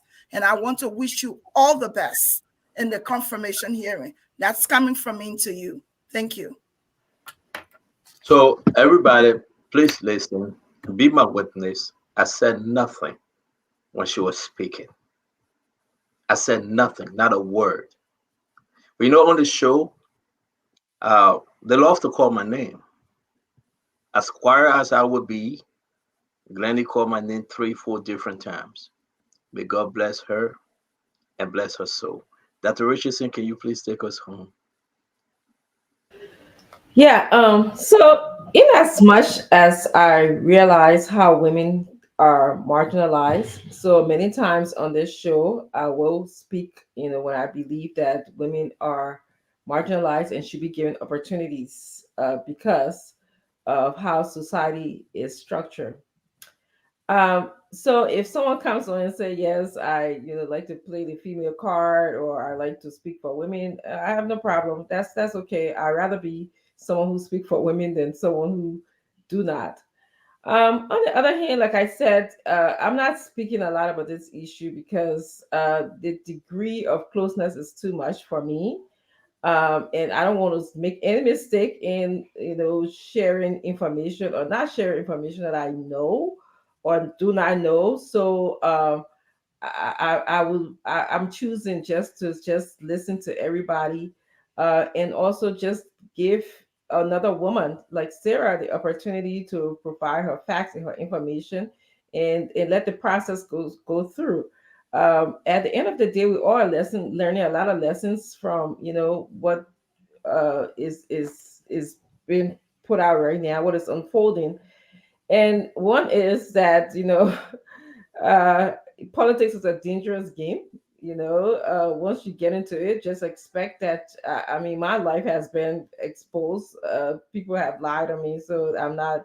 That doesn't even bother me, anyways. But this is the nature of the game, and so I'm sure Sarah has a tough skin, and I'm sure she'll provide all the necessary information that she needs to provide to the senators.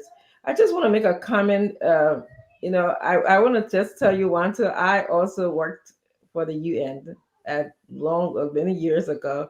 So I do know how the system, and I've worked for many systems. I just want to say, anybody who would like to get into the UN system easily, you can't do it from the United States. That's what I knew. That's what was my experience there. You have to do it from outside of the United States. So that's what how I like to end that. Thank you. We are done. We want to see a beautiful show. We're going to stay and sing happy birthday. Can I answer the something quickly before we leave, please? Can I Yes, sir. Yes, sir. Okay. To our audience that keep asking me over and over which school I went to. When you attend the University of Kent in Canterbury of UK, which I attended, which produces Nobel Peace Prize laureate, you get a magazine that comes to you every month. Now, to tell you that I'm not lying, this is my name that comes on the paper every time. You see, I redact my address. So you see, Prince Maxwell. I didn't eat my school fees, so I know what I'm saying. A crew man. When I go to school, I go to school. And all the people know about it. Yeah. Go to AME University. My record is there. My transcript is there. Go to WPL Bromsky in Buchanan. Go to St. Edwards. Go to St. Mary's. My records are there. I did not eat my school fees, so I know what I'm talking about. Go to Harvard, my record there. Go to London School of Economics, my record there. I eat my school fees. That's all I got to say. So please stop asking about school business. I beg you. Blame Dio, but who you strong? Please. Thank you very much, Maxwell.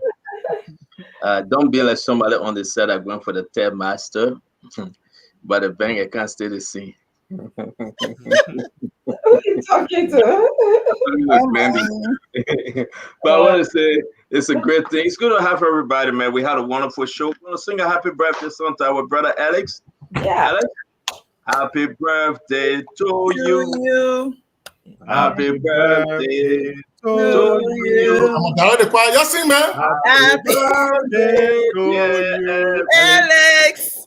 Happy birthday to you. Alex, may God bless you. May God keep you. May God bless you. I know the only reason you saw this birthday today is because of your beautiful wife. I know the only reason you will see another 50 years of birthday, it will be because of your beautiful wife. Not only beautiful, but strong. Yeah, strong and beautiful and wonderful woman. I will say to you, the birthday goes to her too. Please, please, please be very careful how you enjoy this birthday tonight. We want to see you back. Enjoy it. Yeah, thank you, everybody. Good night. Thank you, everybody. You're welcome, guys. Good night. I wanted to say something. I was reading in wherever I can go, but I was reading something somebody said, and they said, "Oh, it's a personal issue, so that's why I don't want to talk about it." No, that's not what it is. It's just that I don't want to be the source of either this saying that she shouldn't go, or or saying that she should go. I don't want whatever I have to say, or people reading my words and stuff like that. They say, "Oh, I was the cause of her not going through the process, or the cause of her, going through the process." So that's why I'm being a little quiet. So. But anyway, I know this is very, very sensitive to everyone when especially you're talking about a female candidate. Again, we're talking about the rest of the guys that have some issue. Like people say, other appointees, people that went through the confirmation, having credentials issue. I received all the document of Ami Modal. I received the document from Amos Tware. I received all these documents for us to go through them. Some of them giving me the document willingly. And but we discussed it. It's not only limited to Sarah Beslow Yanti, but I was glad today that Wanton verified, and he confirmed what I've said about those three institutions. And I'm also glad today that when we say these things is true, because we got to be careful. But the allegation that lies behind them, we should be very mindful. Again, that's what we say. Those are allegations. I respect the Senate this time. This Senate era, I giving them the chance to perform, but I think they are getting there. Yombly Kanga Lawrence as leader of the Senate. If I mean leader, she's the pro tem. Again, right? The president of the Senate, who is the vice president, Jeremiah Kwan, these people are working overnight. I want to appreciate them, and I know they will do better. I also hope that Francis Yumani, we discussed him yesterday. I do believe that he will retract his statement. If he said what he said on that video out of frustration, I think it would be the best thing that he retract the statement, or else he make the government look ugly. And if Prince Johnson can bring his confirmation on the floor, Prince Johnson is the chair on that committee on internal affairs, then there will be a problem. Without him retracting the statement, Prince Johnson bring him up, and he claiming that he's a rebel. He get 30 to 75 men behind him, and knowing the history of General Prince White Johnson, then that will come to question why you rejected Zorizo, why didn't reject Zorizo, and why you pushing for Francis Yumani. So Francis Yumani should speak on this thing. He should retract his statement. I mean, we got to hold people accountable. Joseph Waka believe in you. He believed that you will perform. But when you hurt, we will hold you accountable, and that's what we are doing. So go back to history. Zorizo was rejected. They deny him. They deny him under the same circumstances, under the same condition. Did they deny him because he was a sedition? And are you going to give Francis Yumani a pass because he's from UP? He's appointed by Joseph Waka. When he's on tape, saying that he will kill somebody, he will mock somebody to death. This cannot be allowed. This cannot be allowed. And we will not sit here for it to happen. I'm sorry. We have to speak on these things. We got to speak. Yeah, Dr. Richardson. I mean, saying go with my little brother Nelson. Thank you. And we should also talk on the fact that, Nelson, it is important for us to understand that it will not be business as usual. Yeah. This is what Joseph Walker said. It will not be business as usual. President Walker said it. Mm-hmm. So when he makes this appointment, it's our duty to investigate.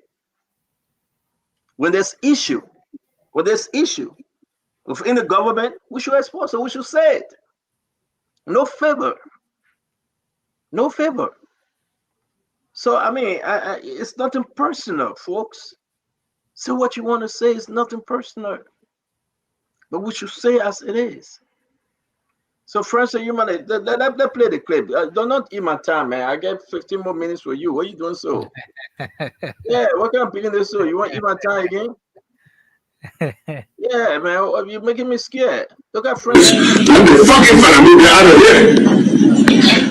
one I clear. Let's play the other one, the original. This one. Let's try this. With Farambu here, there will be Howard. Farambu has become a nightmare in this place. You call your security bosses, let the fucking Farambu get out of here. Or else I'll get the public. You're getting 100 security, you're getting 100 armed. We'll mob him to death. I'm saying it, you're recording. I'm tired. I'm tired. I find Farambu anywhere here today. I swear to my damn mother.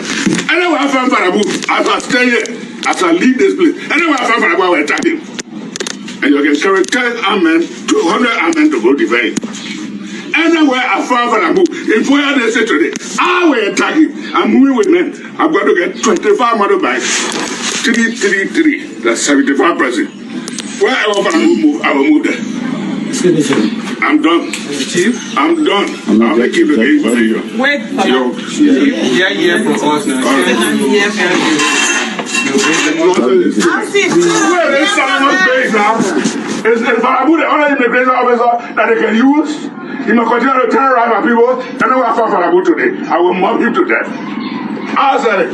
You're arrest me. We let it respond. We hear your observation. We will pass it to our senior manager. Thank you. And what I want you to understand, Farambu is not the final decision maker. He should not be anywhere right here. To terrorize my people. Farambu and myself for the meeting where they assign us here. He and myself. He got nothing to coordinate here. Yeah, we're not chief. I'm not chief. So if Farambu is chief. Maybe you don't know me. I'm a fucking old rebel. And that's how I protected my people. Then that's why I made them elect me. Let me ask you. I want you to get 1 or 2 more. Please stop that, chief. Sorry for the time of meeting. I can assure you, the position officer. You know, let me say this to you, Nelson. He said he's an effing old rebel. I want you to understand why would President Bouakai even nominate him? Whatever Farambu may be, or whoever he may be, I want Liberian to know that even Farambu did the worst. Where is this control mechanism? How can Prince Johnson bring that confirmation on the floor? The question the credibility. A question the change that we try to that we presented to the people. Zolizo says something, they rejected Zolizo. We have that confirmation here in clip. There's a former representative, right? Yeah. I got to defend my people. So your people, if your people there, they're going to be the paramount chief. Don't be internal affairs minister, because internal affairs minister cover everybody, the entire Liberia. And you begging to go kill Farambu. It's disturbing, man. Yeah, and see, I think that the lawmaker was very angry, and then he lost his self control at the time. Um, yeah, and in the midst of the anger, then he went on to say all of those things. But again, that comment he made, I think, is just similar to something we've heard from Senator Prince Johnson over and over. And that's true. Zolizo made similar comment, and he was rejected on that basis. And again, I think self control is very important. He lost that whole self control, and it just resulted to him making that statement. Well, and Let me say something to you, man. Just try to clean it up and self-control here and there. You know, these are the mistakes we make, and these are the things that come back to haunt us. Yeah. We follow a system that have the same attitude. I will be surprised if, Francis Yomane just go for Senate confirmation without addressing this issue. I'll be surprised at the government. I will be surprised at Prince Johnson. Understand, he said, I am a former rebel. You have just placed Prince Johnson in the bad category right now. Prince Johnson got to be careful. Because we know who Prince Johnson is. We know his history. Why would you want to confirm it? He got to retract his statement. He got to go publicly and take this. Listen, you have said it right. I'm frustrated, but you know what? It's not me. When Prince Johnson can say, you know, I'm a former rebel, I will go kill no person. When that Prince Johnson will make that statement. How everybody beat on Zorizo.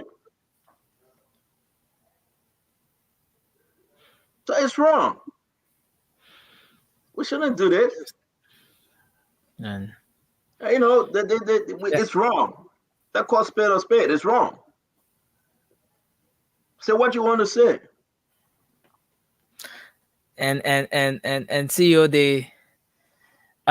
the whole justification about why people elected him is another place I think he really slipped off. Because if you as a former lawmaker or in the heat of election or whatever, go and tell the people that the reason why they elected you is because you fought, you're a former rebel and you fought, that's why so did he just step aside, or was he re-elected? He said, I'm not running again.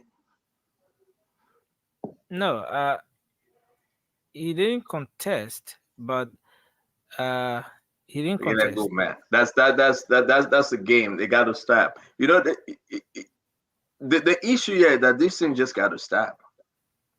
Yeah, it got to stop. They're messing up the image. They're making people to think.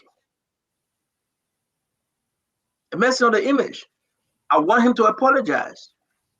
I want him to look into the camera and apologize and retract those statements. They were making a gentleman. They were making a statement. You don't confuse the leadership, man. I will use my every time. Let me take up a few calls. You know, this thing is getting too much. What people can say, they think ahead, man. Yeah. You know what you can say? You can have, man. The thing ahead too bad. Hello? Hello? Hello? Yes. How are you? I'm good, thank you. This thing ahead. It hurting you too? What? Why you call me for? I'm calling you because. Oh, but then you gotta call me back. She want to discuss something. So don't talk because everybody listen to you. So call me back, huh? All right. Hey, I'm gonna be in Celine Dion. Thank God. Yeah, that's you back picking. Now you telling the people to call me and talk plenty. Hello? I mean, that's me. What's up? I'm good. How you doing? I'm super. Thank you so much for picking up my call. But you know what happened? That rebel business, I think we have to put it aside. The former representative, Sakla Newmalin, was saying those words out of frustration. One, he lost his home. Two, he lost the election. Three, you don't want the election again to be rigged. Because of this reason, he said all these words. I agree with you, he will come and apologize to the public. But he was speaking it out of frustration. That's number one. Number two, I mean, you have 5 more minutes. Number two, if we keep talking about the rebel behavior, then I don't think we will have some people working in the government. Because the very Prince Johnson man you're talking about, years ago, he said he don't want nobody to protect him. He just assistant men. They have people to defend him. And you know who he is.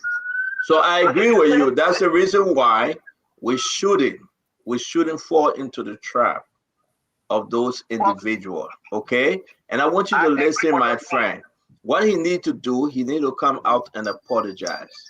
He need to come out and apologize and retract those statements. It's wrong. It's bad. That's not the right thing for you to say. You want us to celebrate you. Thank you very much for calling on Spoon Talk. If you're frustrated, you can say some of those things out of anger. He will come. He will. If you're frustrated, try to refrain from saying certain things. But I said thank you, yeah? All right, Papa. Thank you so much. You're welcome. The man coming with this phone, you call me Opa, you call me everything. Hello? Hello? Hey, hi. Yes, you're live, my man. What's up? My man, I'm not hearing you too clear. When you very call back, yeah? That man, you're not clear at all. Hello? Hello? Yes, sir. I just want to give up my take. I've been calling you. My first time for you to even answer my call since the 6th year of CDC. I've not called. The brother says 6 years. And you're up, man. They're not a call Spoon. They release you now? No, I've always been trying to call you, but you don't answer me. I mean, because you're sedition, so I didn't answer you. You must say, I don't know if I'm a good job. What's up, man? Talk to us. Yeah, anyway, my name is Steady Tail Lion Yakon. I'm calling from Fargo, North Dakota. Yes, sir. Anyway, when it depends, Mr. Humani, that would not be fair to the Zorizos. Absolutely, if you of course a spade. But I was trying to give my take on the program you had, related to zero. Yeah, go ahead real quick. Go ahead. I want to be that, from the inner circle of the president, that they don't want the lady to be there because I think that they are taking it somehow trouble. Maybe they feel that she's a cruel woman and maybe they don't want her to be, she got potential of being president. And others in the inner circle of the women, the way the government is going, I want to be that will be one of the most autocratic government in the history of Liberia. So they're setting themselves up in a way that they will not even listen to even their allies or people who brought into power, because they know that the Prince Johnson fighters, the Nima County fighters, the Jeremiah Cone fighters, they want to see how best that within the inner circle they want to counteract all these things. Thank you, I my want brother. to stop there, but there where it's coming from. Thank you. Thank you, my brother. Thank you. Hello? Yeah, hello? Yes, sir. Can I take part in the program? You already taken part, so talk to us. This is James David calling from Harrisburg, Pennsylvania. Yes, sir.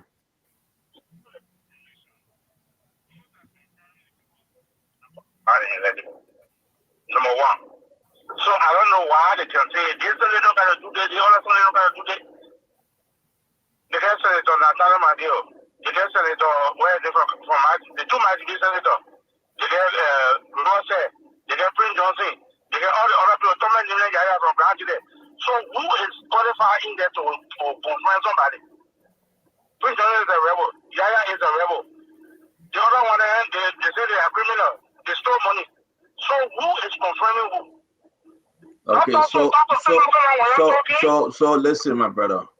Yes. As per the Constitution, the senators are qualified to confirm.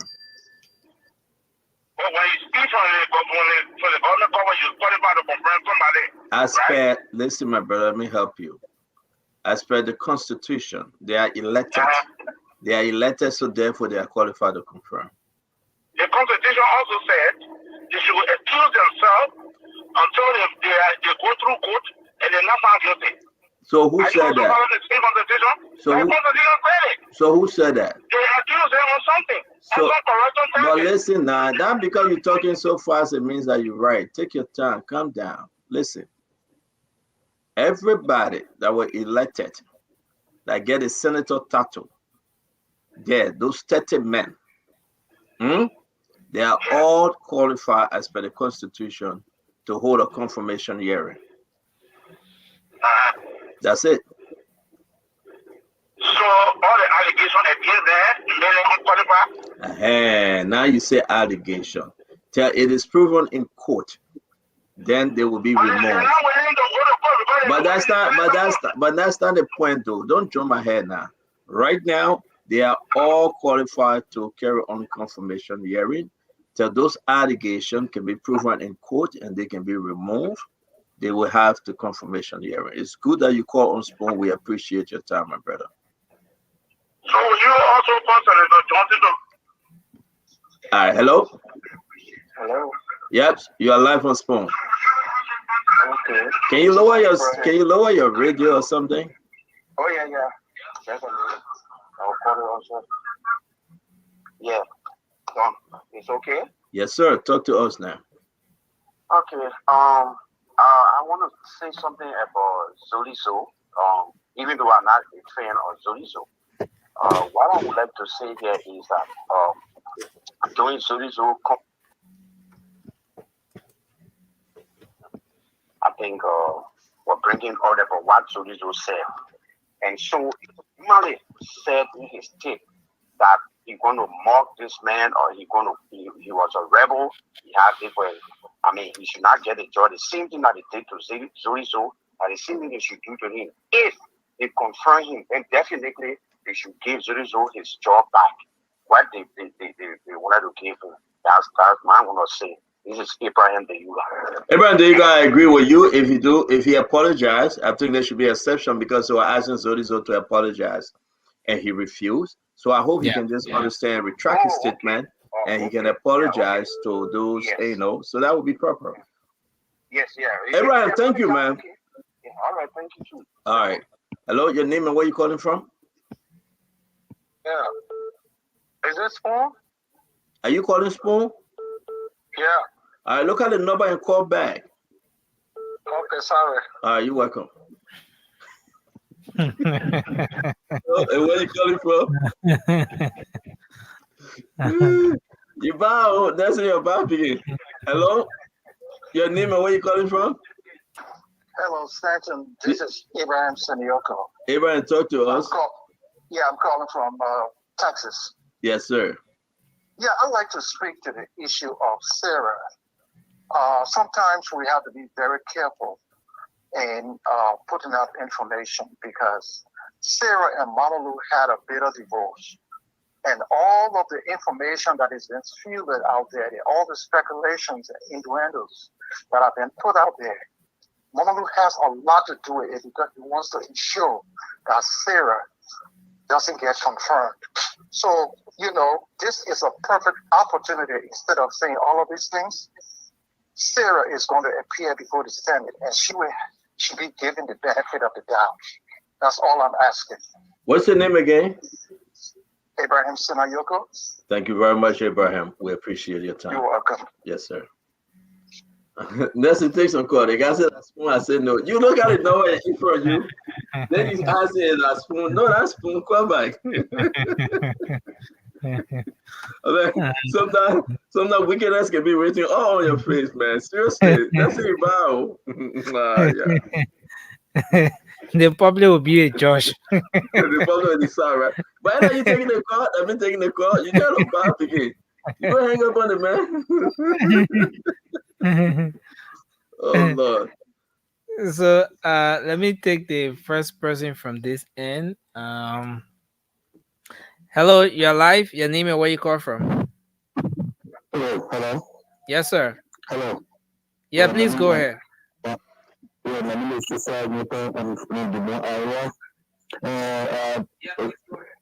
God for serious thing. It's my cool brother, but I want to straight into the nomination because we cannot talk about our cool brother. We all did that, and because we said that we were not doing the right thing, and Boga come and doing the wrong thing, and would be Boro supporting Boga with a nomination. The nomination 90%, 95% is Lofa, is Lofian.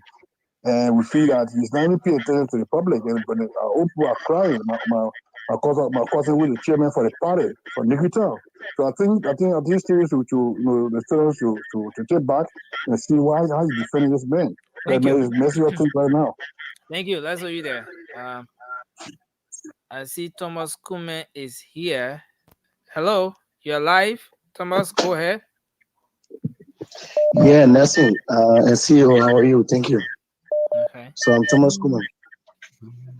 Okay. So like the way CEO was talking about former representative Yumale. Yes, why is she all saying that he will need to apologize? But I think I got a different view to that saga. Okay. The first thing is that this video did not come out last week or 3 days ago. The video came out during a campaign, and CEO, I want to believe you play the same video on the station at that time. All right. So coming back to be playing it it appears like he just made that statement yesterday, and I take it back. One of the main reasons why will you also agree that Zolizo made the comment in his podcast far before the confirmation, something which led to his I'm gonna tell that picking to get my mind back. Tell my money for that picking.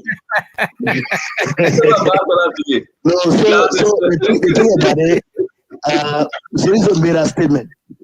But with Yumale that was the time Yoruba parties were being flogged, were being harassed, were being beaten everywhere, every time. In fact, it was a nationwide something. Okay. Today we'll go to the party headquarters and citizens will come against us. Thank you. You were just saying a caveat. Thank you. No, but you know what though? Listen, Listen, Kume. Let's be serious. What he said was bad. Whether he was doing it, whether he did it then or not, it was bad. You cannot and you shouldn't say such a thing. You want to kill somebody, you want to mock them to death, you're a former rebel. It was bad. The only reason why they couldn't allow Zodizo to go through is because Zodizo refused to apologize. He refused to acknowledge the fact that he slipped and he couldn't retract those statements. It is important that Francis Yumane, for the goodness of the government, that he should stand and say, listen, it was bad in those times, it is bad now. I'm retracting my statement and I'm sorry for what I said. It will help. Listen, look what the government is going through right now. And I will ask this question, and people may not like it. Look what the government is going through right now. I can ask you, go on National Election Commission website. President Joseph Yima Boakai beat George Manawia by less than 20,000 votes. What this government is going through right now, maybe Joe will not get a 20,000 vote back. To tell you the truth. So with those appointing somebody on the flip side, they want to kill somebody, I don't think the president even appreciate that video. I don't think so. The Joseph Boakai that I know, he doesn't appreciate that video. And let's say it. These guys don't come to do all this stuff and think it when I come to broad daylight. Be man up. Take the full responsibility and say, I'm sorry. But Prince Johnson, knowing the Prince Johnson that we know when we're picking him, he would take the guitar and go on D12 feet and say, oh, how I love Jesus. And we all would be standing around because he would come and rub our head and he wouldn't do nothing to us. He wasn't targeting the children. But imagine Prince Johnson, former rebel general for INPFL, the man that captured Doe, the man in whose possession Doe died, confirming another man that say he's a rebel and he get meant to kill somebody. What the international community would say about that picture? I mean, it's wrong. It's wrong. It's wrong for Francis Newman. It will be wrong for Prince Johnson. It's wrong for President Bwaka. It is. Okay, that's my case. Thank you very much. I feel my $50 back. Feel my $50 back. Let's collect it for the man. Thank you, Thomas. But that's the fact. Let me take another call here. Hello. Hello. Hello. Yes, sir. How you doing, John? Yeah, you live, my man. Yeah, this is Mamu calling from Bismarck, North Dakota. Talk to us. Yeah, I want to speak on. Nelson, can you find the Zodizo tape, please? The remark you made, if you can. Please. Go ahead, my friend. I've been following the show, and I want to speak on Madam Sarah Deslo Yanti issue first, and the second one is this human man. I think that during the election, before the election, during the John Weah government, there was several recommendations that were made that this lady could serve as good foreign minister for any government. He said it was all in the print media, all in the electronic on social media. Today, Wisdom has taken the president to nominate her for this position, and today we are crying. He does not have the requisite, experience or pleasure to occupy that position. You see, when we do these things, we are doing this service to ourselves as a nation. We need to be very careful how we go about these things. We see how they. So can you be fast now? Because a lot of calls coming in. All right. So I just want to bring that forward, and that's why it is this human man. Human man should be disqualified. He was a representative. He was not the other man as a result. He was a representative, a city representative, going to election, losing election, set on track. He should be disqualified, withdrew from the nomination of the president of Internal Affairs. Internal Affairs is a very key ministry in the Republic of Nigeria that some people do not understand or don't know. How can a man cannot occupy that man too? Thank you. Thank you very much, my brother Momo. Good to have you. Thank you. And that's why you find it. Let me be taking more calls, okay? Or you got somebody on your line? There's someone here, but I think you can take take your calls. Why? Hello. Yeah. Hello. Yes. Your name and where you calling from? Hello. Your name and where are you calling from? Oh, my name is Sylvester, and I call from San Diego, California. Sylvester, talk to us, please. Okay, so CEO, I have to be with Malin because you guys keep showing the video, and that particular video is disturbing. I understand the remark. Nobody can accept it. Like you said, exactly, he needs to come to apologize, and he's willing, I'm sure. But the situation at that time, it was a time when the plane supposed to land within 2 hours with 46 fake ballot boxes, and they Falambuga you hold. I was there. I was in Foya. I told you before. I said I was in Foya when the incident occurred. And he was going from house to house, arresting every United Party. There were nowhere to carry complaint. So he was at the house when they went and told him. And he went with that vestation because he used that threat.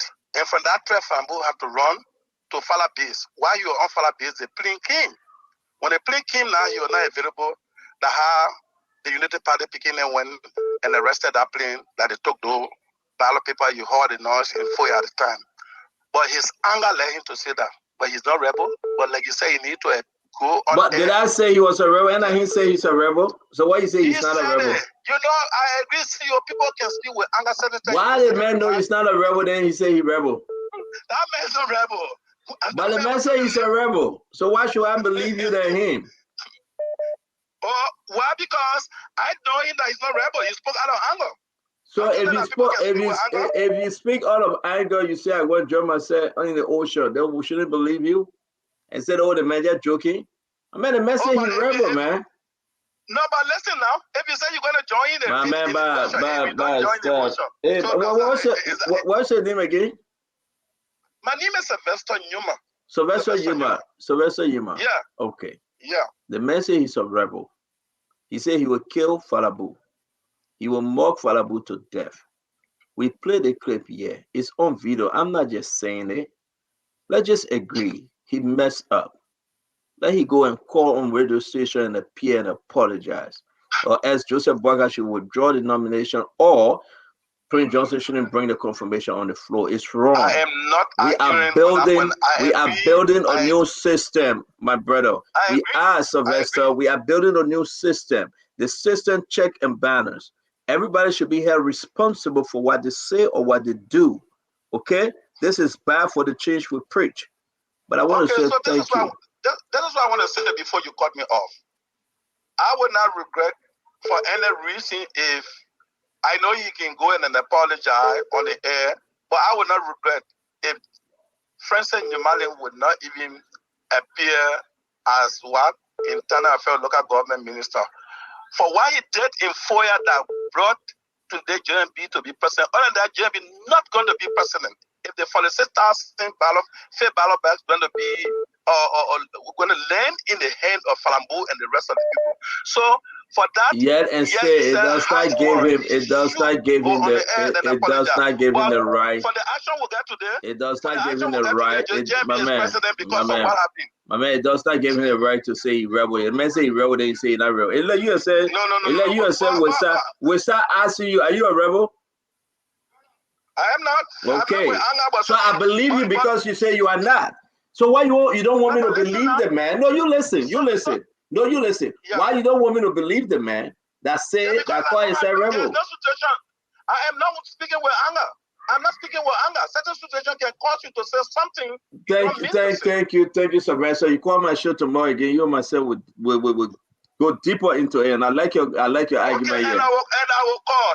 I know you always want spoon that you want to see in there. Okay. Hello, you got a tape ready, Nelson? Is it ready? Hello, Stanton. Yes, sir. How you doing? Hello, what's your name and where you calling from?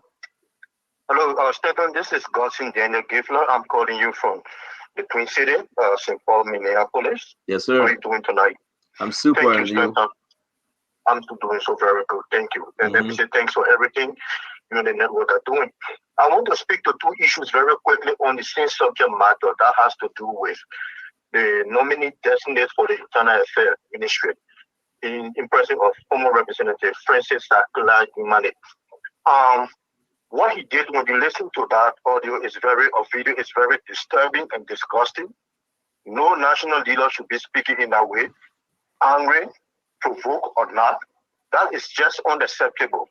But the clarification I would like to make here is, and I know CDC found it convenient to link the Zolizo issue. What Zolizo was denied for primarily, yes, what he said on the tape was part of the reason. But you know, it's your friend, go by and ask him and go back to that confirmation and ask for the record. Zolizo was denied for lying, honor, or perjury.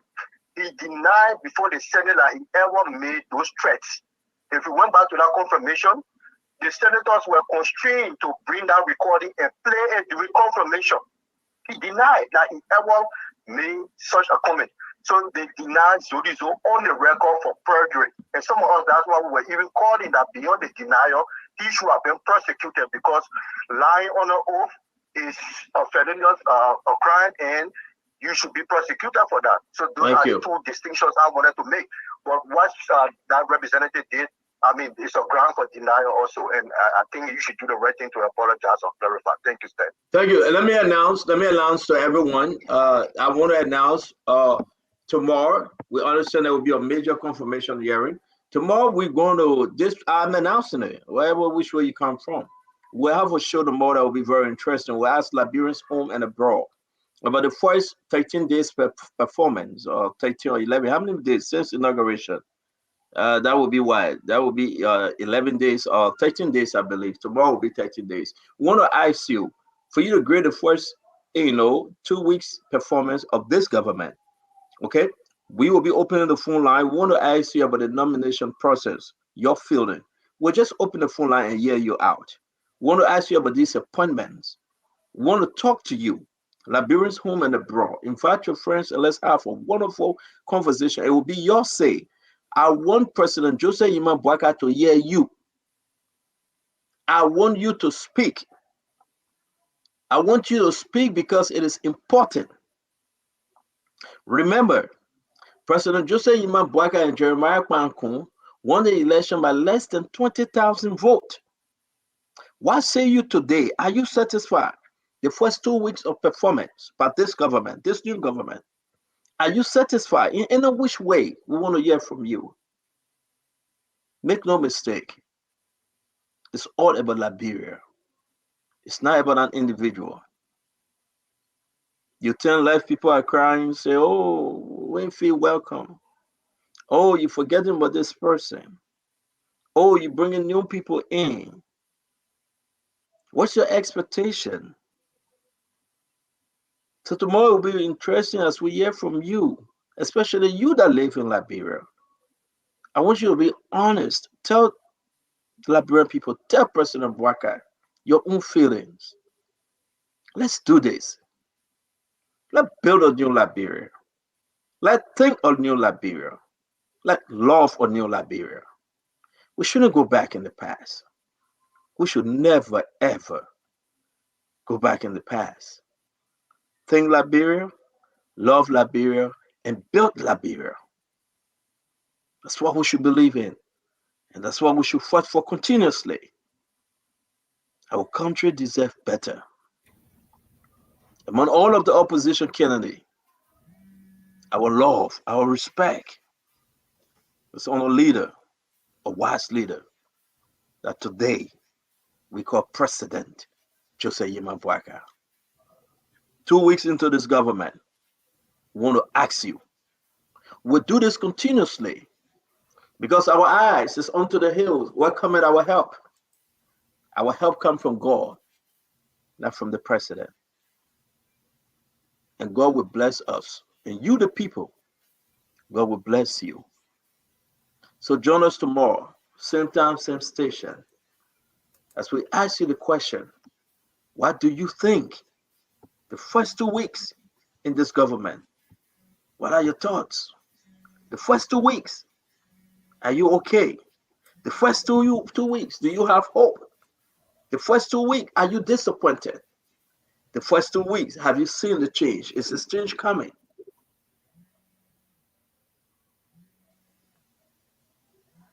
We'll take 6 more calls on this question. 3 from Nelson and 3 from me. And then we will go. Because I want you to be ready for tomorrow. Nelson, you take one, I take one, you take one, I take one. Yeah? Okay, so while I'm doing that, I have a video from the Senate regarding just in line with what you were talking about, the Zolizo case. The committee's report that was read in session, Senator Yomli Kanga Lawrence she seconded the motion, and everything that happened at the Senate that very day when Zolizo don't make it too long. No, it's not long. Because you gotta do your show. We just got a few more seconds, man. As Emmy gonna kill you, so don't make the thing long. She's waiting. Yeah, Emmy waiting. Yeah, it's really not. Are you long. okay, or you want me to take a call? No, it's already up. It's already up. So let me just play it now. I see. Okay, it's up now. Yeah.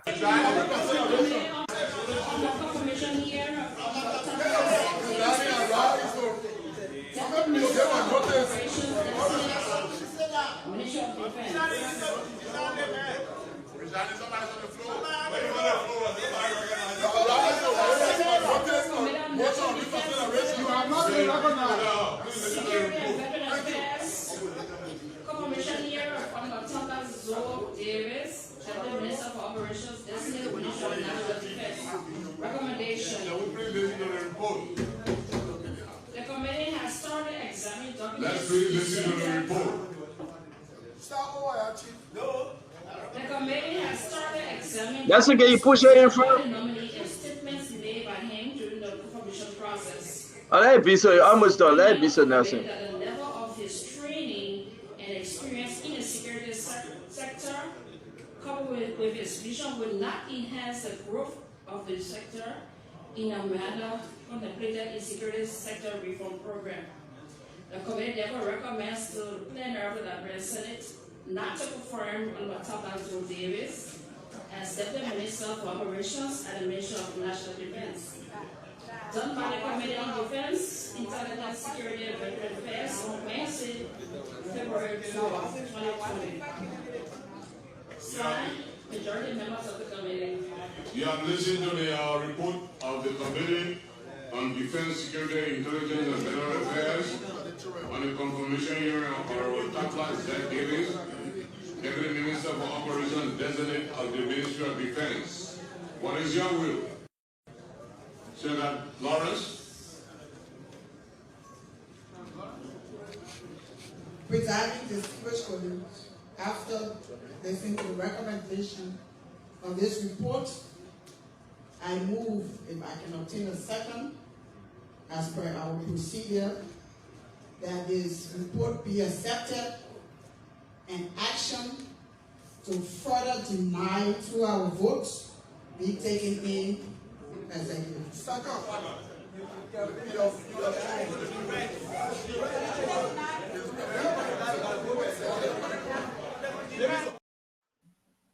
There you have it. Yeah. So tomorrow we'll talk about it. You got to find the clip of Zodizo, what exactly he said, but they deny Zodizo. And I hope these guys are watching. They deny Zodizo. They did. Now Yombli Kanga Lawrence, she's a pro tem. Now she's a pro tem. We will see the same Yombli Kanga Lawrence to follow deny Francis Yomani. I mean, that's what we are here for. That's what we will be credible on the issue. With Senator Yombli Kanga Lawrence stand up to deny Francis Yomani based on this clip. Regardless, he was fighting CDC during election time. We did not stand to second. Let's be serious, folks. It's nothing personal. So we asked the Liberian people to grade the government in the first 2 weeks. Where are we heading? I'm going to take 3 calls. Nelson, I try to keep it on. I'm going to take 3 calls. And then we'll ask to be excused. And we'll see you guys tomorrow after church. Please remember, go to church if you're a Christian. Go and pray for Liberia. Go and pray for this government. I'm going to church. I'm going to pray so hard like I have never prayed before, that God can step in. The country needs prayer. Joseph Boyka, Jeremiah Kuhn, the government needs prayer. Seriously.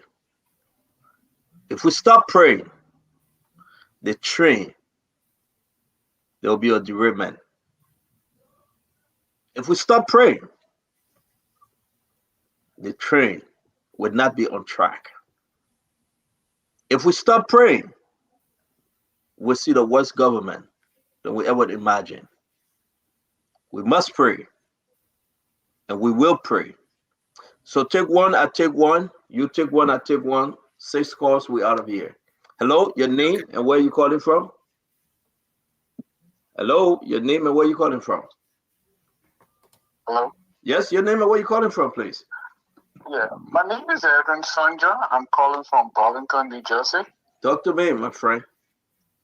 Yeah, with reference to this Himalayan issue, I grew up with Himalayan for 7 times, especially as young adult.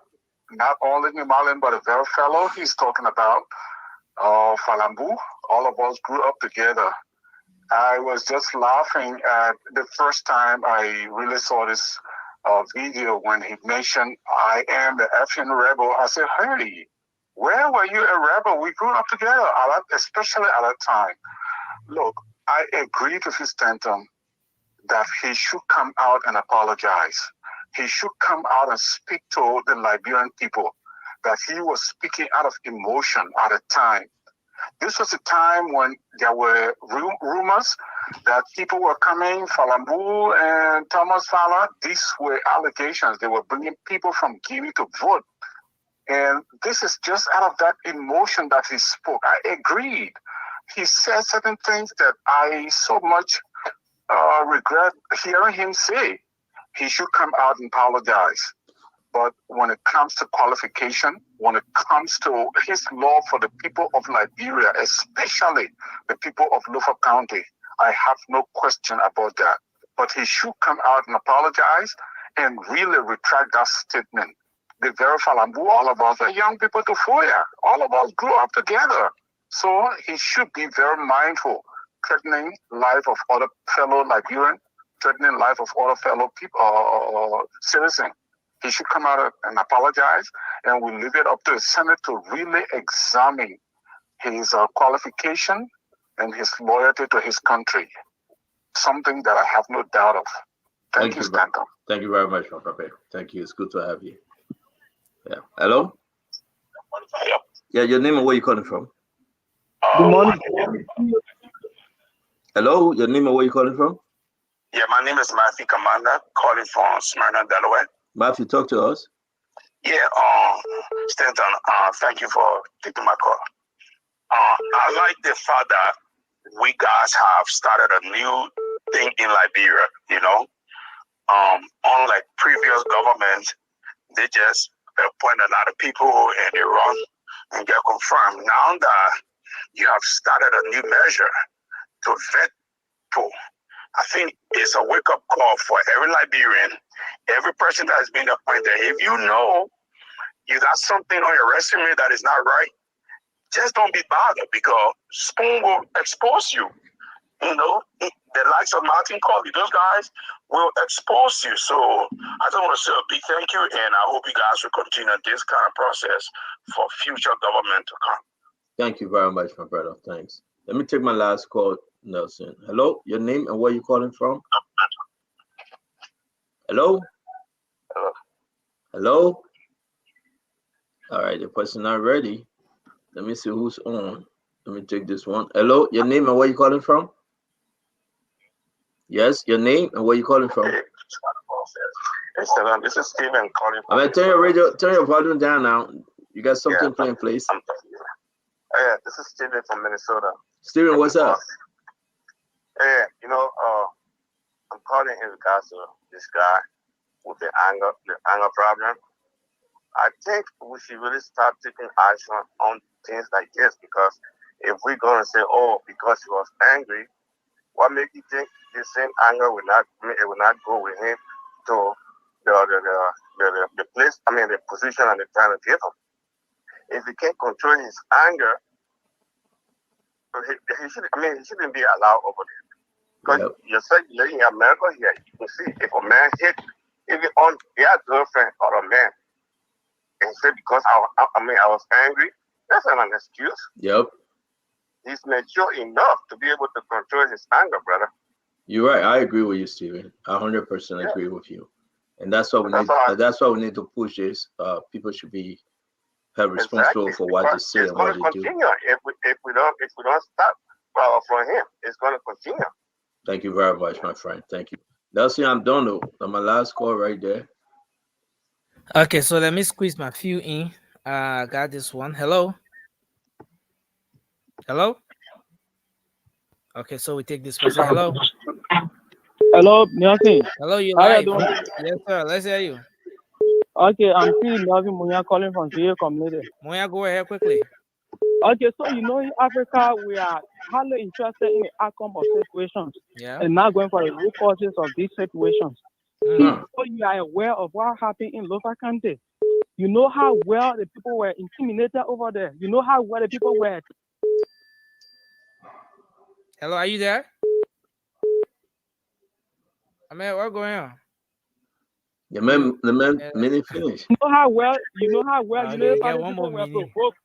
Hello, you know how well you know the party were provoked. Newmaland was the only man that stood up in Foya district, and Newmaland is the only person that arrested and seized over 40,000 pre-marked ballot papers that went over there to be stored for the CDC. If it was not Newmaland today, Joseph Boakai wouldn't have been president. Okay. So, Mr. Waterspoon, We Yes, shouldn't sir. be biased in our conversation. Thank you, Yes, sir. sir. Thank you. Let me talk to him. Hold on. Let me talk to him. All right. Did he go? Hello, you still there? Yeah, I'm here, but you trying to cut me off. No, we trying to wrap up. That's why. But go ahead, just wrap up. Okay, so hello. Man, that one I'm you. The people already want you. Yeah, 1 minute. Hello. Yeah, good morning. Yeah, please go ahead. You're live. Yeah, thank you to the CEO and thank you to you, nursing student. I'm Oscar and I call you from POARC Highway. Please go ahead, Oscar. Yeah, quickly to the Yumale issue. I think Honorable Yumale is a good man and he has the necessary qualification to be confirmed for that position. But I agree with what you guys are saying too. For the sake of our country, for the sake of morality, okay, for the sake of teaching the young generation how to behave and how to protect human rights, I think he should retract his statement. Let me squeeze in the final person. Thank you, sir. All Thank right. you. Thank you. I mean, when you rushed the man, you rushed the man, man. The final person on the line. Hello. Hello. Yeah, you're live. Your name This is Lucinda Jelewe calling from Beaverton, Oregon, USA. Oh, okay. It's good to have you on the show. Thank you, Nelson. Okay. I just wanted to say, Mr. Yimale, as a leader of LUFA, those comments that he made was not welcome and was not okay. No matter what his anger level was, he's supposed to be, in a good frame of mind as a leader to choose his voice clearly.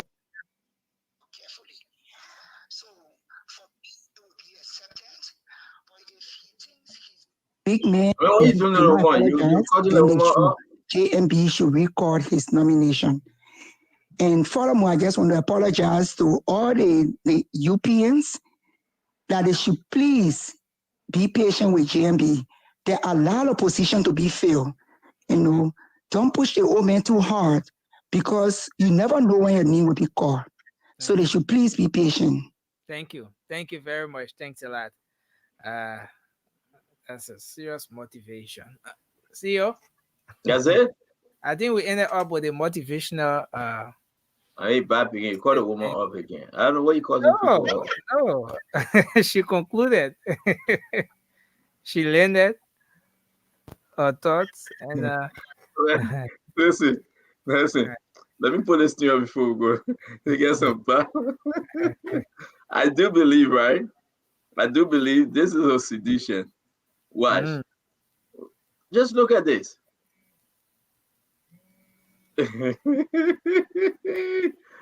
Oh Lord. All right, let's go ahead. I have to put it up because I love laughing on things like this. But that's who you got on your show today.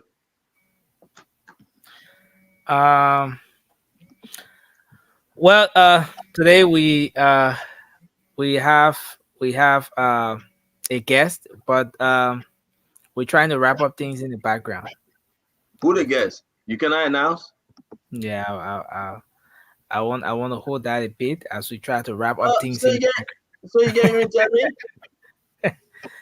Oh no, I'll tell you in the background. Look, See you that's why you can't tell me because you're charging the guest. No. Oh, okay. But yeah, you can tell me I don't know why, but that's okay. So let me look at this picture, right? Why is it taking forever to load?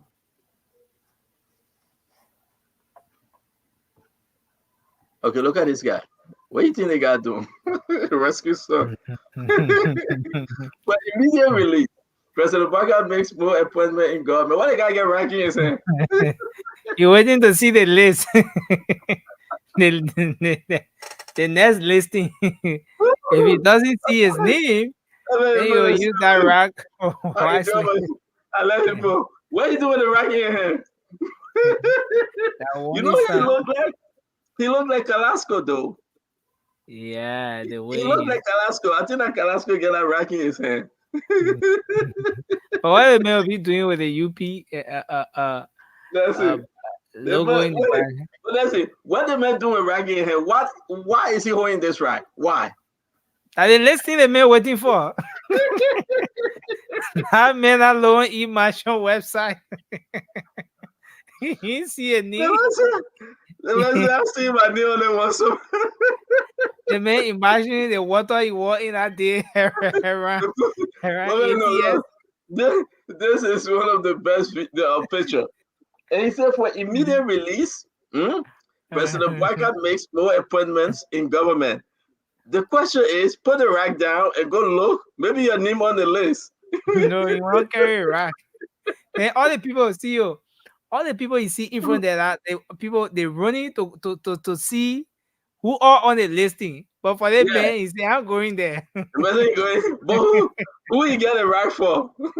Somebody said that Baron. Maybe that Baron get it right in his hand. Oh, Lord have mercy. Well, the folks, we want to say thank you for joining us. As always, we appreciate you. And we appreciate Nelson and the entire team. As always, may God bless us all. Have a wonderful evening. We'll be back tomorrow. Good night. Yes, sir. Okay. Yeah. So again, folks, we want to say thanks to all of you out there for being with us tonight on this edition of the program, Spoon Talk. Thanks to all of you who played the listening role, joining us via the different frequencies across the country. We appreciate you a lot for being here, whether it's on 107.5, 101.1 Fabric, 95.5 Super, or Spoon 107.5 across the Spoon network. We say thank you. Thanks to those who have been following online as well, on YouTube, Spoon Talk Live, on Facebook, Spoon TV, Fabric TV, Super TV. We appreciate all of you. Thanks to the radio stations across Liberia that always make up time to relay the Spoon Talk. So Premium FM is there in Bond County, Trust FM is in Bowman County, Gibi FM is in Kakatama, Gibi County, Train FM is in Grand Crew, and a host of radio stations across the country. We appreciate all of you for following. Thanks to all of you across Liberia who took up your time to be with us on Spoon Talk tonight. The program comes back tomorrow. A special edition of Spoon Talk will be here. You don't want to miss that. You can make up time to join us tomorrow again. Until then, I'm Nelson Colette. Have a good night. Coming up shortly is the late night show. The late night Politics on Spoon is coming up right in just a few minutes from now. Until then, have a good night. Liberia is all we have, so let's remember to keep the peace.